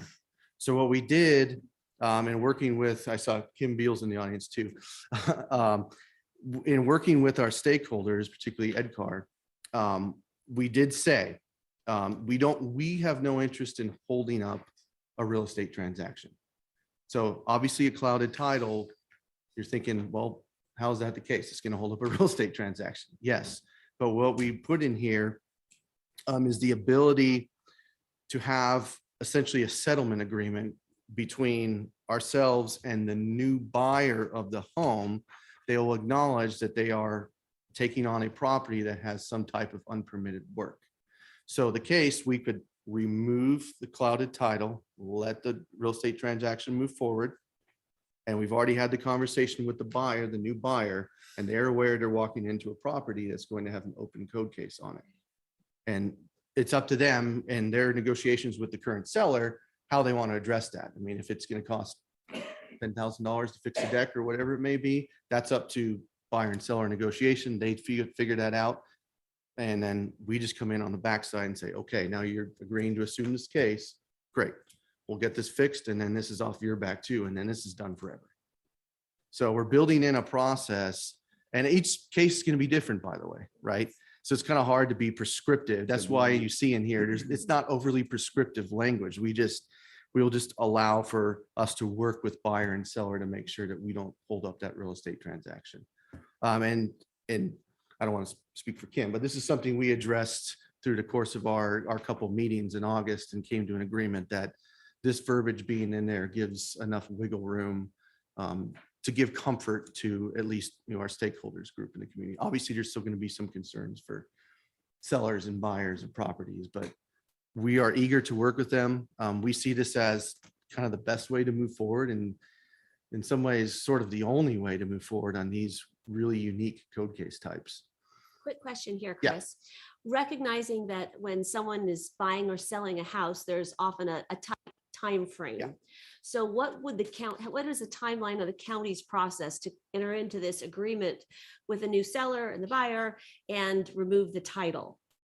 Yeah, I mean, removing a clouded title is what, a day at most? Mhm. It's just same thing. You record a document, can be done within 24 hours, a business day, same thing. Okay, It's so it's not $20, a still $20. I think, for laborious you. process that No. will necessarily hold up a real estate transaction just by the process of it. No. Okay. Linda, did you want to? Yeah, often it'll Sure. take about a week or so for the Okay. actual process itself. But often title companies will receive assurance from us that it will be recorded, it's in process. And I don't believe I've had a title company yet that had said, no, we're going to dig in our heels and we need to have it done now. Usually they're very accommodating as long as we're willing to send an email and say, we have received the funds, the notice of compliance will be recorded. We guarantee it. We'll pass you a copy as soon as it is. Really we appreciate you working with our stakeholders to resolve this, because I know that was a big issue. Absolutely. And we're happy to do this. I mean, I've been getting in there and working with the buyer, the seller, title insurance company, whoever, again, our interest is not to hold up a transaction. Right. We just need to make sure that the county's covered from our perspective, since we know there's a code case, but we also want to facilitate that transaction. So we'll do, whatever work we need to do with buyer, seller, and any entity involved to make sure that we're not the cause of any holdup in their transaction. And So, that the new buyer knows what they're buying. Yeah. right. Yeah, That's, it's important, critically important. that's how you break Right. this. That's this a chain. disclosure question. So my question, is this really going to be a settlement agreement signed by both parties? It's binding and all those kinds of things? Or is it something, oh, I forgot and now it's a I was problem? gonna actually ask if the board were okay if we had Kim Beal come up, because I think, Yeah, I I think know that'd I be have a helpful. couple questions of the industry as Sure. a whole. You're our industry rep. I think, sounds like you have a question of the industry. Well, this is something the Is county that- has to initiate, in my opinion, if it's a settlement Sure, agreement. but That's on- really what it is. Yeah. Yeah. If you I'd be guys are happy to okay invite with that. Kim up at just- this point. Sure, absolutely. Okay, yeah, come on up, Kip, because I know this was a big issue. So like, this is not your public comment 3 minutes, Kim, but just, I think there's some things in our It'll brains right probably all be now. covered in that. Yeah, well, you never know. There's a lot going on. Supervisor Heidel, do you want to, Kim Beal, Association of Realtors, Government Affairs Director. thanks for being with us. Thank So you. my real question, is this a settlement agreement signed by both parties that's enforceable, that if one of the parties defaults by not following up, that there's some consequence to that, that there's fines or fees that start accruing? I mean, that's what this has got to be set up like. Where I know people will sign almost anything thinking somewhere down the road, they're going to ultimately become compliant, but they don't have real intent of doing that. So this is purely for escrows in process Right. where we have a code enforcement violation against the property and it's been recorded. Right. And because it's recorded, lenders and title companies will not allow the escrow to close while that recorded document is still on title. So this is something that the county has said, and Roger Runkle sat in on the meetings as well Right. and walked us through it. It's something that the county can do, having the buyer signed an agreement with the county saying, please remove this notice that's recorded against the property, let the escrow close, then subsequently, I, the buyer, will be responsible. You have it in writing. I will follow through. I will take care of it. I understand what needs to be done. Okay, understand. So But it that- won't stop that at sounds this. to me This like is it's an binding avenue so that until somebody escrows can doesn't do close. Something, then I don't know if we're in litigation or not. So I guess I need to hear from Roger how strong this really is from the Well- standpoint of what's the next step. At some Right. point. Well, no, exactly, because that was one of my questions when, God, who was I talking to? I don't even know anymore. We've been talking about this issue so much, but the reality is that once, you have that transaction and stuff, and the buyer does buy the house, let's say, they become an active code enforcement case, then it's that certificate is off the table. And because they've agreed, the seller has negotiated probably a lower selling price, right? So Right. the seller's taking a hit to get this transaction. The buyer is assuming this, and that certificate of compliance is no longer there, and they are no longer on the bottom of the pile, right? They're That now is correct. active. Yes, so the new buyer is not eligible for the amnesty program. That on that property, amnesty program is over. And this is a new, fresh code case. And we will be, with our notice and order process that your board approved, we can be, pretty aggressive if we need to be. If there's not going to be, if they just say, oh, never mind, we're not going to work with you. We have the ability, we certainly have the ability to go and seek some compliance from that party. Right. It's a brand new I code have a case. question on that. Sure. The biggest thing is, Chris, so how many days are you going to give these people to become in compliance? Is it going to be 60 days, 90 days, 120 days, a year, 2 years? Because there's a lot of issues in this. And one of the big issues that I have, and I've been talking about, is these sprinkler systems, especially in these homes. When I found out that it takes a 2-inch pipe from these pumps to be able to adequate that, and especially when we have, you're talking about 1/2 inch or inch pipe that goes into these homes. And to bring that up, it's going to be very, very costly. But not only that, good example, Grizzly Flats, they don't even have the water system to even supply that type for all these homes that are being built out there. So are we going to start finding these people right off the bat? As soon as they sign that agreement, are they going to get fined right away? No, it's just like any other code case where we give them a specified period of time they say, here's what we're going to do. Here's our plan of action. Give us 30 days or 60 days. We're going to hire a contractor. They're going to provide a estimate of what they think it's going to cost. We'll come back, we'll communicate with you. Then we'll go through, try to get some permits. I mean, each step of the way for us, compliance means you're still communicating with us and showing intent to comply. But if you cease communication and there is no progress towards compliance, compliance could be, progress toward compliance could literally be, well, my contractor said he's going to come out in 2 weeks. He had another job he had to do. He told me it'd be another 3 weeks. Okay. We write that in our system and there's not going to be any additional action. If communication ceases and it's done, that's when we get a little bit more aggressive and say, hey, listen, we haven't heard from you guys. You said you're going to contact us 3 weeks ago. We had no communication from you. Please give us an update. And it gets progressively more aggressive on our side. So it's be treated like any other code case. We don't go, unless it's particularly egregious, we do not go straight to finding someone who has an unpermitted work. It's progressive enforcement. You know, another Wait, before we go on, does anyone have any specific questions for Kim? 'Cause I do. Okay, we don't Okay, want to go have ahead. her stand in here, then Okay, we'll go finish our ahead. board discussion with staff. Alright. Yeah. Yeah. All right. Go ahead. Go ahead, Lori. So this has been a long issue for a long time in the county, and you and I have talked about this before many times. So I appreciate that you hung in there and got in on the stakeholders group and everything. But so help me understand, not all realtors are the same.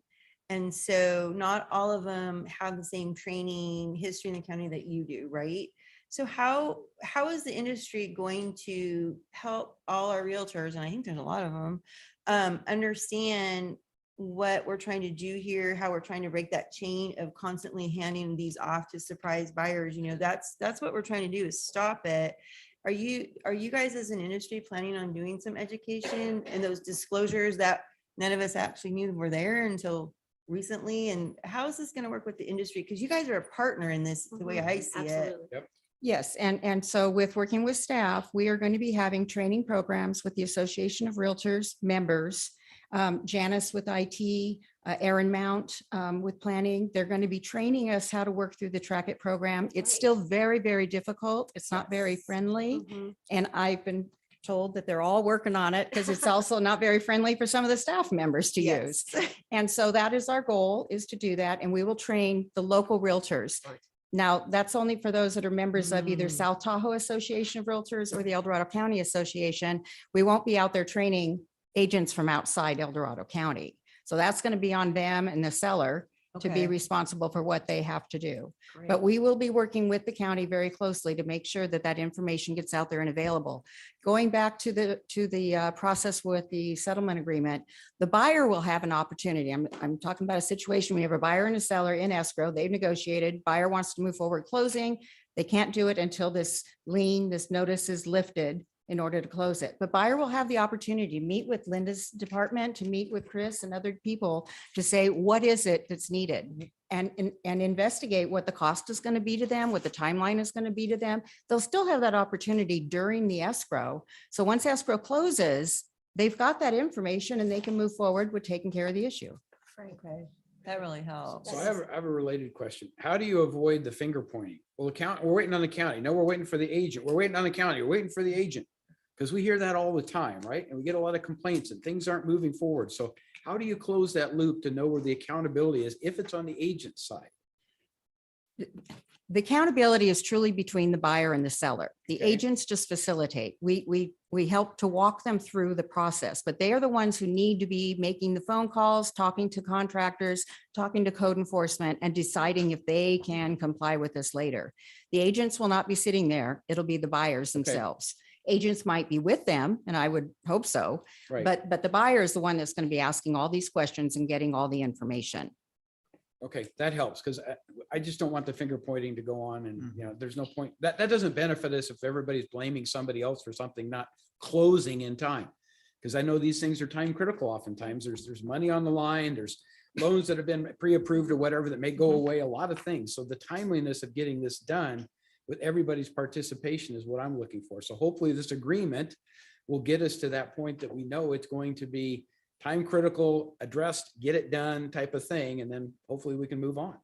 Well, and you'll notice in the new red line document too, that Chris put in there Yeah. that The building and planning departments do have some flexibility with working with us. When they learn this is an escrow, we need to close this deal in 3 weeks because ABC, they know to jump in there right away and get the appointments. And I have found that whenever I've called them, they document their filing very well. Right. You know, and if they say, I can't meet you for 2 weeks, well, then we can go back and see if we can get an extension on the escrow or something like that. But their staff I'm comfortable with, they've promised that they truly will work with buyers as best they can to get escrows closed on time. Okay, Great. very good. Really appreciate you working with our staff Yes, on this issue. thank Kim. It's you. been very Thank you, Kim. important to have the industry working to resolve this. Appreciate that.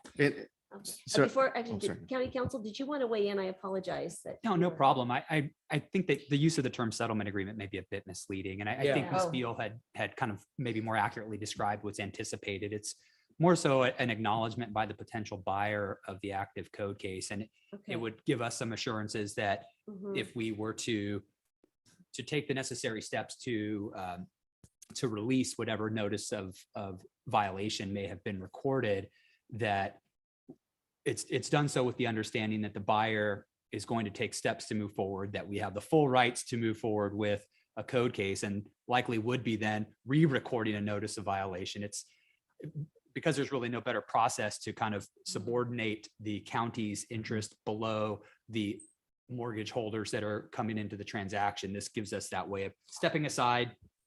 The transaction takes place, the deed of trust is recorded. After that point, if we felt compelled to do so, we still have the ability under our typical process to record the notice and order of violation.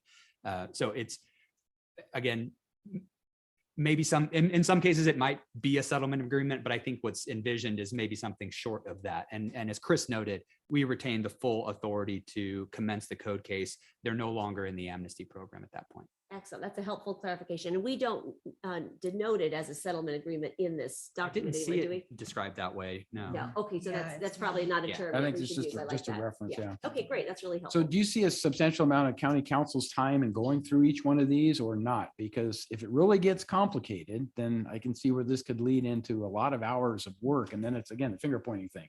At this point, I don't think so. I mean, Okay. for just the simple acknowledgement by the buyer. I mean, we work very closely with code enforcement, and if there's a need to develop some templates that could be used going forward, we'd be happy to assist them with that. But Perfect. I I like the don't- idea of a template. yeah, I don't think that what's being proposed is going to be terribly burdensome. Now, if the buyer chooses not to cooperate with code enforcement, and we're compelled, as we are oftentimes, to move forward with a traditional code enforcement process, that's a different story. Right. Got it. Okay, Okay. excellent. Thank you, Chris, for helping us work through all this. All right. No problem at all. I was just going to note that there are, I think, 2 points in time early on that the buyer would be notified that there's something. One would be the cloud on the title, which would quickly be discovered in a title search, which should theoretically be going on early in the process of the escrow. And the second is what Kim was talking about as far as all the training. So once all the agents are trained, agents and brokers are trained up, and they're really comfortable to track it, between the clouded title and an agent going into our system and saying, oh, it looks like there's an open code case here. I can't see behind that wall, but I'm going to give a phone call into code enforcement to figure out kind of what's going on here. I think those two triggers should adequately catch that this is a property that needs this type of agreement in place, or at least understanding in place early on. So it should give us enough time to work through that process throughout the escrow. So I'm hopeful. Excellent. Okay. I just, got one more thing to say, Chris, on that. Going back to these sprinkler systems and stuff, because even the wells are not even adequate enough, especially when you're getting a gallon every 3 minutes or a gallon every 5 minutes. So it's not even going to be adequate to put these sprinkler systems in. And I think we need to take in consideration and look at it a different way, especially when it comes down to put sprinkler systems in the houses that are old units, especially, if they're dated back in the 70s or, early 70s or 60s or whatever, and they had a code case to come up and they didn't, but then you got to bring it all up to code specifications. So I think there's something we could look at it, and I've checked in some other counties kind of overlook that because they just basically base it on new construction is what they do when it comes to that. So I think if there's any way we could do that, I think we still need to keep looking in it, looking at different ways we can do to help these people. Because even in this, the pipe in the houses and stuff to put these sprinklers, they have to tear all the sheetrock out. They cannot just place the sheetrock it has to be put in, installed, and then it has to be pressure checked. So it goes through a lot of processes is what it is.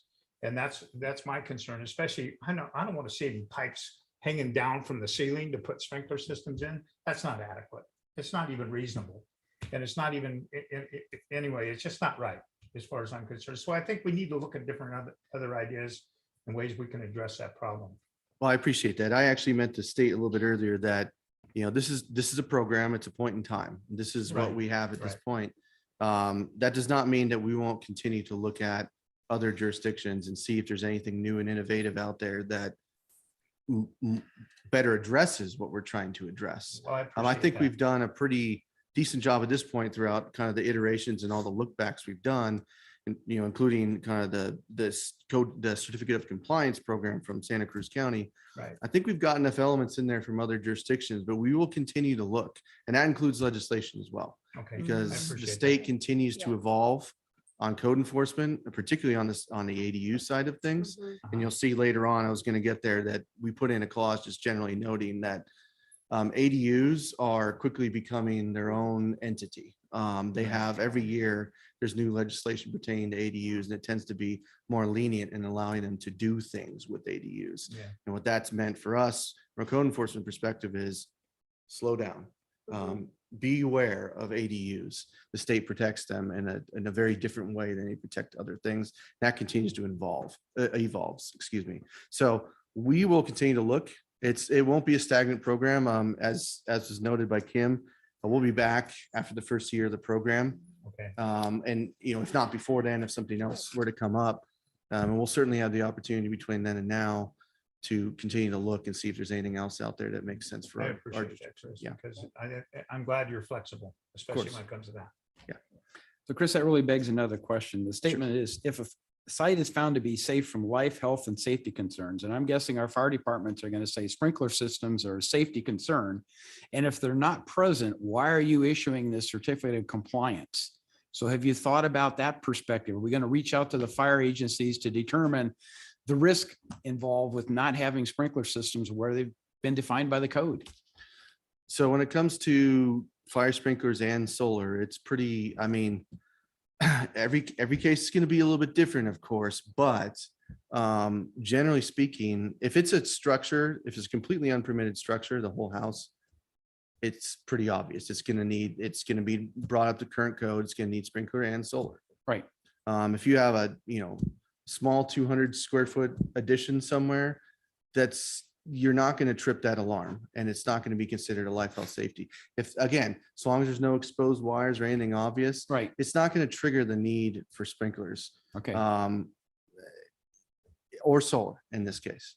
And I will say, since we're kind of walking into the building code side of things here, we wanted to make it very clear that upon our inspection that we are not asking anyone to open up walls. That was a really big point. We discussed that with Ed Carr and other stakeholders. That is not something we're going to do. We will not open up their walls. Okay. Caveat, their contractor might, but we are not going to ask them to do that. We have ways of checking those types of things without having to be so invasive with them, because that was a real fear out there about this program. And that's great. That's clearly stated in the code. Just for clarity, the local fire district will not be consulted with respect to the determination of a given residence in terms of its safety provisions. Strictly going to be done by the department, right? I just don't want to get at odds No, I with fire understand. personnel again, because I understand. According to one of the newer state legislations with ADUs, this is just for ADUs, ADUs. yeah. There will be a safety check. How it's going to be worked out is still up in the air right now. We're working with county council on a regular basis for training and interpretation and application of that. I'm just hoping we don't end up with a situation. There's a fire, somebody loses their life, and the fire department says, yeah, because they didn't have sprinklers. If they'd had sprinklers, if the county let them go without sprinklers, they would have been okay, right? I don't want that.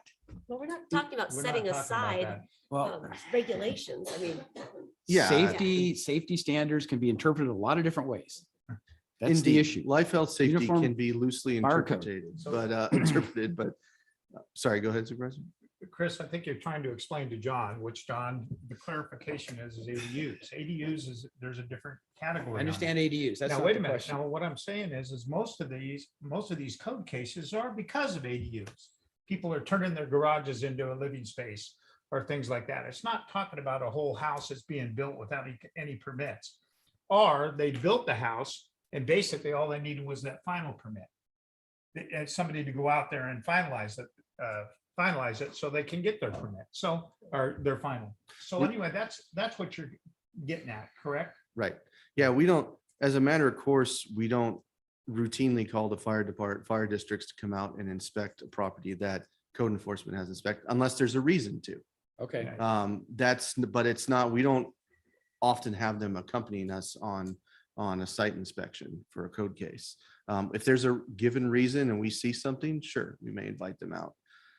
But that's not the normal course of business for That's us. not the bulk of the code cases that you're seeing currently? Correct. Okay, because I think we have That's why the balance of your experience to go on as to what you're seeing and Okay. what issues Right. you're dealing with. Right. Okay. Any other questions for our staff before we move to public comment? Well, we've No, got, I that's think only one section. Did you want to cover the rest of it, or do we want to start just with the pre-site inspection part? That was kind of the meatiest part of the additions, but Okay. I kind of alluded to the rest in the application of open building code walls, section. legislation. Yeah, we're Okay, not all right. asking for walls. Looks like to be we've covered open. it. Yeah, exactly. So. Public comment. All right, sounds good. Let's take public comment on this item, Kim. Now taking public comment on item number 22. Individuals will have 3 minutes to address the board. The timer will notify you when you have 30 seconds remaining to comment. Public comment will be taken first from those participating in the boardroom and then from those participating through Zoom. For those participating by Zoom, please make sure you unmute yourself when called upon. If you're joining the meeting by phone, press *9 to indicate a desire to comment. If you're joining by Zoom, press the raise hand button. Please voluntarily state your name for the record.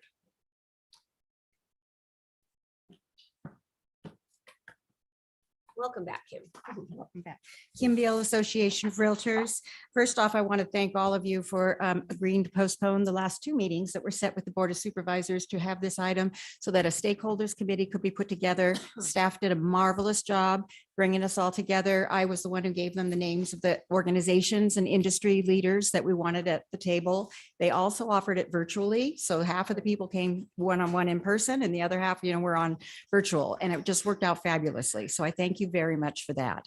A couple other items on the Track It program. This is not only going to be for the buyers of properties to be able to look to see what's going on with their agents. I would hope that all of the sellers would think about looking at the Track It program to say what permits may or may not have been issued on the property. Maybe just because I didn't know when I bought the house, let's see if there's going to be a surprise to me. And it would be far better for the seller to learn that before they're in escrow.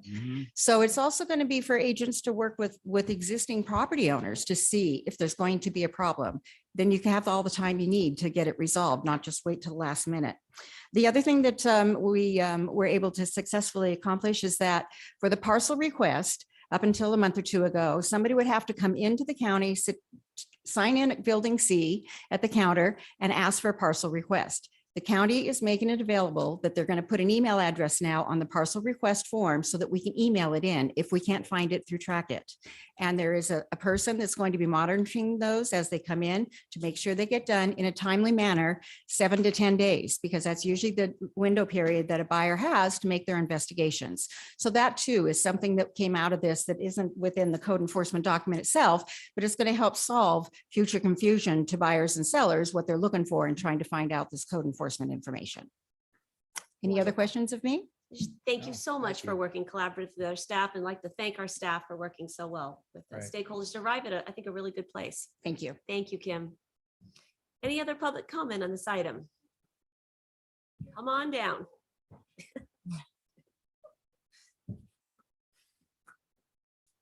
Good afternoon. Good afternoon. Carol Lewis, and I'm speaking only as a citizen and a retired real estate person. My office in Fair Oaks, Security Pacific Real Estate, covered a tremendous amount of repossessed homes. So I suggest that the Board of Supervisors talk to some lenders before you continue. Because as a mortgage If you're holding the mortgage on the property, the bank doesn't know what's going on with the property at all because they've never lived in it. So they're not responsible to disclose. But you're talking about timelines, and some holders of the mortgage may not have a timeline that you're looking at because they are a bureaucracy. So, and especially when you're talking about clouding the title. So if a bank owns the property and has repossessed it and knows nothing about the property, and then the county comes along and decides to cloud the title because the timeline is not good, you might want to start talking to some lenders before you make a final decision, because they can delay it for a long period of time, which hurts the seller and the future lender. So just a suggestion that you might consider. Thank you so much.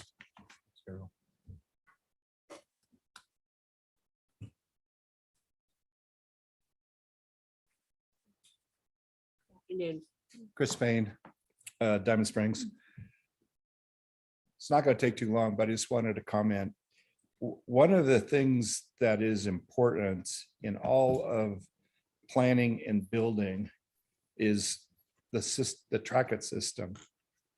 Now, we've had commitments from staff that it's being worked on. And that we're going to hopefully get to some endpoint where it functions effectively. I don't want anything that we do or decisions that we make be held up by the fix of the track-it, but at the same time, if track-it becomes such an important element in the way we timeline it or the way we keep track of it, we manage it, then it seems like you wouldn't want to implement something counting on something happening in the future unless there's enough time between the action that you take and the fix of the management system. If that doesn't make any sense, you might give me an expression or something, but I'm trying to say that track-it seems to be so important to us, or a system that manages that people can utilize. And I want to make sure that we are functioning effectively with the tools that we need. And if we're not, then it seems premature that we would implement something that's so dependent on the fix. John, does that make sense I know from where a you come tech? from. Okay, Thank that's you. just, I want to make sure. We follow you. Thank you. Anyone else in the boardroom?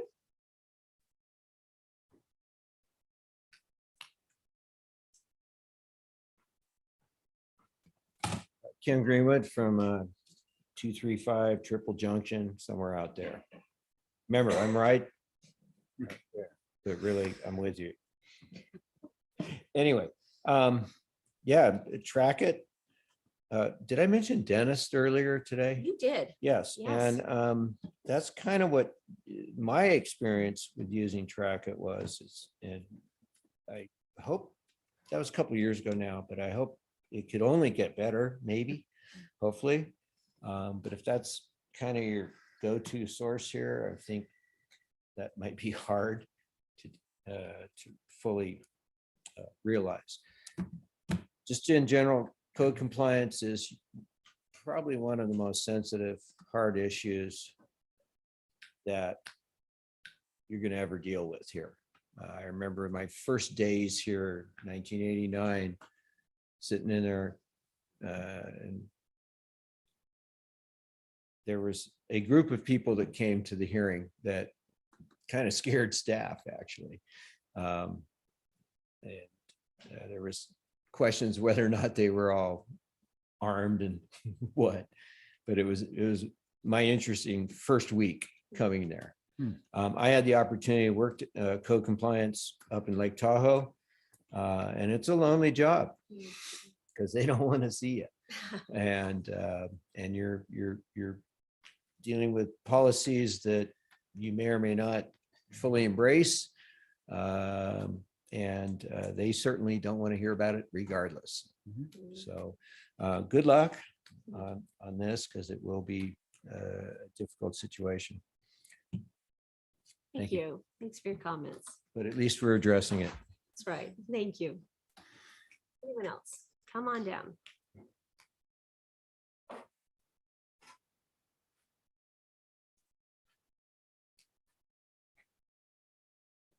I'm back. I'm Brian Welcome DeBerry, back. El Dorado County.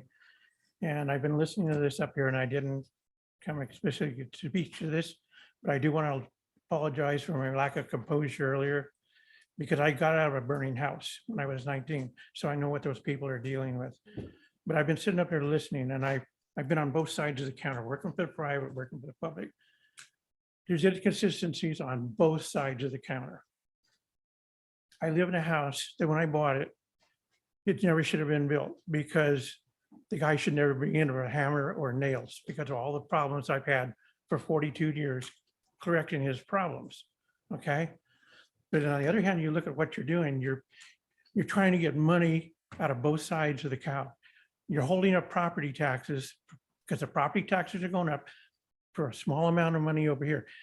To me, you got to weigh those advantages. I can speak for the inspection part of it. And this is verbatim. I asked the inspector 20 years ago from the county to redo the roof. He says, I asked him, I said, what do I have to do this?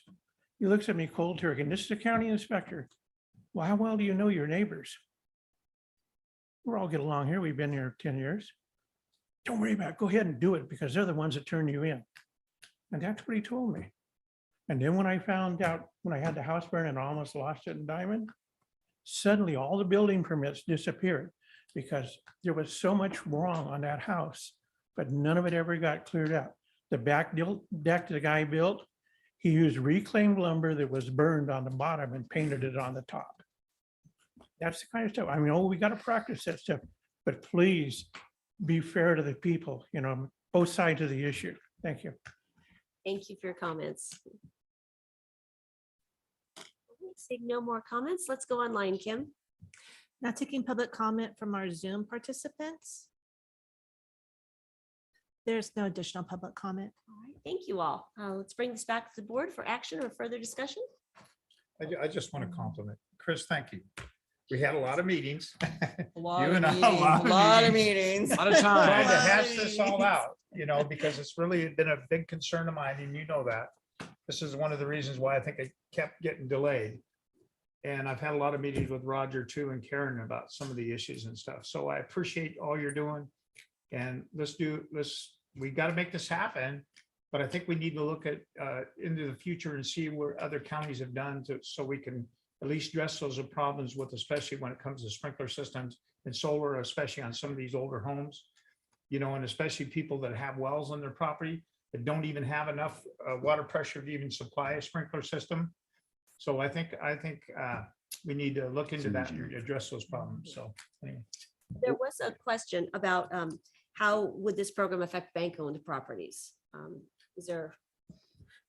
Admittedly, we didn't contemplate bank-owned properties. The genesis, again, of the program were property owners who currently live in a home who have a code case but have no means and shouldn't be Right. responsible for something that happened 3 or 4 owners ago. So that, by its very nature, kind of the way we were looking at that would not necessarily include bank-owned Translate to that. properties. It's a great point. I think Carol makes a really good point. And over again, as we're continuing to look at the program, that is certainly something we can look at in the future, but it's not something we had contemplated for this very narrow set of code case types. I just wanted you to clarify that, Sure. recognizing that Yeah. this is going to be fluid. We'll, Right. we'll Yeah. continue to reevaluate and see how it's working in the marketplace and make adjustments if needed. So any other? Well, I just support? want to highlight, even if it's a bank-owned property, they would have to pay the $107, excuse me, $107. We were dealing with thousands of dollars before. So $107 to have the assessment done, the pre-site survey, right? They would have to pay that to initiate any action. And that's when you open up that discussion. Is that not true? I don't exactly know how to answer that on, but I don't think so because I mean, yeah, actually, you're right, because we'd still have to do the inspection. Right. We still have To to do the determine whether it inspection. meets health and It's- safety. it's right, true. For the non-compliance. Yeah, well, again, we hadn't contemplated this for Right. a bank-owned property, but in thinking about it on the spot, yes, it would make sense that we would assess the $107 because we'd still want to go Right, out. before and we make would our own issue a certificate assessment of on life health and compliance. Roger safety. coming out. Here Yeah, comes let Roger come Roger. up. Roger's considered it, no. Come on down, Roger. I like You when were Roger weighing in on springs this. up and Roger Runkle, Deputy County Counsel. I don't think it is contemplated for a bank-owned property. We're talking about bona fide purchasers, innocent purchasers Okay. who are true. subject So to should we a exclude it? building that they did not have notice on, notice of unpermitted construction. So I'm not sure that was contemplated. The board can do whatever it wants, but I don't think that was part of the contemplation. And this could be its own standalone program Right. for Right. homeowners that are in this situation. Correct. Yeah, and then going to address future iterations Right. as needed in the future. If you don't mind, I'd also like to address a little bit the real estate transaction part of this. Please. Because I- Before we I- leave this one, would you suggest adding a clause that talks about exclusion of bank-owned properties? That this policy does not, this ordinance does not apply to those? Well, I think that's a board decision on whether you Right. want to do that or But not. would you Remember, support part of the intent here is to prevent properties that might be dangerous. Right? That we know might be dangerous from going forward. So if we had a property, even a bank-owned property that had a code case on it, would I want to exclude it? Not necessarily. Okay. Because ultimately, I'm just telling you my view. Right. But ultimately, I want those structures to be safe. That's the structurally safe program. I don't think we contemplated that we would include fire in a sprinkler inspection because the point was to make them structurally safe, Right. Right. not necessarily up to code. I think that was a prior point that Right. Supervisor you made. But again, if the point is to bring properties up to code and to make sure no one is purchasing a property without notice and to make sure no one is inhabiting a dangerous property, then you make the decision on whether you want to include bank-owned Well, properties. But along those lines, though, it's bank owned, has a code case on it, so its title should be clouded. So it still should get discovered the same way in the transaction, correct? It should. Title clouded. I don't love that phrase either. What Notice we're of recording shipwreck. is a notice and order of a code Right. violation. Okay. And to be clear, this is the point I wanted to clarify. That doesn't necessarily stop a real estate transaction. What it does, and I think we talked about this with the realtors, is maybe flag for the lender whether they want to go forward and lend on this property or not. But people can buy a property that's unpermitted as long as they know that's what they're buying. Right. A lender may balk, but in theory, let's be clear, 99.9% of the realtors know that they have to do a real estate disclosure statement, and the lender should already know that this has some sort of a permit issue if they're lending on the property, if there was a real estate disclosure statement that disclosed that, right? Should is the Should. operative term. Should. Exactly. But my point is, if the lender already knows that, they've already made some accommodation. Likewise, when we're talking about accommodating the lender, which I think is a good idea to make sure these transactions can complete, realize sometimes the lender may want nothing more than a letter from us that says there's no monies owed on the property. If there's a recorded notice and correction, they pick that up in their title search. That's clouding the title, I guess. But they may already know that, and they may not want anything other than us to guarantee them that there isn't some already accrued gigantic fine against that property. That's a possibility. That I don't like and Dave made a good point of this. I don't like the term settlement agreement because it's not a settlement agreement. It's some sort of an accommodation to make sure that we're not fouling a real estate transaction. And that totally makes sense. It may be different in every single case. And that's why we've given the planning director discretion in these cases to try to accommodate the right outcome. Because that's what you're trying to do, is make sure the outcome is correct. Excellent. All right. Any other questions for? Roger wanted to add something else. Yeah. I distracted him, but you wanted to make a second comment, right? Or did you get that in? I think I got my comments in. Okay, all right, very good. Thank you, Roger. welcome. Appreciate your help. All right. So Supervisor Parlin, did you have? Well, I did, if I could remember what it was. I wrote down a note here though. So funny. So once we track it to where we all want it to be, it will, because I appreciate what Kim suggested, that, even sellers should be actively looking at it. I would even go as far as saying, just anyone that lives in the county and owns property should look at it sooner than later, so that they know ahead. When you go to sell, that's really not when you want to find this out. So my point was that when the system is up and running lovely so that people can use it and it's user friendly, which I want soon, and everybody, I think we all do, and we all support that. Can you let us know that, so that, we can put it in our newsletters and suggest, hey, the system's new and improved. If you haven't ever taken a look at what's on file at the county versus what you think you own. And I'm saying that to be real, I think there's a lot more out there that we just don't know about. And you don't want to be waiting till the last minute when you're trying to sell to find out. That would be a bad time. So does that make sense? Do we have a path for fixing Trackit, CAO? I'm looking at CAO. Because that's under your wheelhouse, maybe. That's a big question. Yeah.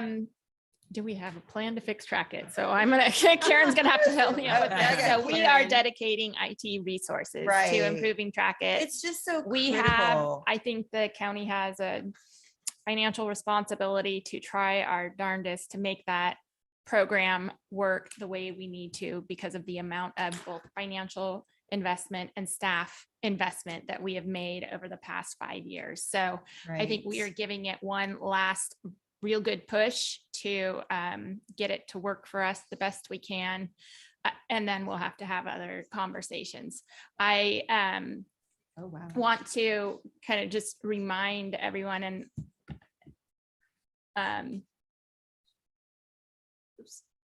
can I ask that conversations be taken outside, please? Thank you. That the county, for a long time, we had an internally developed program called LMIS. It was here when I started with the county.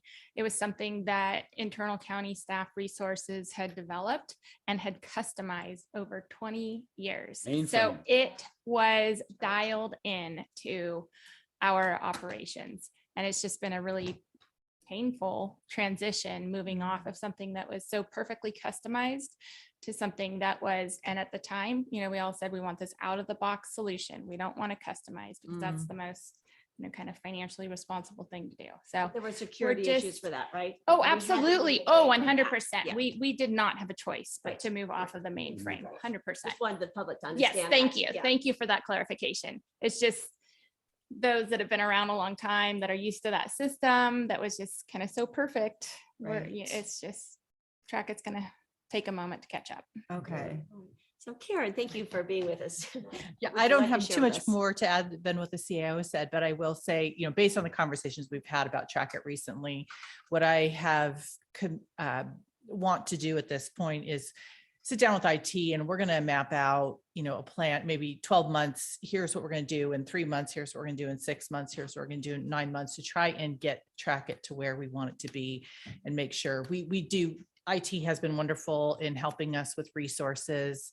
I don't have an exact time frame of when everything's going to be fixed, but I will tell you, I'll have a plan that I can share with the board here in the next 30 days. I'll have a plan that I can share, so you can see what the steps are to get that thing where we need it to be. Excellent. Now, my understanding is we don't need to hold up this amnesty program in order for Trackit, to be. Oh, no. As Kim mentioned, if someone cannot get into Trackit, then they can make this request to have the property information. So there is two multiple ways. paths as we continue to work on improved Trackit, but I love the idea of an ongoing training program, especially, now and then when we have a new improved version. So, great. Thank you, Karen. Appreciate it. I do have one additional I really appreciate staffs, including number 2, to provide direction to return to the board within 90 days of completion of the first year, because I think that's what we need to do, is look at what the date is. If we see that there's bank repossession type of thing, bank owned processes that are going on, we can revisit at that point in time, and we'll just have to figure out how to try to deal with it incrementally, one-offs, if you will, as they may come in. But when we look at this within 90 days after a year, I think we're going to have some new findings, so to speak, to say, okay, this worked, and multiple multitude of areas, but there's a few gaps in there that we need to close on. And so here's the suggestion, the recommendations for correction. So I think that's what you do. You get it started and then you incrementally change as you have to. So do I hear a motion in that? That was it. I thought so. I'm gonna move item 1 and 2. Excellent. Thank you. Any further discussion? No. All right. All those in favor say aye. Aye. Opposed? Motion carries unanimously. Thank you so much to staff Thank you, for Chris. working through this with our community partners and engaging and Right. look Ton of forward to work, seeing but how good this works. progress. Yep. It's a good start. Thank you so much. All right. Well, with that, it's 2:40. We made up some time. We're almost Very at, good. yeah, 2:30 allocation. So excellent. Kim. Item number 23 comes from the Chief Administrative Office on behalf of the Charter Review Committee, recommending the board receive and file a report summarizing the Charter Review Committee's recommendation regarding the El Dorado County Charter and provide direction to staff on which recommendations to pursue and return to the board at a future date with the requested information or proposed ballot measures. Excellent. Well, this item has been a little while in the coming. Look forward to this discussion. So I'll start off. I'm Emma Owens from the Chief Administrative Office. So the board convened a charter review committee in June of 2022. They've met diligently over the past year, and each committee member should be commended for their dedication to the committee, volunteering many hours, carefully reviewing each charter revision that was proposed, and they prepared the report for you today. The CAO has also prepared a memo outlining our recommendations on their recommendations. So any direction the board provides today to either pursue a charter amendment or do more research will need to be brought back to the board at a future date. So really we're seeking direction. And with that, I'd like to hand it off to Jim Matrician, the chair of the Charter Review Committee. Well, Jim, welcome back to the county. It is lovely to Yeah. have you back here, and just wanted to thank you for representing District 3 on the Charter Review Committee and chairing the committee. So and to all the committee members who engaged in this work. Sure, Much absolutely. appreciated. Thank you very much. Good afternoon, Madam Chair, board members, staff. Hello. Jim Matrician, as you know, Charter Review Committee Chair for the 2022-23 cycle. It was certainly an interesting endeavor for me personally. I don't think I could ever get used to sitting on the dais where you guys sit every day. It was certainly humbling in some cases, but I want to just really, you've seen my memo, the cover memo that I provided along with the committee's final report and additional materials there. But I want to just stress publicly how important the committee worked with one another and worked with the members of the public, the input from staff.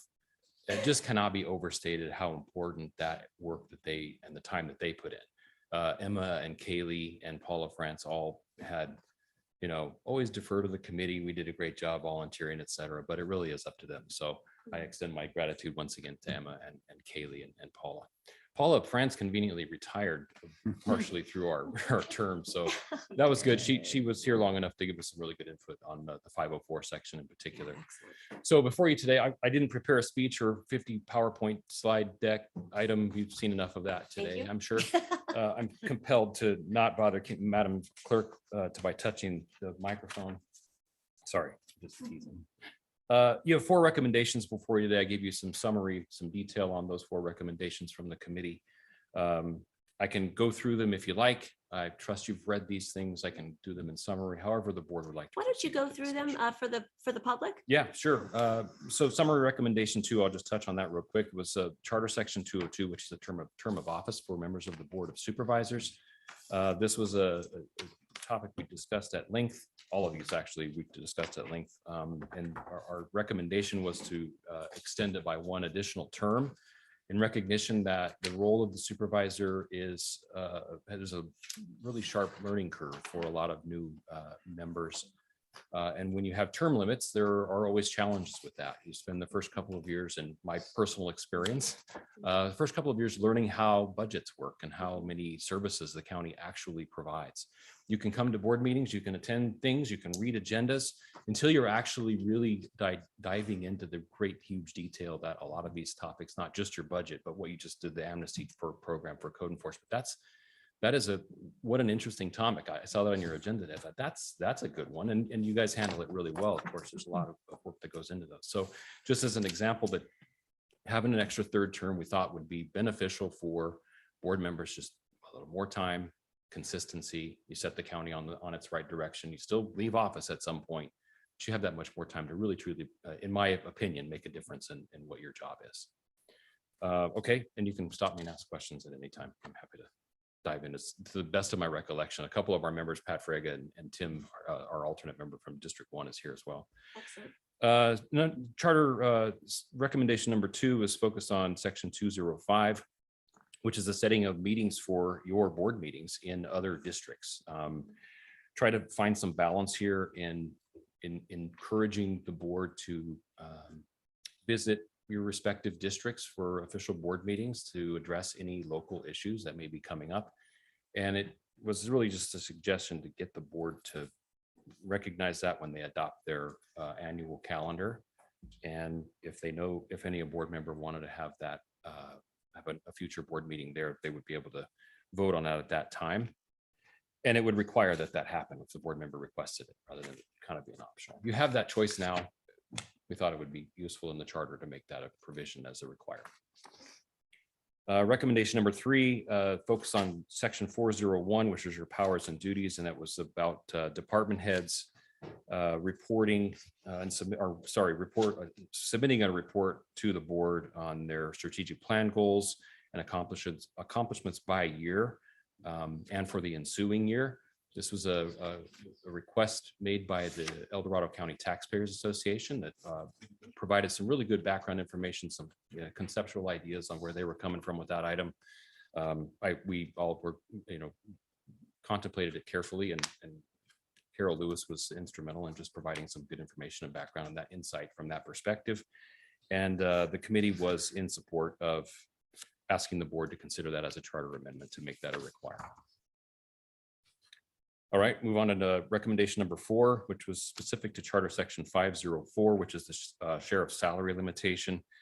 This agenda item was kicked it around a little bit in detail about how much was spent over the years, each year that you have an annual requirement that you fund 504.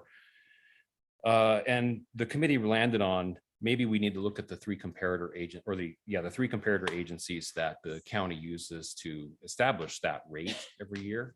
And that's where we left it. We didn't suggest any other language, just, hey, maybe have a look at that when it comes up every January, February timeframe to consider what those 3 comparators are. They the appropriate 3, and that would be the more of a direction from the board, not an actual charter amendment. If you decided, you would have to do it that way. But that when I read the CAO's memo, which is very well thought out and put together, I totally understand and agree in most cases that the work that's involved in 504 in particular is there's a lot of detailed data that they would have to consider. So with that, I will close. If you have any questions, I'm happy to expand this to the extent I can. Thank you so much, Yep, Jim. sure. Appreciate all the work of the committee. Board member questions. Supervisor Bartlett. Thank you, Jim. It's good to see you again. Yes, likewise. Thank you. Just a tiny thing, and it's just a clerical thing. On the front page of the report, it shows Bill Carey as he was a former member for District 1. He was the former guy for District 4. Yes, he was. And so I just wanted that on there Ah. to let people know. I really You're was right. trying to get people to do this, and I had a hard time, just so y'all know. So I do appreciate everybody that did participate. It is sometimes hard to fill these committee positions. I was getting ready to start begging people. So just want to make sure that Bill Carey got acknowledged. Yes, I recognize that. Thank you now. I can't believe I typed, that was my error. I typed that. in. No worries. And then I'm just I don't really have a whole lot of thoughts on the actual recommendations, but I want to make a comment or ask about, on the other things you talked about. And I'm just going to go there is specifically on the, looking at number 1, I did not participate in the charter review committee at all. I didn't go in, I didn't listen, I didn't do any of that because we do have a policy about the board, not influeing. And it's Yes. really hard to stay out of these things that we really want to, but I stayed away. So, so I really don't know how you guys negotiated and talked and all that. I have no clue. But what I do know is that when we had our redistricting conversation, and there were constituents that, asked about the 7-district Mhm. potential. Can you tell me what you guys looked at? Because I know when we talked about it at the board level, I actually went and got data from the surveyor's office and just some really loosely draft maps to see what that would look like with the given growth in our county. And nobody came and asked me about that. And I did mention that when we talked about redistricting very specifically, because the population growth in our county is very skewed. And I think that given the general plan and everything that's going on, it's going to stay really West End oriented. And it's going to make some of our other districts really big. Like District 4 grew, it grew bigger. District 5 got bigger. And at what point are we going to, look at how to change that? And I know that folks up on the divide, I have the divide in my district, they want their own district. And I go, I'm not gonna be able to do that for you with the given structure we have. So can you kind of tell me what you guys talked about other than we don't want 7 supervisors? Because that's my concern. Sure. Yeah. My recollection wasn't quite that easy. We didn't say, oh, we don't want 7. There was some input provided, data provided by the CAO's office about some of the structure of the dais, for example, the offices, the facility would have to be modified in some way. And we also reached out to some other supervisors about what would that look like. I did personally. And the same thoughts were shared. It was, well, the county is growing in different places, and it's strange to see a district that will inevitably, District 4, by example, is from Tahoe kind of all the way down to El Dorado Hills. It's going to be half, and District 2 similar, likewise. So they're like mirrors of one another. The committee thought that in the end, the cost outweighed the benefit ultimately at this time. There could be something in the future where the board wants to reconsider that. I think, Emma, you might have the numbers, but it was a substantial cost. And you also have additional costs that are long-term for elections of those 2 additional supervisors. How you redistrict, that's a process. So, you redistrict every 10 years, but I believe the law allows you to do it whenever you want to, if the board arrives at that place. And that's where the committee just landed on. Okay. Did you guys remember anything else, Tim or Pat, about that? Kind of couched it. Yeah. Okay. And it's Is that just fair? I mean, because- that's what I remember about Right. it. And I just, want to be mindful of the fact that it's just our county's growth. I don't see it changing a whole lot of pattern. And so again, El Dorado Hills that District 1 keeps getting smaller and smaller and smaller. District 2, it's getting wonky and weird. And I just don't know how, the next 10-year census and all that redistricting, what that's going to look like. So in my mind, I was kind of throwing it out for the Charter Review Committee to look at to get ahead of the next redistricting, because we had to make some really difficult decisions this last time about where to carve out communities, because that was one of the big criteria we were supposed to follow, is keep communities whole. And with this growth pattern, it's getting harder and harder to do. So, I just wanted to let you know what the thought was. And I still, to this day, encounter folks out there that are like, our district's too big and I want our own district. And I'm like, oh, good luck with that. It's just something to keep in mind, I think, maybe for a future charter. And I won't be on the board then, so maybe I'll get on it. No, I'm kidding. No, I will not. But just saying, so thank you for explaining that, because I had no clue. Like I said, I totally disengaged. I tried to be respectful of those boundaries that we've put up on committees, which is so hard. Sure. And you'll have another crack at it every 5 years at a minimum. Yeah, by your that's own true. charter review Yeah. committee. And then just, your census would happen again. It certainly, in my mind, just from my background, you'd have to allocate some funds for that. It would be Absolutely. not just There's facility no doubt change, about it. ongoing costs. No and doubt. The CAO's office would endeavor to make that happen if that was the case. Excellent point. All right. Thank you, Supervisor Parlin. District 1. Jim, recognizing that recommendation number 4 is a longer term project, and we're not considering that, in my opinion, of putting it on a ballot. Yeah. Do you agree with staff's comments relative to recommendation number 2 and number 3, that they're basically currently available to the board as options to establish meetings that would be determined by the board to be desirable, not necessarily required, and then also the powers and duties? Because having read staff's report, it seemed to say the board already has the ability to affect these desires but it's in a slightly different format than what this came across as. Yeah, I do agree. I think that, I think in those two examples, the board does have the authority to take action on those things. And Okay. you already have that. So in memorializing that in your charter, which is the county's constitution in effect, it seemed redundant, like almost overkill. That's my term. It overly burdens the ballot process, overly burdens for something that you already have. So I totally understood where the CIO's office was coming from. Okay. So in recognizing it's estimated $70,000 for any given ballot measure, it seems like we're only dealing with recommendation one as to whether the board would choose to try to put that, I guess, on the November ballot at a cost of like $70,000. That seems to be the question at hand here, but do you see it the same way?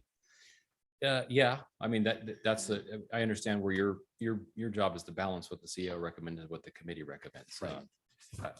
I think that's one of the challenges for any committee is bringing something to the board with a recommendation, and we put in a lot of good work. Absolutely. And it isn't, I don't think, I speak for myself anyway, I don't find it, disappointing or disparaging if you only go with one. You have an important job to do and you make those decisions. Our job is to evaluate it to the best of our ability and present you with some sound recommendations based on what we heard from the public, what we heard from staff, and then our own individual research. Thank you. Totally agree. You're welcome. And to piggyback on that item, I think I completely agree with the committee's, findings as far as term limits, recognizing that this was not to apply to any current board member. Yeah, I want to make that very, very clear. That was very clear. We're not talking about any one of us.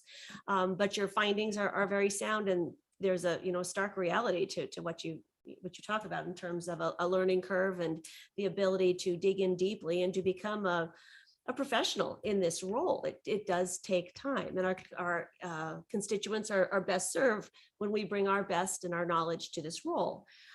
Having said that, so I agree with your recommendation on that. Having said that, there is also a reality to our charter, and the reality is it would take a champion to bring forward a ballot measure. That's exactly what I wrote down. Yes. Who's our champion? Yes, exactly. That's the point of discussion. Yes. This is where I exit the room. It's and recognizing, I mean, there's been many of us that have done ballot measures, and it takes someone to take up that cause. And when it's not going to benefit, and it'll benefit the residents of El Dorado County, but they don't understand that. And so that is, I think, where the board is going to have to wrestle with the reality of what that recommendation is and the practicality of it. So, yeah. But heard. Yes, Yeah. but I appreciate your findings on that. Supervisor Lane, any comments? Well, I first want to thank the District 5 representative, Pat Frega, who took Jeannie Harper's place and really took it very seriously and did a lot of background information on his own prior to even coming to meetings.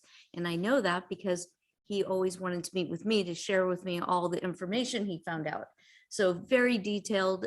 The fact that this committee is maybe coming to an end, I informed Mr. Frega today that does not mean that I won't be assigning him to something else, because you really just did great work, and I was very proud of you. I also just want to mention on the term limits, I think you're all correct that it might be a difficult thing to get through, and that there has to be a champion. But one of the things that Mr. Frega and I talked about on this particular item is what the Charter Committee is recommending is actually more strict than what the charter says today. Because what it says today is you can only serve 2 terms. Right. Yeah. And then consecutive is the key word. And they're recommending that be taken out, and that it just be very clear that maximum would be 3 terms, which is 12 years. But really, Mr. Veerkamp is an example, and there have been others in the past that served 8 years, took a break, and then came back to serve more. They could be serving 16 years or 24 years.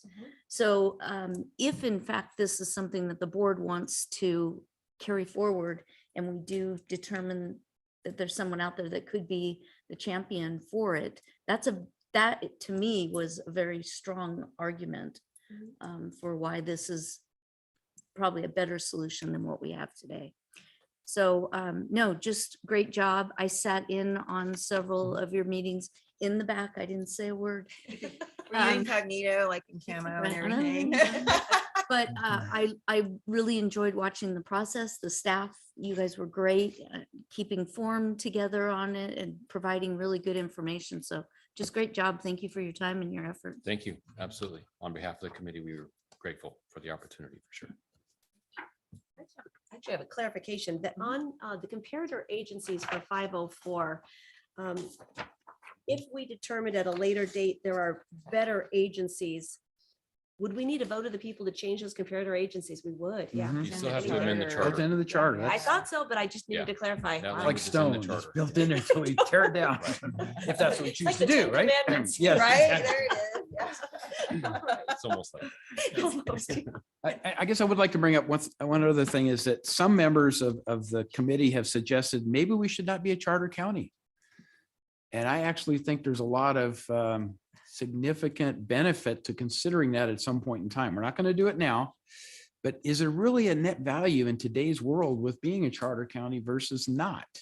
Because it does create a lot of constraints and other things that if we decided we want to go back to a general law county position, then maybe a lot of these things we struggle over all the time would not be there, and the board would have more discretion to determine what is appropriate. So Yeah, another I thought, think right? it's a pick your poison kind of question. Well, it could be. Because I know the Yeah, city of definitely. South Lake Tahoe is incorporated and they're looking at moving, to Becoming being a a charter charter. So I city. mean, you know, Right. there's It's pros a- and cons. Right, yeah, Well, absolutely, I know, and absolutely. I'm trying to think in recent history, when has it been helpful to us? And when has it hindered us? I think that's what we would really have to Right, you'd have to have weigh some that. analysis on Mhm. that. And it's really hard to say. And yeah, and with the term limits, I'm gonna even go, add to it that so I'm starting my second term right now.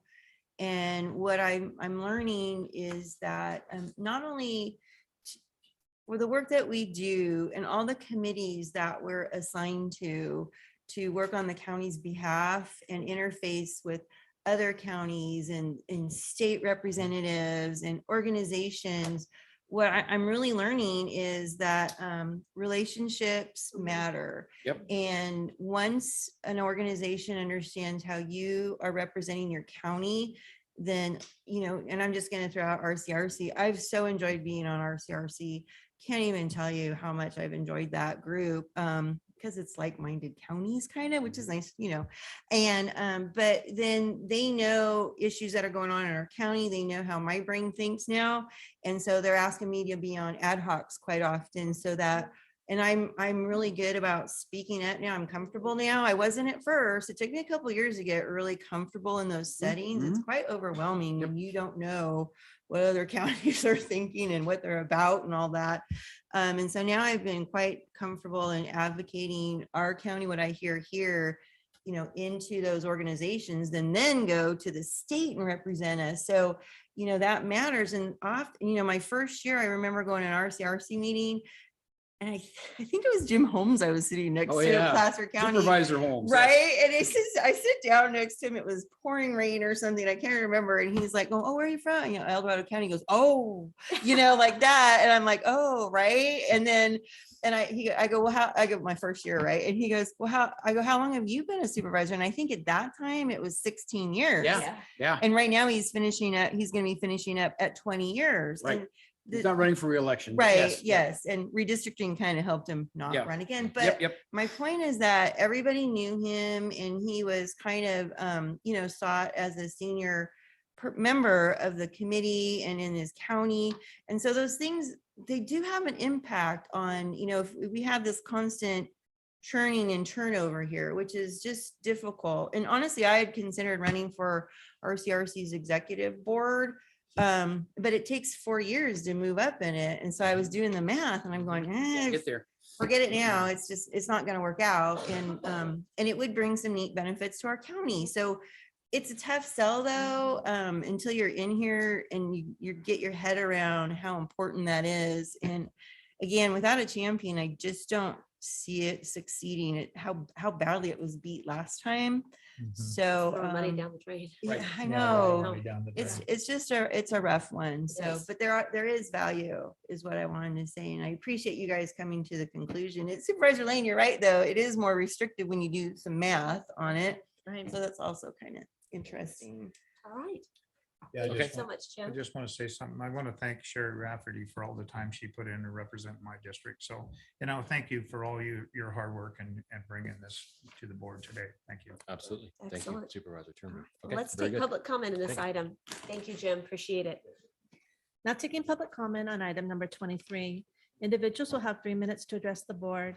The timer will notify you when you have 30 seconds remaining to comment. Public comment will be taken first from those participating in the boardroom and then from those participating through Zoom. For those participating by Zoom, please make sure you unmute yourself when called upon. If you're joining the meeting by phone, press *9 to indicate a desire to comment. If you're joining by, oops, please, I say this 100 million times. If you're joining the meeting by phone, press *9 to indicate a desire to comment. If you're joining by Zoom, press the raise hand button. Please voluntarily state your name for the record. Hello. Hello again. Carol Lewis, President of Taxpayers Association. I'd like to thank the committee for the work they did. I'm very pleased that at least 2 of our items that we submitted were there here on consideration. And I would say that the Taxpayers Association may be a vehicle by which you can move information out to the public for an election or change of this. What I really want to zero in is 3 and 4. 3 is that the Taxpayers Association believes in full disclosure. And we like the idea that department heads and electeds report to you and report to the public. We sat through the budget hearings and it was very informative when they did PowerPoint presentations, and that was very helpful. My big one is number 4, 504. We did a deep dive into 504 in the comparisons, particularly with the Highway Patrol. They got a 6% bump last year in their salary increase, and I believe they got another one this year of 7%. We compared our county to similar counties of population and topography, and we sit very high on the wage scale because of our charter. When we talked to the CAO, he actually admitted that if we keep doing what we're doing, that the county could eventually go bankrupt. We watched in January as the outgoing CAO and county council tied their salaries to 504, and we expect to see more of the electeds do the same thing. You can't keep paying out for 192,000 people in this county. I don't think we're willing to give up services. We love our sheriff's department. And we love the people who serve, but at what cost is what the taxpayers are looking at. Are we willing to put up with worse roads, worse services, being fined and feed to death to keep your void closed because all of this money is going out to salaries and pensions? I don't think so. So 504 is very detrimental to us when we analyze your budgets and your fee structures and your salary structures. There's really a problem. We see it. Some of your employees have seen it. Everybody has a greed factor built in. They don't seem to care about anything that goes around them except what they get and what they get at retirement. It's important that you as the governing body take this into consideration, that we want to keep our county solvent. Thank you. Thank you for your comments. Appreciate it.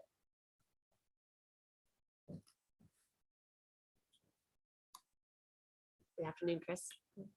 Chris Payne, former Charter Review Chair, 2014 and 2018. You guys remember those days? Jim Attrition does. He was our staff. He was a pretty important person. I was looking on Legistar to their last meeting, this Charter Review Committee's last meeting. I remember being so happy that we had finally got to the point where we could send our recommendations to the Board of Supervisors.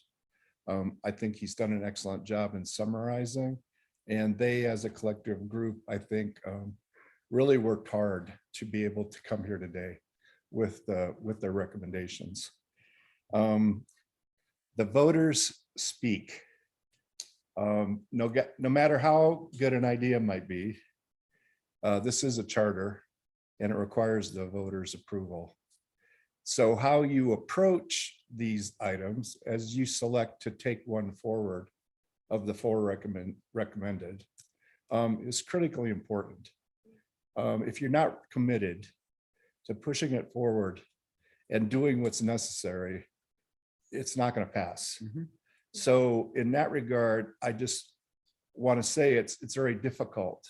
One of the reasons why I believe that we need to have a charter, for those of you that question maybe, we have 7 elected officials. In a general law county, you don't have 7 elected officials. And most recently, this charter review committee took up the idea of possibly eliminating the surveyor. And it didn't go over very well, because I believe in my mind, and that was the only meeting I attended during this series of meetings, I thought that it just didn't make sense when our county surveyor does so much for us and has the ability to be independent in some respects. So in that mind, I do cheer or celebrate today for their sakes, meaning the Charter Review Committee. And I'm gratified to see the same standards that I tried to do in 2014, carry on to 2018. Those same standards seem to be in this case. Also, remember, Legistar carries the record. You can go back to meetings within Legistar 2014 and find information that hopefully our Legistar will always carry it along as data. Appreciate them.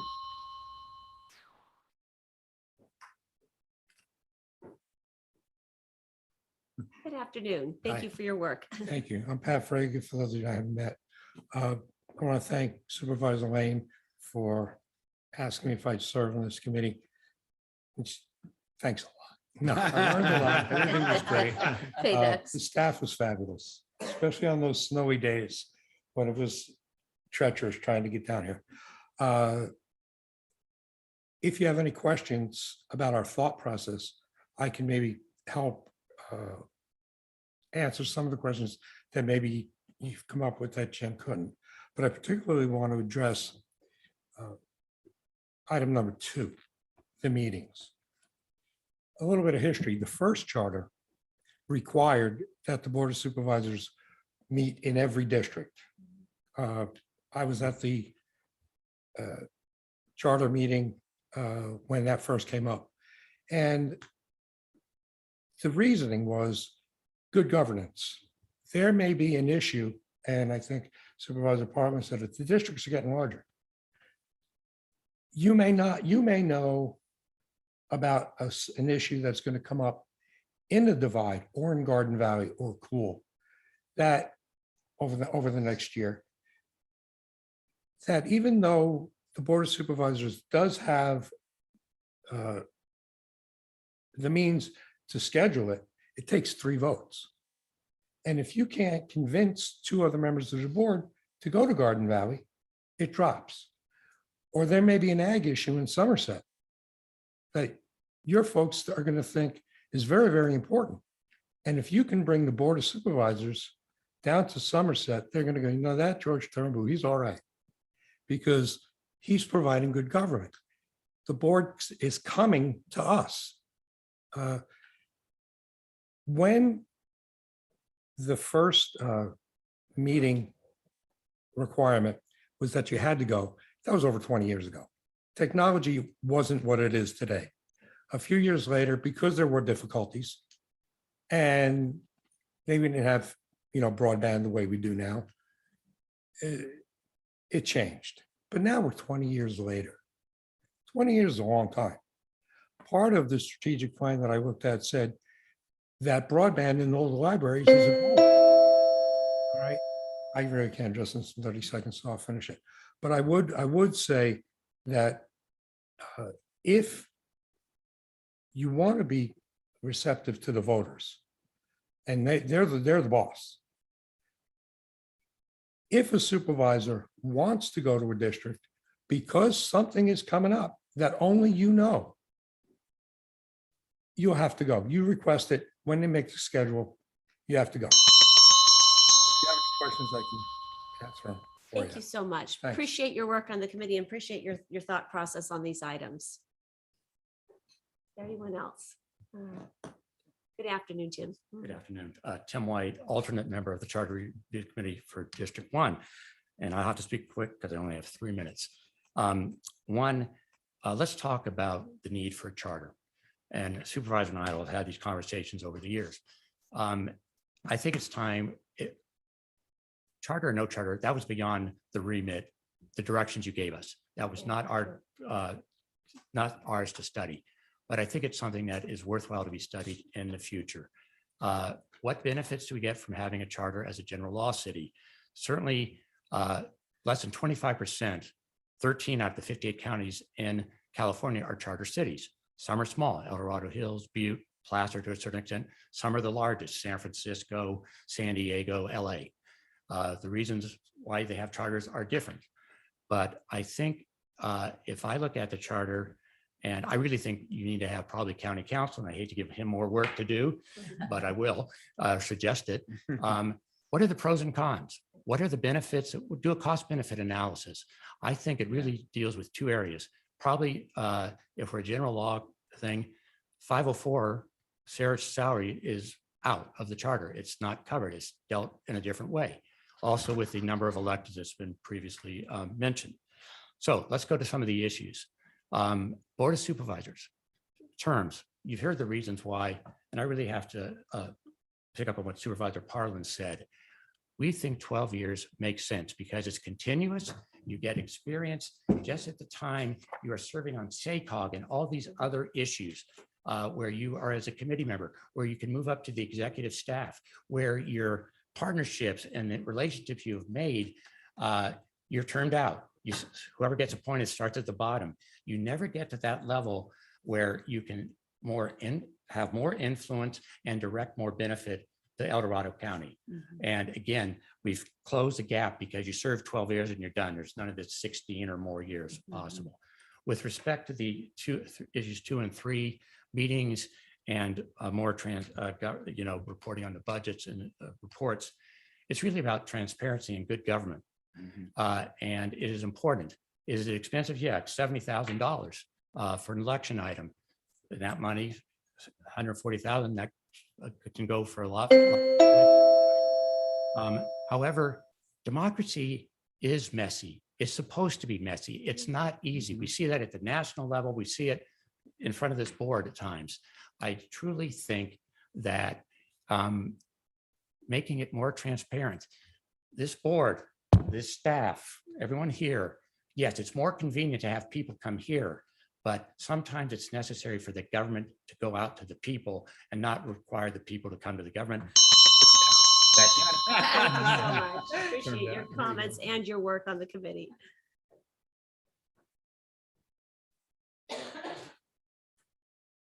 Welcome back. Hi, guys, again, Brian DeBerry, El Dorado County. And I did bring up section 504 to the Charter Review Committee. And I would like to thank them for all the work they did. And I also brought it up to the taxpayers. And I'd like to thank them for everything they did. I think that it needs to be really adjusted and looked at when you have people, top person line coming up into the bracket of almost as much as the President of the United States. Something is drastically wrong and inequitable for the taxpayers in this county. And I make one quick recommendation until you guys make your determination that you don't allow any new hires or anybody in-house to adjust their salaries before you make your determination. Because if you do, you can't go back, because that's an ex post facto law.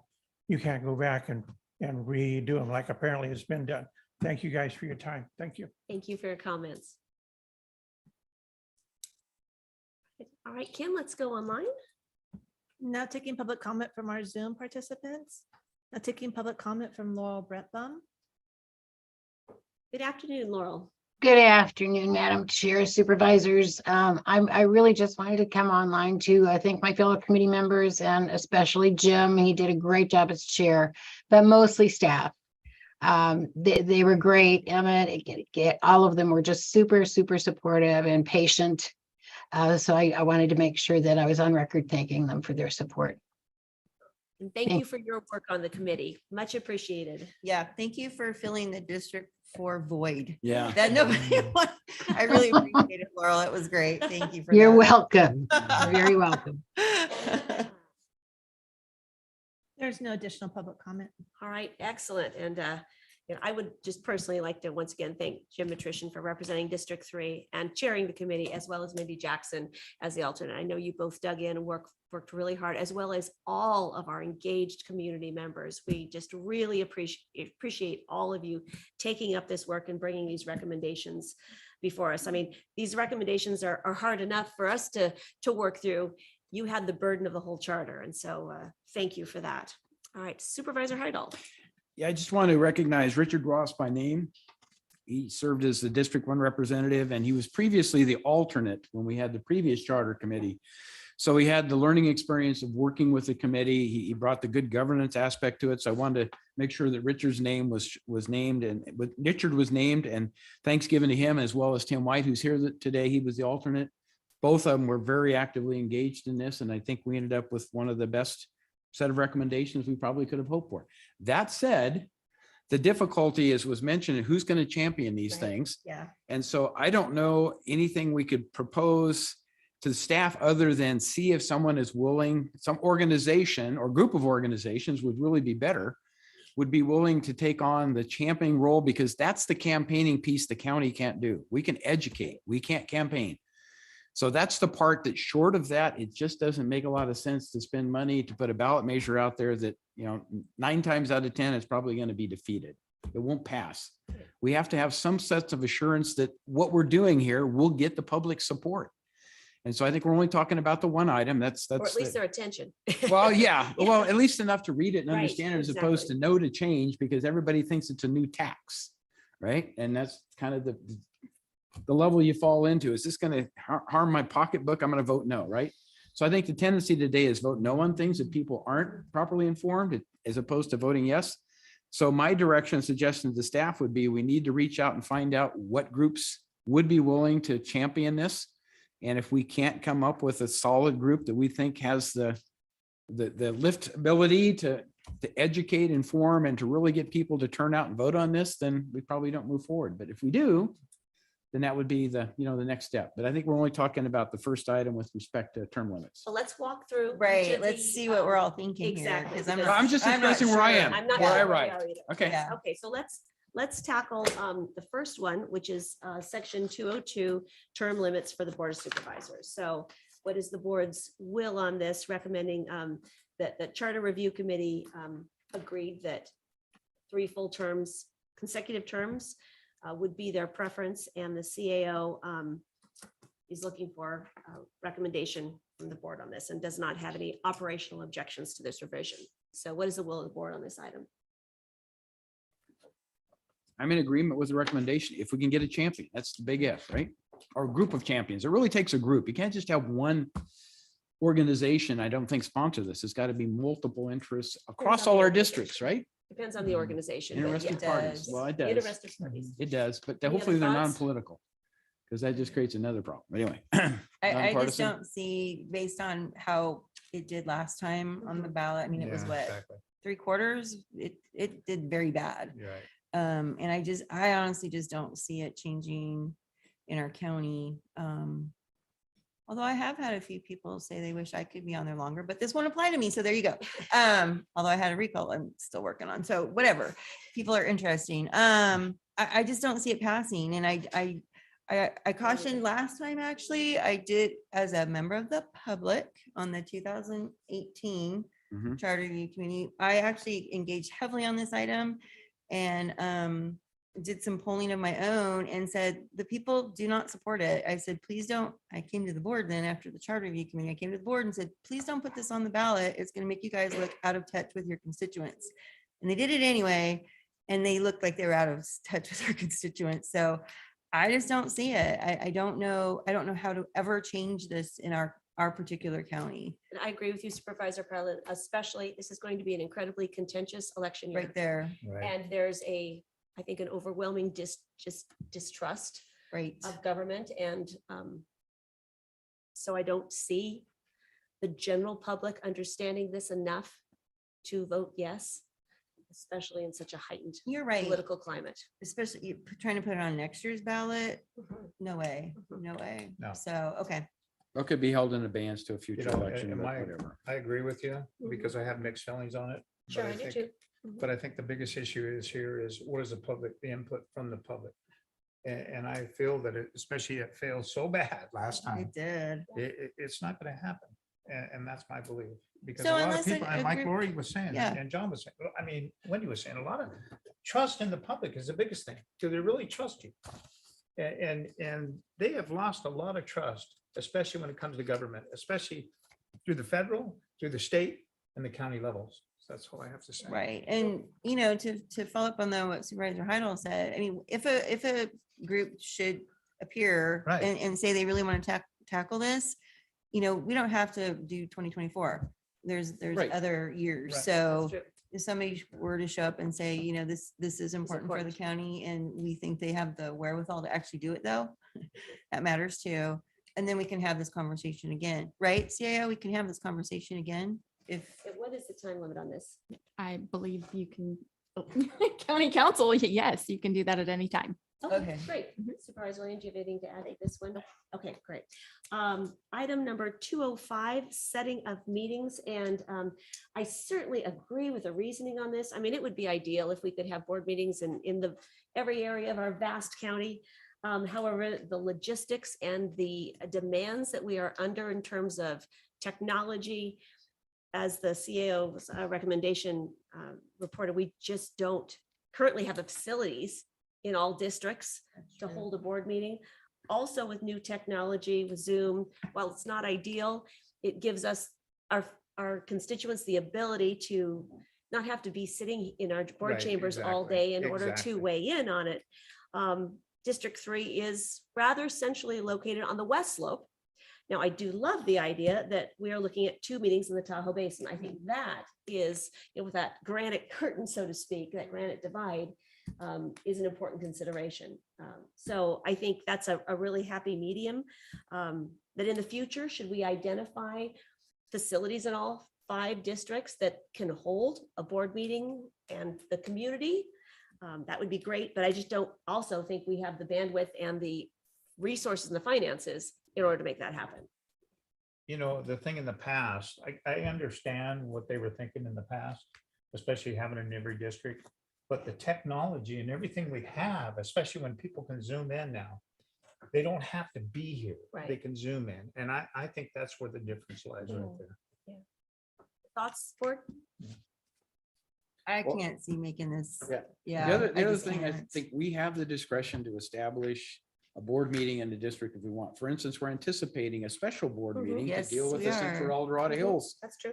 proposals. So I mean, we always have that ability. It's inherent with That's where we true. are today. So I don't see the need to progress with this. I think we have the ability, when necessary, Mhm. to decide we're going to have either a board meeting in a given district or a special board meeting. And in you've had a given hard time district. finding a location. Yes. Yes, you have. But I In think- El Dorado Hills, I Yes, know. right. But we're anticipating 400 to 500 people turning Well, out. We there's don't that. get that many people here, right? So that's a different parameter. Yeah. Anyway, yeah. Right. Okay, but Okay. I applaud the sentiment and I think we agree Yeah. with the sentiment and look Right. forward to seeing you in Tahoe.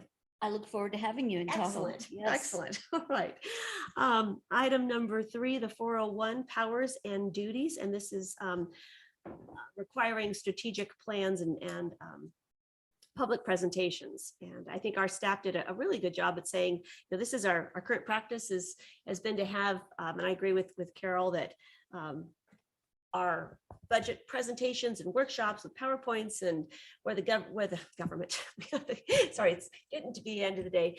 The department heads come and talk about their strategic, plans and their goals and where they're at is really helpful to embark on the budget process. But as our CAO's office laid out, there's practical problems when we mandate it. Yeah. So there that's, are. it's good practice, I think, but it's important to preserve. And along board those lines- discretion. Right, and I'm trying to remember, Emma, this year, when we did the budget things, did you not give everyone kind of a standard template so that? Yes. And I think that was really helpful. Right. Thank you. You're very good at that kind of stuff, by the way. I'm seeing a pattern. I'm seeing a pattern. But by giving everyone the standard template of what we expect to see, I think was really helpful in gleaning that information from all the departments. Before it was more of, hey, and we'd get, and then we'd have to ask the right questions, whereas you giving them the template really helped facilitate getting that information. So maybe, we can revisit the template, see if there's anything more we want, but I thought it was really well done. Very effective So, this last go around. Yeah. It was. It also helps the public have kind of some standard information between departments to help Right. understand the Get whole budget standardization and process. consistency Exactly. in the presentations, Consistency. and that's what we're Right. looking for. So. So then the CAO, I guess too, for you in the, coming years and stuff, if you see something that you think's missing in that template that we want from everybody, please make those changes. But yeah, that helps so much. So I'm hearing the board saying that the presentations and annual reports are helpful, very helpful to the public and to the board, and it's a good practice, a best practice that we appreciate, but we want to preserve the discretion that should circumstances arise that make the timing of that problematic. Is that correct? Yeah. Okay, great. Item number, the big one, 504, and whether we are going to take another look at the comparator agencies to see if they are remaining the appropriate ones. What is the board's consensus on this? What I got a question on this, especially when basically it went out to be voted on, 504 by the public, correct? In the public vote for the Ultimately, 504? to get it in the charter, Right. yes. So do we have to go back Yes. and do that? Yes. Yep. Yeah, I think it is feasible. I think we need to look at it a little bit differently. Well, and the staff's recommendation here is that the current timing of labor negotiations, we won't have available resources to conduct a thorough analysis prior to a 2024 ballot measure. Great. That said, if the board desires, we could direct staff to return to the board when there are available resources to conduct an analysis of Charter Section 504 comparator agencies, and that this would likely occur in 2025. And, as members of the public have stated, our current trajectory is unsustainable in the long term. And at some point, we're going to have to pull the Band-Aid off and do this. And so it is the Charter Review's recommendation that we direct resources to take a look at those three comparator agencies. And there's probably no one single more important recommendation than this.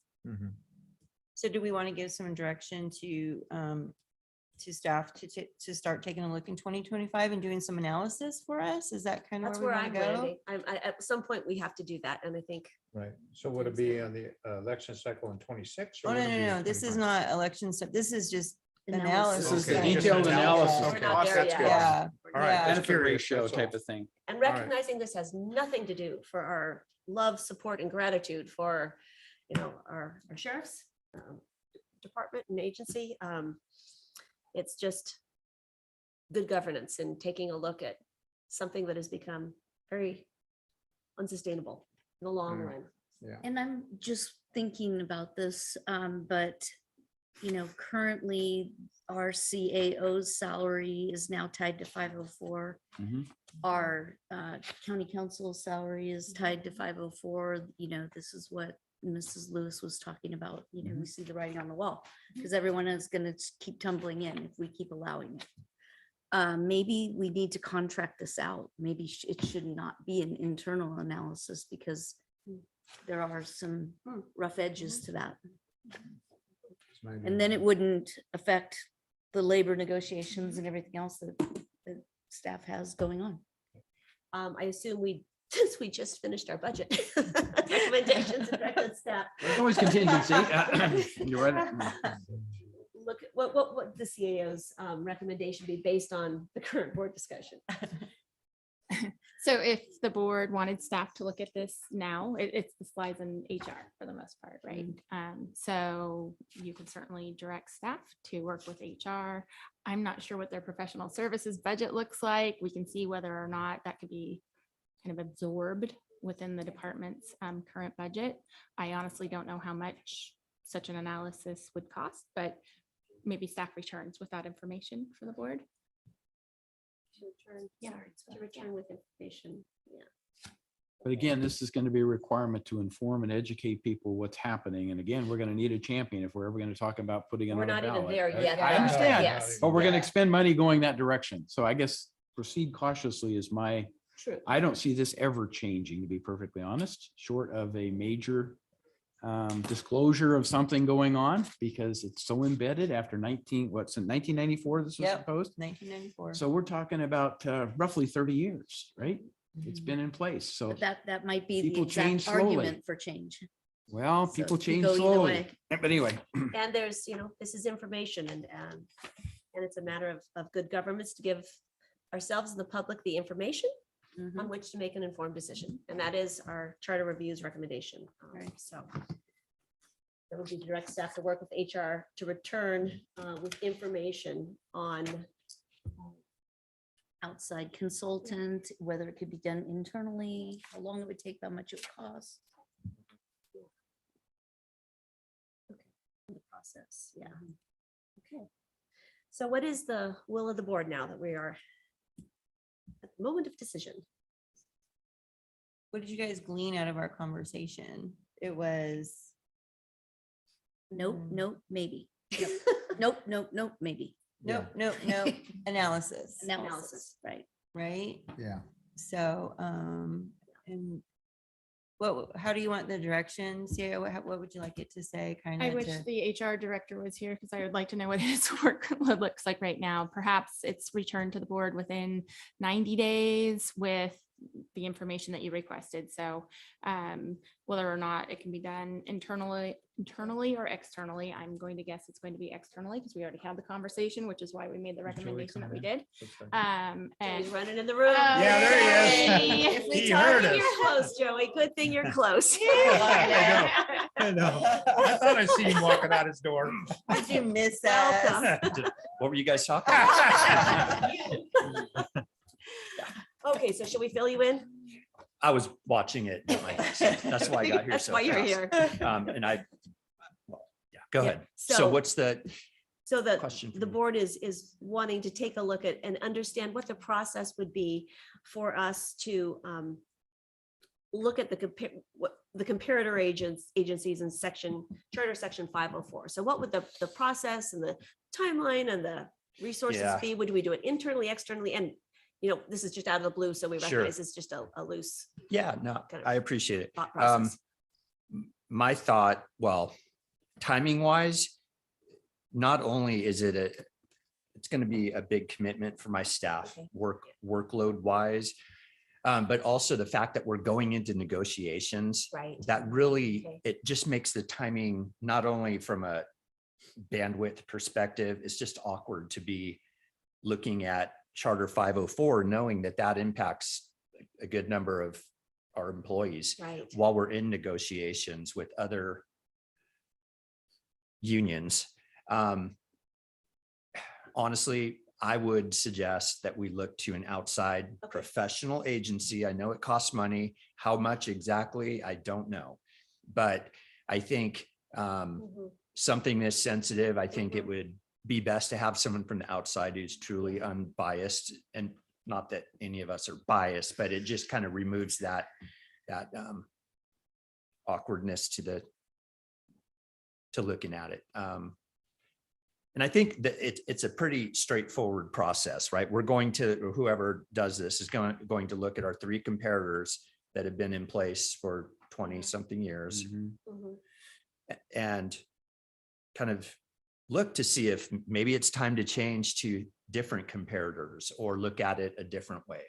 So I don't think the scope of the work is that Daunting. Yeah. complicated. Right. It's right. just, yeah, it's a hot button issue. So Exactly.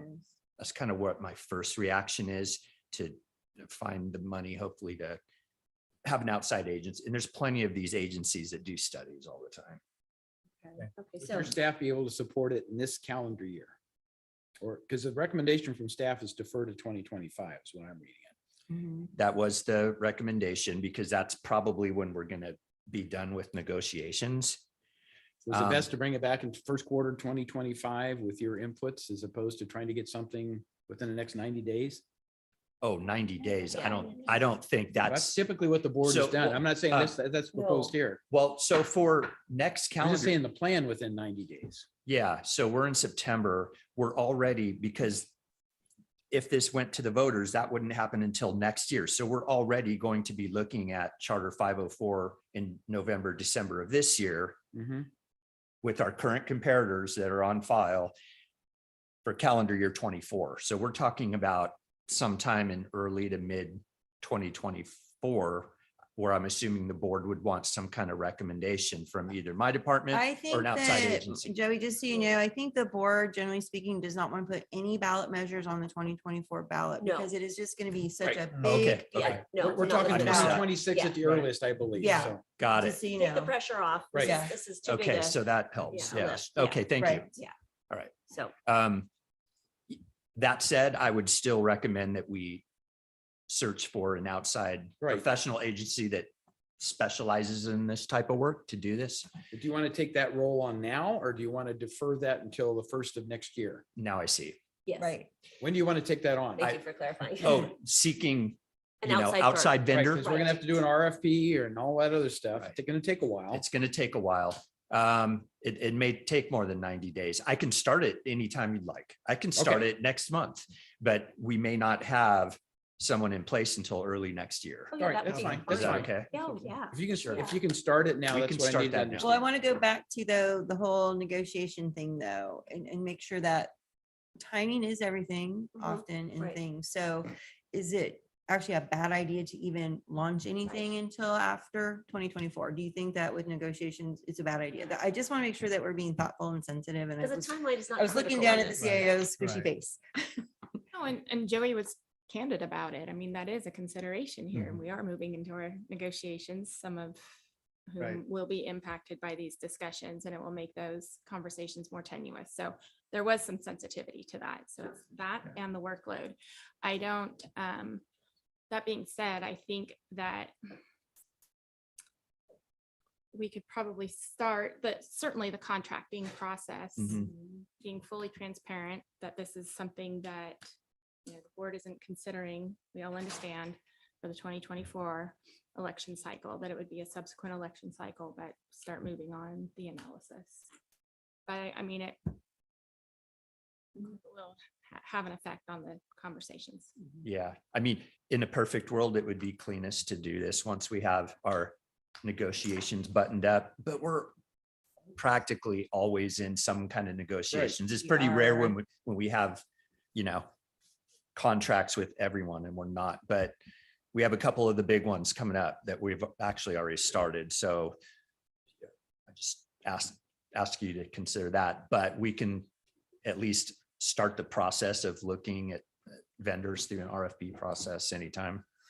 You know, and Does that make the discussions much more contentious though, and the near term stuff? It seems like it does to me, and it seems like it'd be better I just. think we set it aside, and I think That's maybe what I we think. direct staff to work with HR to engage an outside agency to conduct an analysis of Charter Section 504 in the 24-25 budget cycle There you go. Is that during the what- budget That'll work. process. So next fiscal year. Yeah. Yeah. That's great. Yeah, I'm That okay makes with that. sense. It's okay. Yeah. Okay. Just have it as part of the budget cycle. That allows yeah. one full year basically before we would get to that. So, Yeah, right. well, almost 9 months if you talk about what part of the budget cycle. Oh, yeah. Is that too vague to say budget cycle, or does that make sense? No, that makes sense. And then we can actually include the cost of the study in the budget. So. Right. Okay. I think that makes Works sense. well from Yeah. that Okay, perspective. just want to make sure. But we've been looking at that probably in March in terms of what the cost would be, or, yeah, okay, I got it. And then Yeah. then our staff could actually look at, you know, start looking into it in January after the first of the year, That- after Yep. kind of these Yep. first wave of like labor negotiations. Yeah, that sounds fair. Yeah. Okay, doable. Supervisor Lane, that since you brought that idea up, does this work for you, the direction we're going? Sounds great. Okay, just want to make sure. Good conversation. Yeah. Thank you, Supervisor Cronin. Okay. Great. So let's see, the motion then. So let's see. If Kim captured that, you want to have her repeat it? Yeah, I was gonna say, if the chair would like to make a motion, since you don't get to very often, and That's you, I saw fine. you wrote I would be happy notes. to. Would you like to do this one? I would be happy to. So I feel like you have it. first of all, with deep gratitude to the Charter Review Committee for their intense work. I move that the board directs staff to work with HR to engage an outside agency to conduct an analysis of Charter Section 504 in the 24-25 budget cycle as recommended by the Charter Review Committee. I'll second. And do we want to Yeah. make it say 504 comparators only? Because that was the recommendation, or do we just want to say 504 as a whole? There is a difference. Oh, you're right. No. You are so right. I just want to make Comparators, sure that, Yes, let's for clarity, conduct an analysis of Charter Section 504 comparator agencies. okay, Yes. just want to make sure, I'm like, oh. In the That's all we'll 24, be looking 25. at, Yes, right? that's it. Okay. That's a big Thank you difference. for that. Okay. All right. Is that clear, Kim? All right, great. Any further discussion on that? All right. All those in favor say aye. Aye. Opposed? No. Thank you so much for your work. Really appreciate that. I think this is an important step forward. Just give us really important data on which to move forward. So well you so done. much. Thank you for your work. All right. Wow. Well, that was good work. We are now at to and froms. So who would like to start that? Have a whole lot, but. Start us off, Mr. Supervisor. Oh, you're gonna let me do this? Yep. Okay, hang on just a Well, minute. let me do go if okay. he's not ready. I'm Yeah, ready. Go ahead, John, you go Okay, ahead. so going back to Thursday, August the 31st, we had the CSAC Board of Directors meeting, and I think that was very successful. I brought back a lot of information to distribute to various internal resources and stuff to share that. I also brought back the at-home update that talks about where the state is going with AB 129, the Homeless Housing Assistance and Prevention HAP program. So I think all the supervisors got that. I think it's just important for us to stay aware of what's going on at the state level and where we think we need to influence. We have to determine the right organization and the right time to do that, whether it's through RCRC, CSAC or whatever, but a lot coming in terms of homelessness in the next 6 to 9 months is my expectation here. So with that, on Wednesday, September the 6th, we had a Pioneer Community Energy Audit and Finance Committee meeting. And so we're looking at the annual audit preparation and what has to happen there. I attended the Old Depot Bike Path ribbon cutting, which we Thank had. you for that. And, I thought that was so well done. And so my appreciation to our staff that pulled all that together, all of the county resources that made that happen, the coverage in the local newspaper and other sources, I think was outstanding. It was The a great photographs, opening, wasn't everybody it? had a fun time. Yeah, it was And amazing. that's what I see the benefit of government is when you can bring those kinds of services to put a smile on people's faces, right? That's what this is all about. So well done. And we'll just have to repeat it in another location in terms of a park or something, Exactly. right? Appreciate you being there, Yep, Supervisor. yep. Harrell. And then on Thursday, September the 7th, Supervisor Turnbow and I went on a John Adams Academy tour to look at their recently acquired facilities. Very impressive. They've kind of split the two buildings in terms of what age groups are going on. But right now, they're basically covering all the way through 12th grade. They expect the first graduating class very soon, and it's a very small number. But they're building their program and a huge wait list for applicants wanting to get in. So I see that trend continuing. My impression was they have a great program and it gives parents an option to determine where they want their kids to go. So more things happening with the state, maybe in terms of providing more uniform funding for those things, but more to come. Then the same day we had our transit meeting and transportation meeting. I'm not going to go into those in any detail. Then on Monday, September the 11th, we held the El Dorado Hills Community Council annual meeting, monthly meeting, excuse me. We discussed current pavement construction work on Green Valley Road and Cameron Park Drive. So both within George's district and my district, there was a lot of concerns with public safety. Yeah. The tabs on the roadways are being hit and knocked off. And so it makes it very And my difficult to tell where you district. are. All Okay. three well, of our districts come Yes. together there, you guys. Okay, Just all right, so we you do. know. All right. Yeah, I'm Very getting good. complaints too. Okay. So we're trying to, Junction. we're Yeah, trying to Triple work with, Junction. with DOT that if people really feel that, you know, the tabs are missing, they need to be replaced. But what I'm asking everybody to do is just slow down a little bit when you're in a construction zone. Right. And I don't think we're going to see the wear and tear on those tabs. They will last longer and we don't have to go out and replace them all the time. But there will be restriping after we get the multiple layers. And Green Valley Road is actually 3 layers of pavement that has to be applied. So we finished the first one, the second one's in work. So each layer will have the tabs out there till we get to the third and final layer, and then we'll do all the restriping. So it's going to be a while, but I would just ask people to be conscious of that, slow down a little bit when you're in construction zone. The other thing we talked about was these draft strategic plan. So I had a bunch of slides we went through at that point in time, what we had current. I think there was an increase in the awareness. People wanted to go in and look at the link to get more details. I know we're going through a revision because that's what this process is. It's a series of revisions and updates until we get to the point where we have the public meeting and the board then will weigh in and we can still make changes at that point. But I did the best I could to try to increase the awareness of what's going on within my district and part of District 2 as well. But I think, you know, I'm very pleased we're moving down that path. Staff has done a great job in that regard as well. The ad hoc committee, or I guess I should say the advisory committee that was assigned to do that, because it didn't include board members, other than kind of an oversight role that Wendy and I have been fulfilling. Well done all the way around. And I think with the results that we're now seeing in the poll that was done, my understanding from Carla is we got something like 503, over 500 responses. Yeah. So, and she's doing an affinity diagram. There's a set of software that does that. So we'll see your typical cloud type Word of picture, clouds? word clouds, right? Yeah. And so the size of the boldness and in terms of what were the Interesting. key things that people wanted us to hear as board members, and then we can determine is our strategic plan addressing those or not? Is there something we forgot that we need to add somewhere in one of the goals? So I think it's going to end up being a very constructive process when it's all said and done. It's just a lot of work, but thanks to staff for hanging in and making this happen, because the board can't drive this. It really has to be driven by staff when it's all said and done. Bit of group effort, yeah. Yes. Look forward to the community engagement on that. Supervisor Turnbull. Okay, I just wanted to let you know that John and I attended the John Adams Academy. It was really good. I really liked it. Engaged in a lot of the classrooms and a lot of the studies that they're going on. It's just amazing what a great school that is. And a lot of people are really excited. Even the teachers are very excited and they're glad they're there. They really are. So also we have that water agency meeting.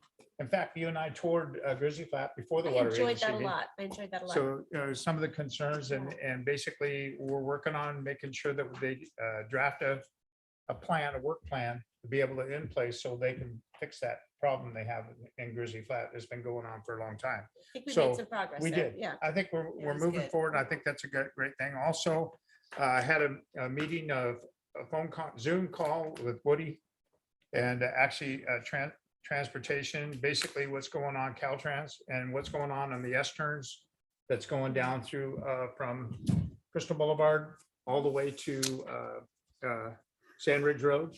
So there's been a lot of concerns there, people dropping off the edge because it's really close. There's no shoulders. So they're looking at finding other funding and stuff to address that problem, to maybe cut the bank back, build the shoulders, and also put guardrails up. Because, you know, there was one concern that a person that I knew very dearly that lost her life on that particular one of those corners because it was very foggy, couldn't see, and dropped over the edge and she went down the hill. So it's very steep in that particular location. So I'm glad they're addressing them concerns. Also, we had a chamber meeting. John and I attended, which was good. With Debbie Manning, we have every Monthly. month and stuff, monthly. And then we had also, Lori and I attended a master stewardship, which was really good, trying to address some of the problems we're having, especially when it comes to biomass, and see what we can do to address that and help that. And then also, Brooke, thank you for going with me and showing you around up there in Grizzly Flat. So now you have a different perspective of what's going on, especially all those people living in trailers and small RVs. So thank you for going that, and that gives you a better perspective of what's going on out there. Okay. But she wouldn't wear the hard hat. No. I tried to give her a hard hat as she was going. She wouldn't wear it. Yeah, because I drive fast. Because George is driving. No, she's the one that drives me. fast. I'd like to go next. You got, go ahead. So 2 weeks of stuff, and I did whittle it down to just what you guys might want to know about. So on Tuesday, September 5th, we were on holiday, but I went up to Georgetown and they had the inaugural meeting, and the fire chief really wanted me to share this with you because it's important that they're trying really hard to improve the collaboration and coordination between the smaller rural fire districts. So it was the inaugural meeting of the El Dorado Regional Fire Authority, which is an agreement. It's just an agreement. So Shiva was very happy. It didn't involve LEFCO. That was hilarious. Okay. She was there. And it's between Garden Valley, Georgetown, Mosquito, and Rescue. At this point, it may grow. They made a new patch for themselves, and it says in the spirit of cooperation. So I think that, I think our fire districts are realizing that they've got to come together and, just the efficiencies and cost sharing and all these things. And I had the honor, I gave the swearing in ceremony for their new board. So it was pretty exciting. And I think that it's just another baby step in the right direction of where we want to go ultimately. So I appreciate their effort out there. I had a meeting with on the 7th with the representatives of the Summerbrook project, which I guess has a different name now, Oak Haven or something. And just wanted to let them know I need them to go out and meet with the community. And they are doing that this week because we have an item on our agenda next week. Yep. And I want to make sure that the community understands the changes that are being proposed and understand that we're not taking this lightly. So just so you guys know, trying to get the community engagement. And then on that same day, we had our Transportation Commission meeting, and Woody's going to help me. And I already kind of had a follow-up meeting with Raphael about how are we going to improve the community engagement on the pathway there that's being proposed for Lotus Road. It was in the mobility plan, but how you get from a mobility plan to actual project has been a little clunky. So we'll work on that. And I also asked for assistance with the potholes on Highway 49 that day. And Caltrans, has just gotten back to us, I think yesterday, and they're working on it this week. They're going to be doing guardrails and potholes and all kinds of stuff out there. And I already saw that one of my constituents, because he was in on the email loop, he put it out on Facebook and people are already, and it's in preparation. They're actually going to do a paving project there, hopefully in the next year or two. So it needs it so bad. And then just letting everybody know, on 9/11, taxpayers hosted Ken Schoeniger, and he gave his perspective on the Veterans Monument and its oversight. And all I'm going to say is it was his perspective, and I felt it was very concerning what he said. And I think that the board is going to be hearing about this more and more, unfortunately. So heads up. I did have some communication with a mosquito fire survivor who they lost their house. And we hit a bit of an obstacle on their permitting, and I was able to engage them with staff, and they got their permit, and their house was delivered on Friday, September 8th. And so it was really just a great thing to see the community coming in. I was invited to a barbecue, but I couldn't make it, so I was bummed. But hopefully I'll get to go out and see that house someday. So they just really appreciated the county's efforts. It's so hard recovering from something like that, and all the pieces that have to come together. So thinking, especially environmental management really got on it, because we learned from the Caldor, unfortunately. We had that experience, and they were able to get the cleanup done up in Mosquito so fast. Plus it was, thank goodness it was smaller. And then again, you reported on how great our water agency meeting went, and getting Grizzly Flats, hopefully that ARPA funding.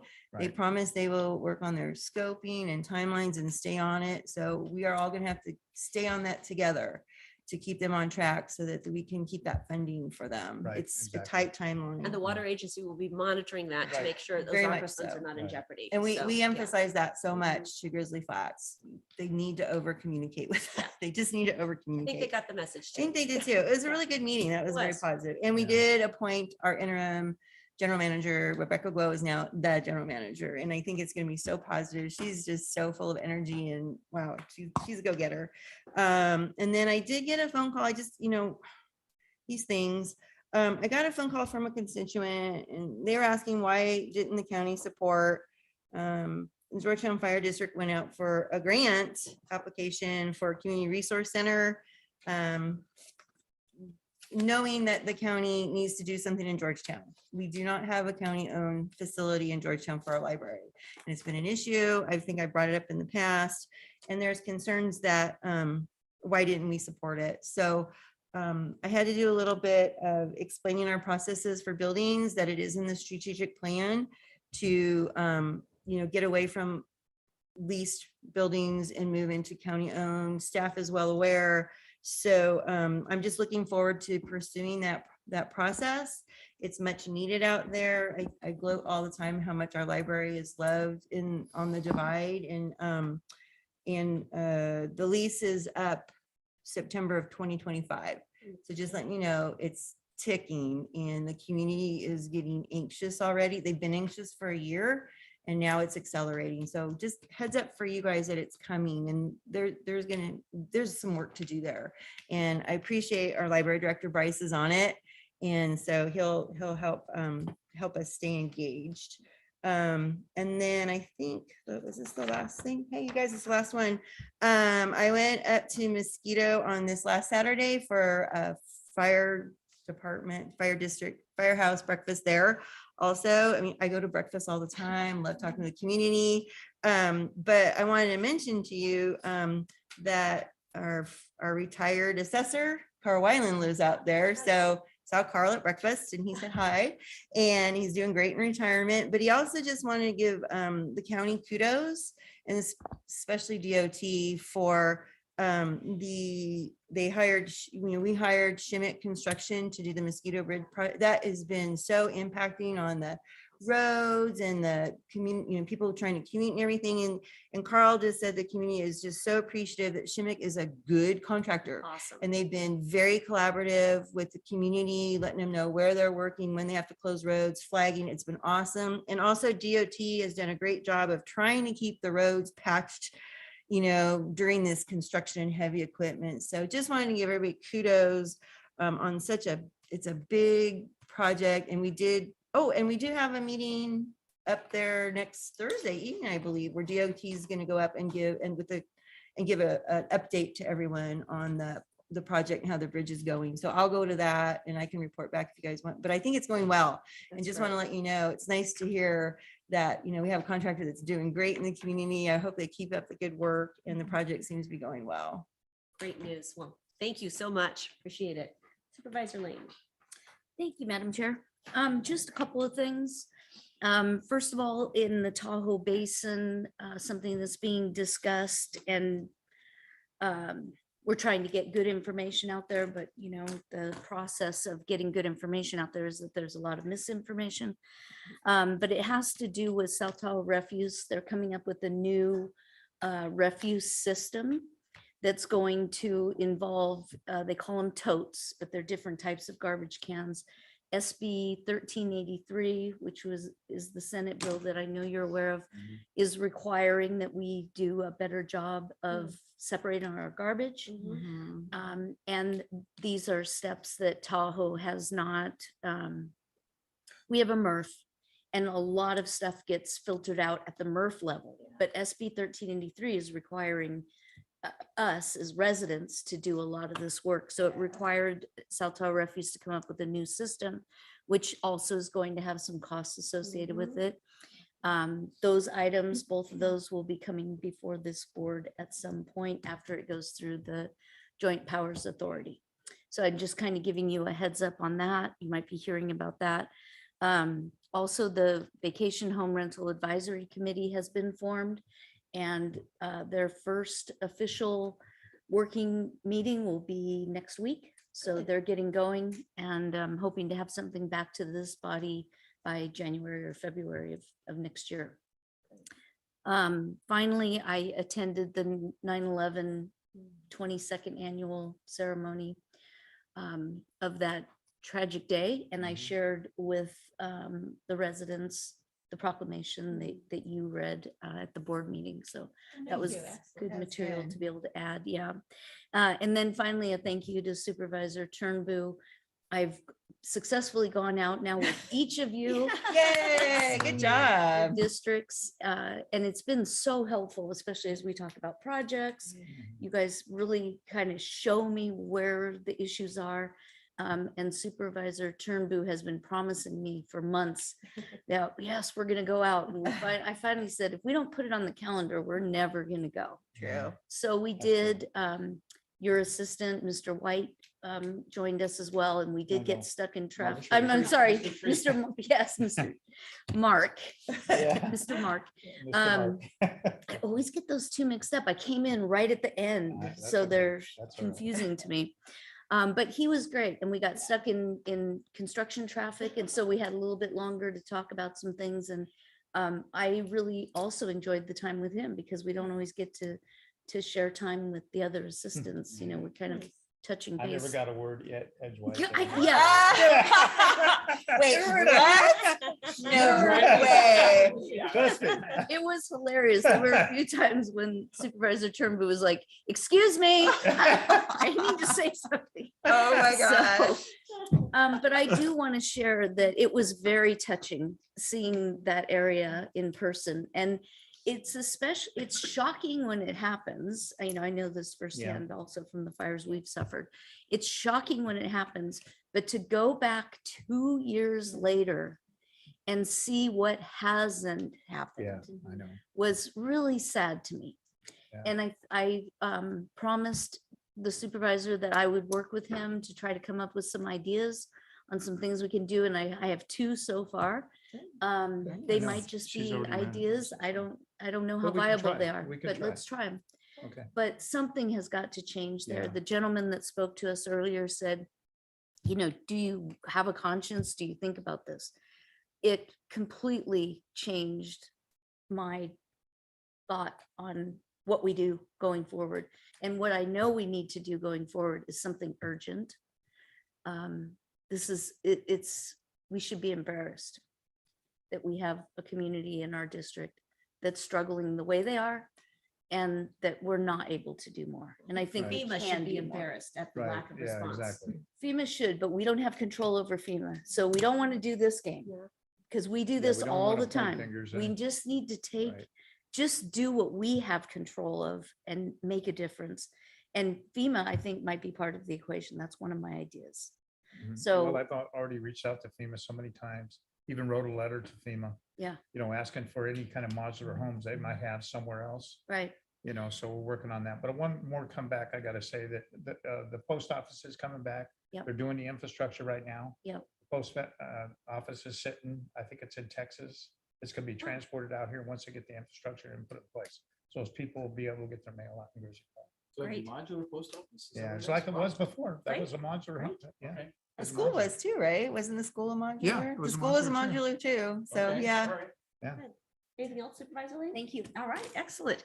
I'll just be real quick and thank you again, Supervisor Heidel, for coming out to the Old Depot Bike Park opening, and just kudos to our Parks Manager, Vicki Sanders. She moved heaven and earth to get that going and to build relationships with the state.